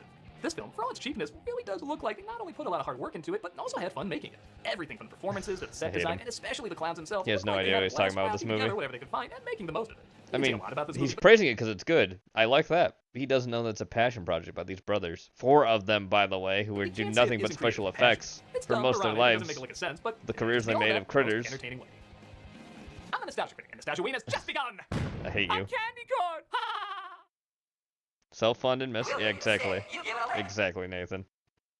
This month for Cameos for Charity, we're doing the Michael J. Fox Foundation. I think most Oh, of you for know the what this one is, shakes? but in case you don't, the Michael J. Fox Foundation is dedicated to finding a cure for Parkinson's disease through an aggressively funded research agenda and to ensuring the development of improved therapies. Good for Michael J. Fox. Moving on. Done with Doug. Don't want to hear him anymore. Time for the booze, and we're done. George Bernard Shaw. Well, folks, summer is officially over. Got Vino. It's the first week of fall, and let me tell you guys something. Coach Vino is 100% here for it. That's right, folks. But don't get me wrong, I love the summer, and we made some delicious summer cocktails here on the channel this year. But the reality is that fall cocktails, well, that's my wheelhouse. And that's why I'm really excited to bring you guys today's cocktail, my first fall cocktail of the season. And it's actually an original, but it's also a riff. It's a riff on the Beneath the Sheets cocktail, which was created by Harry McElhone back in the 1930s. Oh. My riff is called Underneath the Apple Tree. Oh. So I try to stick with the whole risque name there, if you get my drift. I think I do. And it is a fall-themed version of the Beneath the Sheets. Now, I'm a big fan of the Beneath the Sheets cocktail, and I've always wanted to make a little bit of a fall version of it, and lo and behold, I made it. It's delicious, and I cannot wait to share it with you guys, all right? But before I do that, I'm gonna need you guys to go ahead and hit that thumbs up, hit that subscribe button, and that notification bell so you can help Vino feed the hungry algorithm. Feed them Make sure algorithms. you stick around, because we're about to boogie down. We're booging down. All right, folks, let us look at what is in the sauce for my Underneath the Apple Tree. What you got first, cocktail. Vino? Now remember, Let's see all about this is a riff on the Beneath the Sheets cocktail, and so I'm going to go through what exactly I kind of switched out to make it more of a fall theme cocktail. Okay, the original cocktail calls for brandy or cognac, and I'm going to be using apple brandy. Yeah, makes in its sense. place because apple is Yes. the fruit of the fall. I mean, let's be honest, right? So I'm going to do 1 ounce of apple brandy. Now I'm going to be using Laird's straight apple brandy, which is a higher proof apple brandy. And I love the big, bold apple flavors you get from the cocktail, from the spirit. I think it's absolutely fantastic. But if you've got something else like a Calvados or just another kind of, apple brandy, you should absolutely feel free to use that as well, okay?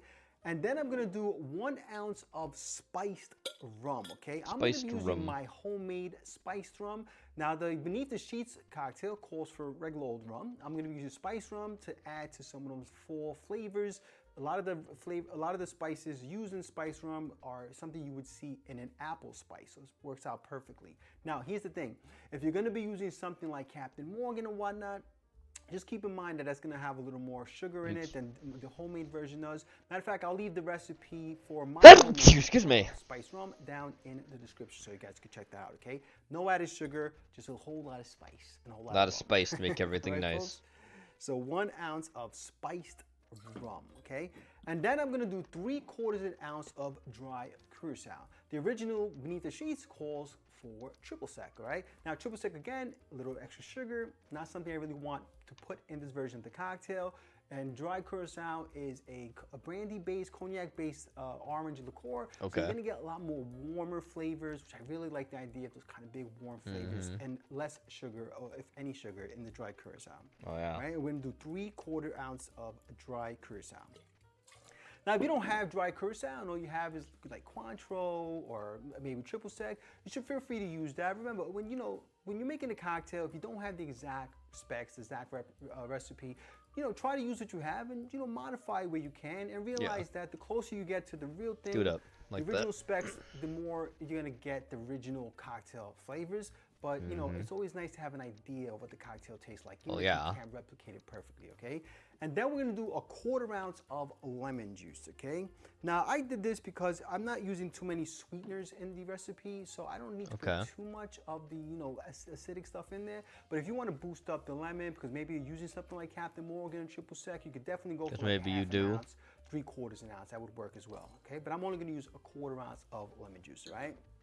And then I am gonna add a little bit of sweetener in there because this is a drier style of cocktail. And I'm gonna add a bar spoon of cinnamon syrup, okay? Now, I love cinnamon syrup. I think, again, it's another great fall flavor. Syrup. And it's gonna really help to brighten up the cocktail a bit, all right? So a little bit of cinnamon syrup, just a bar spoon, you know.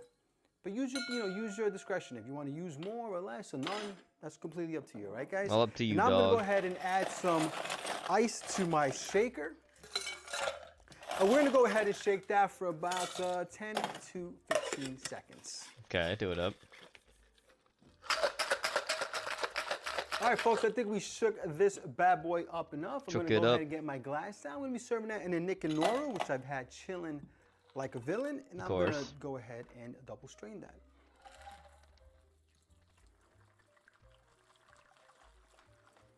So right on the nose, I'm getting those beautiful apple notes, which is just really screaming fall to me. Scream it.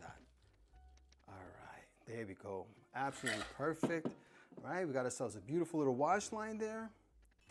Okay, put this to the side, put that to the side. And then I'm just gonna go ahead and garnish that. You don't have to actually, but if you want to, you know, make it a little extra special, you go ahead and garnish that. I'm gonna be using a dehydrated apple here and putting that right on the side there. And there you have it, folks. There it is. My underneath the apple tree cocktail. Look at it, chat. All right, folks, let's go ahead and give our cocktail a sippy sip. All right, I'm going to put the garnish inside there. I'll chew that up a little bit later. Cheers and happy fall to you all. Like I said, right in the nose, you're getting them beautiful apple notes that you get from the Laird's apple brandy, which is really got big, bold apple notes to it.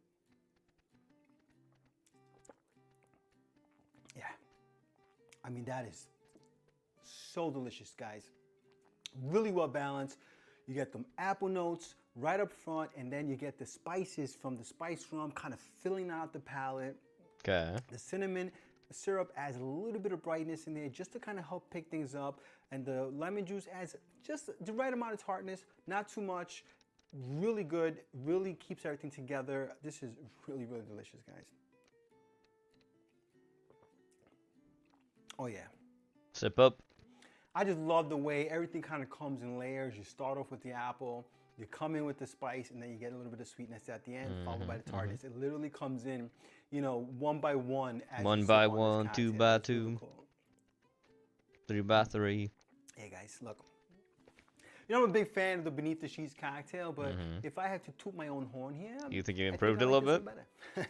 All right, folks, and hopefully you do too, and hopefully you guys give it a try, all right? If you like this video, please press like, please subscribe, and please share with your family and friends. Remember, sharing is caring, and when life gives you lemons, make yourself a cocktail. That's right. Cheers.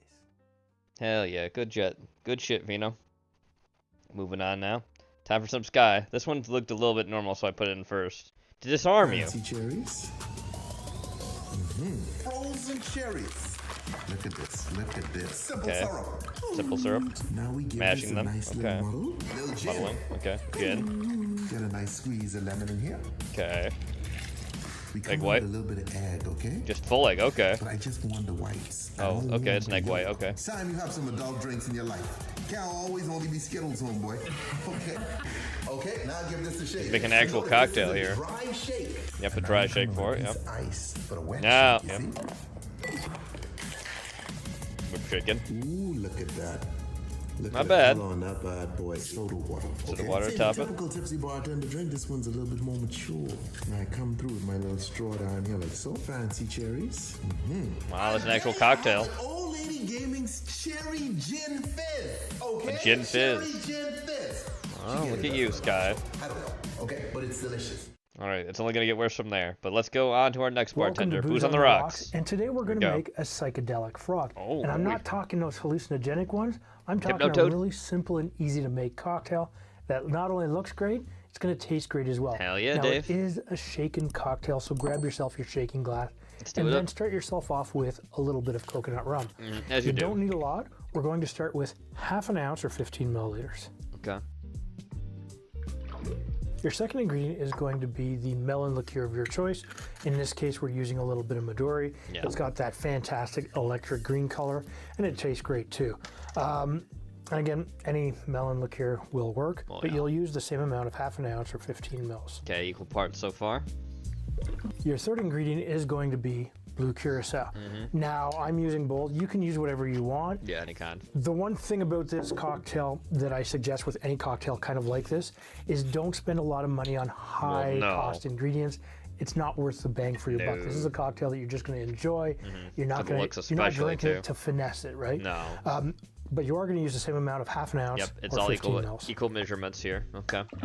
Is the main ingredient going to be like a Now juice we or have a something? nice dark green here, and we're going to kind of muddy the waters a little bit with amaretto. Now what this will do is this will give us some fantastic nutty overtones. It's got Di Serrano I'm using too, some I Di think. Serrano. Yep. Use whatever you can get. We'll use the same amount of Amaretto half is an always ounce, an almond 15 liqueur. mils. Okay, same Your amount. fifth ingredient is going to be orange juice. Okay, orange now, juice. I'm using some navel orange juice. You could use something like mandarin or even a blood orange would work really good. Car would be interesting. It'll wonky the color a little bit, but the flavors would be fantastic. I can't believe I just said wonky. You did. Anyways, you need 2 ounces or 60 milliliters for that. So 2 ounces for that, so it's mostly juice so far. Oh, look at that color though, very vibrant. Your sixth Like it. ingredient, of course, is going to be your pineapple juice. Yep. Now, I'm using a 100% pure pressed pineapple juice, meaning there's no sugar added. Correct. And the good thing about that is you'll get a bunch of the pineapple flavor without added sweetness. Yeah. Now, what we are going to do is add 4 ounces. Whoa, 4 4 ounces of pineapple. Damn, okay. Look at that color The though, next that's step in the very process vibrant. is to shake this with some ice. Yep. As you can tell, this is a fairly large glass. Yeah. This is a 16 ounce, 480 ml pint glass. So what I'm going to do is I'm going to add a good sized scoop of ice directly to my tin here. Shake it up. Make sure that loop. I pour it in. And make sure you have a good seal just so it doesn't spray all over yourself. And then Shake it up. with a smile. Yeah, shake it up. There it goes.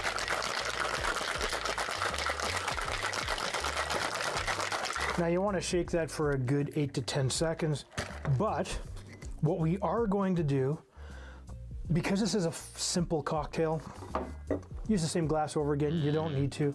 However, we are going to strain this over some fresh ice. Okay. Just fill your glass up. There you go. And of course, use your Hawthorne strainer just to keep it at the old ice. Correct. Very nice. Like Slimer green, actual color green. Now you have a little bit left over. Don't Top worry it. about that Yep. because you can't go wrong with a little more cocktail.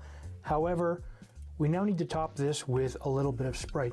Use your favorite lemon lime soda. Doesn't really matter, but you don't I would need use a lot. Tang. We're going to use a splash or about Ting, half an sorry. ounce. The Jamaican one. It's really good. All right.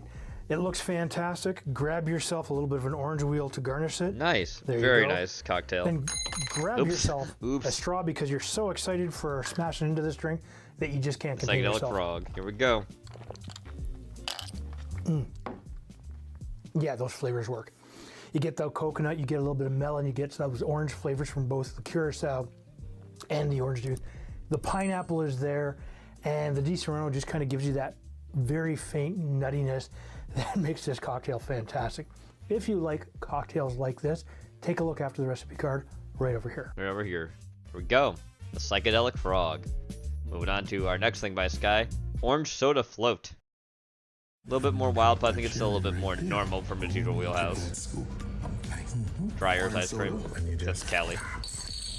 Was that a luchador bottle opener? That's funny. So orange Fanta. Because the thing with sodas, it foams up. All right? I'm thinking of hanging This does anything, yeah. like that. What about booze? Oh, goodness. Booze. We got the booze. Guys. Vodka? I am so sorry. This would have been our first non-alcoholic drink. Wow. You know, we can't allow it to happen. It's an Now, you orange need to go vodka or ahead mandarin and vodka. booze, It's okay? poured in there. On a nice ball. Oh, look at that. Look at that. You see? What a nice ball. It's literally dessert with just the addition of alcohol. Aha. I'm going to drop that cherry right there. Pretty orange peel. Orange zest, excuse me. Orange zest over it. Soda float, homeboy. Delicious, fun, cute. Pure Vita. What's up, bartenders? Let's make another nice fall sipper with mezcal. I know, right, Nathan? Don't worry, the last one's gonna really be it. Let's do it. Starting off with our mezcal, Pure I'm using Vita. Vita. We're gonna do 1 1/3 ounces. Yeah, it's a weird measurement. That is Go weird 1.5 ounces measurement, if you want. I don't think it'll ruin the drink. No. After that, 1/2 ounce of Amaro Averna. You could substitute another Amaro if you want, but try to use Averna if you can. Coffee After that, liqueur. we want coffee liqueur. That's homemade. Check out that recipe. And only 1/3 of an ounce, or you can go half. Honestly, I don't like these weird measurements. Yeah, they are A weird dash measurements. of orange bitters, Okay. and then we're gonna fill our mixing glass with ice and give it a good stir. You can And then we're gonna strain into a Nick and Nora and garnish with an orange peel. Nice. The Pura Vida. So super simple ingredients. No, jungle juice is not a legit cocktail. And nice smoky mezcal and those nice bitter, sweet bitter notes from the Amaro. Bit of coffee coming off, and of course the citrus oils. Yeah. Oh, that's really good. It's warm, it's sweet, little smoky from that mezcal. Yeah. Sounds good though. Oh, this is both this is a good kind of like introductory drink to get into mezcal, but simultaneously to get into Amaros, because the Averna, it is sweet. It's got nice earthy herbal notes, and it's not overly bitter. It is one of the Amaros that is more on the sweet side. And that coffee just brings everything together. Oh, yeah. Oh yeah, I really like this. This is a really good sipper. And all those flavors is very fall appropriate. This is a good one. If you're looking for more Amaro cocktails, check out this video here. If you want just standard fall cocktails, we've got a bunch in this video here. We'll see you in the next one. Very nice. Cheers. Good job, Rob. Moving on. Now here's the last one for Sky. And then we have our last video. Which is long. Coffee cake cocktail. Use a full thing of coffee cake. You call this corn syrup? Now, I come in for the little piece of this right here, right? Yes. Look what he's doing. A little top. You know, ladies and gentlemen, it's been a pleasure. Come in with your clearance. Coffee cake cocktail calls this one. Coconut rum, a touch of Coconut rum. Oh, hit the beach. 1 spice rum, okay? Some Jack Sparrow. 1, 2. Rum chata, okay? Chata. Now we come in with some Kahlua. So this is a pretty rummy drink, right? I can see that. Do a little clip like that, and I get that in there like so. Look at that. You're trying it on, boy. That's right. Yeah, please put a whole piece of cake on the damn thing. This is way too decadent, man. And you put that on the side there like so, okay? I can come over and drop a little bit on the drink, you know? And there you have it, Shayla's coffee cake. It's still not as crazy as he gets, but it's still up there for really decadent. I can only imagine how much they charge you for that. Alright, last video we have after this is going to be a little different, but here we go. Here we go. The Dawn of Tiki. This is by Distinguished Spirits. Hello again. Now I'm showing this because I helped fund this Kickstarter myself too. I did actually contribute to this. It's out now. They actually are showing it at like the film festivals and stuff. And I can't wait for it to have it actually on a real print. When I get it that way, I will probably show it to you guys on Discord. Here's another update on the about Dawn Don of Tiki. Beach. There are a handful of screenings Godfather coming up of in Tiki. October that I wanted to tell you about. I was lucky enough to work on this feature-length documentary all about the creator of Tiki, Don Beach. There he is. The film is a deep dive into Don's life, his careers, his loves, his creativity, his imagination, and his dreams. Don was both a man and a character, and the line between the two was often very blurry. This picture explores all of that. There's footage in it of Don you've never seen. There are stories about Don from the people who knew him that you've never heard. But this I'm movie very isn't interested in this, just by the for way, too. history, tiki, and or cocktail nerds like you and me. It's also an engaging story for the uninitiated. People who don't know anything about Tiki and have never heard of Don Beach. It's such a wild ride. It's fun, it's outrageous, it's unexpectedly moving. It's a crowd-pleasing story. And Don tells part of his story himself. The zombie was a lethal thing. Which is brought to life with some incredible animation. Stop motion. Both stop motion and 2D animation. I can't wait for everyone to be able to see it. Oh, for real. And fingers crossed it'll be available sooner rather than later. But in the meantime, it's playing at some film festivals. Film festivals are like these sneak previews or an industry convention or kind of a soft launch. But luckily, these festivals are open to the public. Yep. The next one is going to be playing in Chagrin Falls, Ohio. Oh boy. Just outside of Cleveland. When It's was playing that? at the Chagrin Valley Little Theater on Friday, October 4th at 7:30 p.m. Yeah, I know. It's really soon. But after that, it's playing on Friday, October 18th at the Melbourne Independent Filmmakers Festival. No, not Down Under. No, it's in Florida. Melbourne, Florida. Yes. Named after the one very in next day, Australia, though. Saturday, October 19th, it's back in the Midwest in Minneapolis for the Twin Cities Film Festival. Wow. Then on Wednesday, October 23rd, it'll be playing at the Newport Beach Film Festival in, you guessed it, Newport Beach, California. Oh, okay.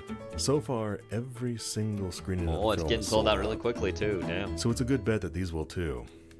If you're Look in at all the Ohio, tiki shirts, Florida, Chad. Minnesota, Look at or all the Southern Hawaiian California, shirts. You'll want to get your tickets ASAP. Yep, get them as soon as possible. Links to all these shows will be If you want to posted go in to the those description things. below. But I mean, like I said, you don't have to And for worry the about it, Ohio Chad, because I'm screenings probably on going to be October showing it 4th, for you. and possibly the Newport screening on October 23rd. So, when it actually comes out, when I'll I get a be at those copy, we're showings. going to watch it. It's going to be fun. Alex Lamb, one of the directors of the film, will be at the There may be Ohio some people in screening I with don't me. like to see because I don't like And the most people likely in general both because directors they're will be at the nut Newport jobs, screening. but it's So not come going out to distract and me see from the the fact film it's with an about enthusiastic Don crowd. Beach and Tiki. All these screenings are still these sneak previews, so it'll be pretty fun that you're going to be one of the first to see it.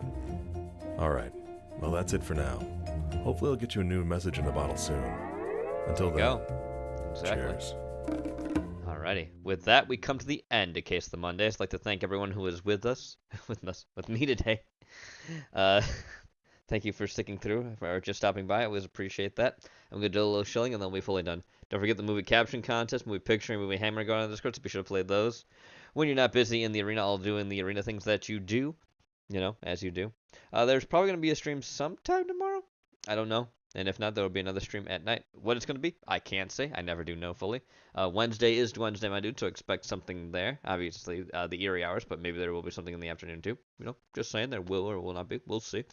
Thursday, it's Porky's Thursday, so he'll have that to do. There may be a stream in the afternoon as well at some point. I can't say. I'm not 100% sure. It's just how it is. But Friday, be sure to stick around for sure on Heretic Network. If you're not over there to subscribe, you should totally do that. If you're here listening to me and aren't there for whatever reason, go subscribe to Heretic Network. Me and Genova do a lot over there. But there will be a Hell on Earth on Friday night at 9. All the shows I do with Genova always tend to be at 9. And Porky will probably be showing his movie on Thursday at 9 as well. All right, everybody. That's all the shilling I really have for you tonight. I hope you all have a good one. Peace. Have a good one.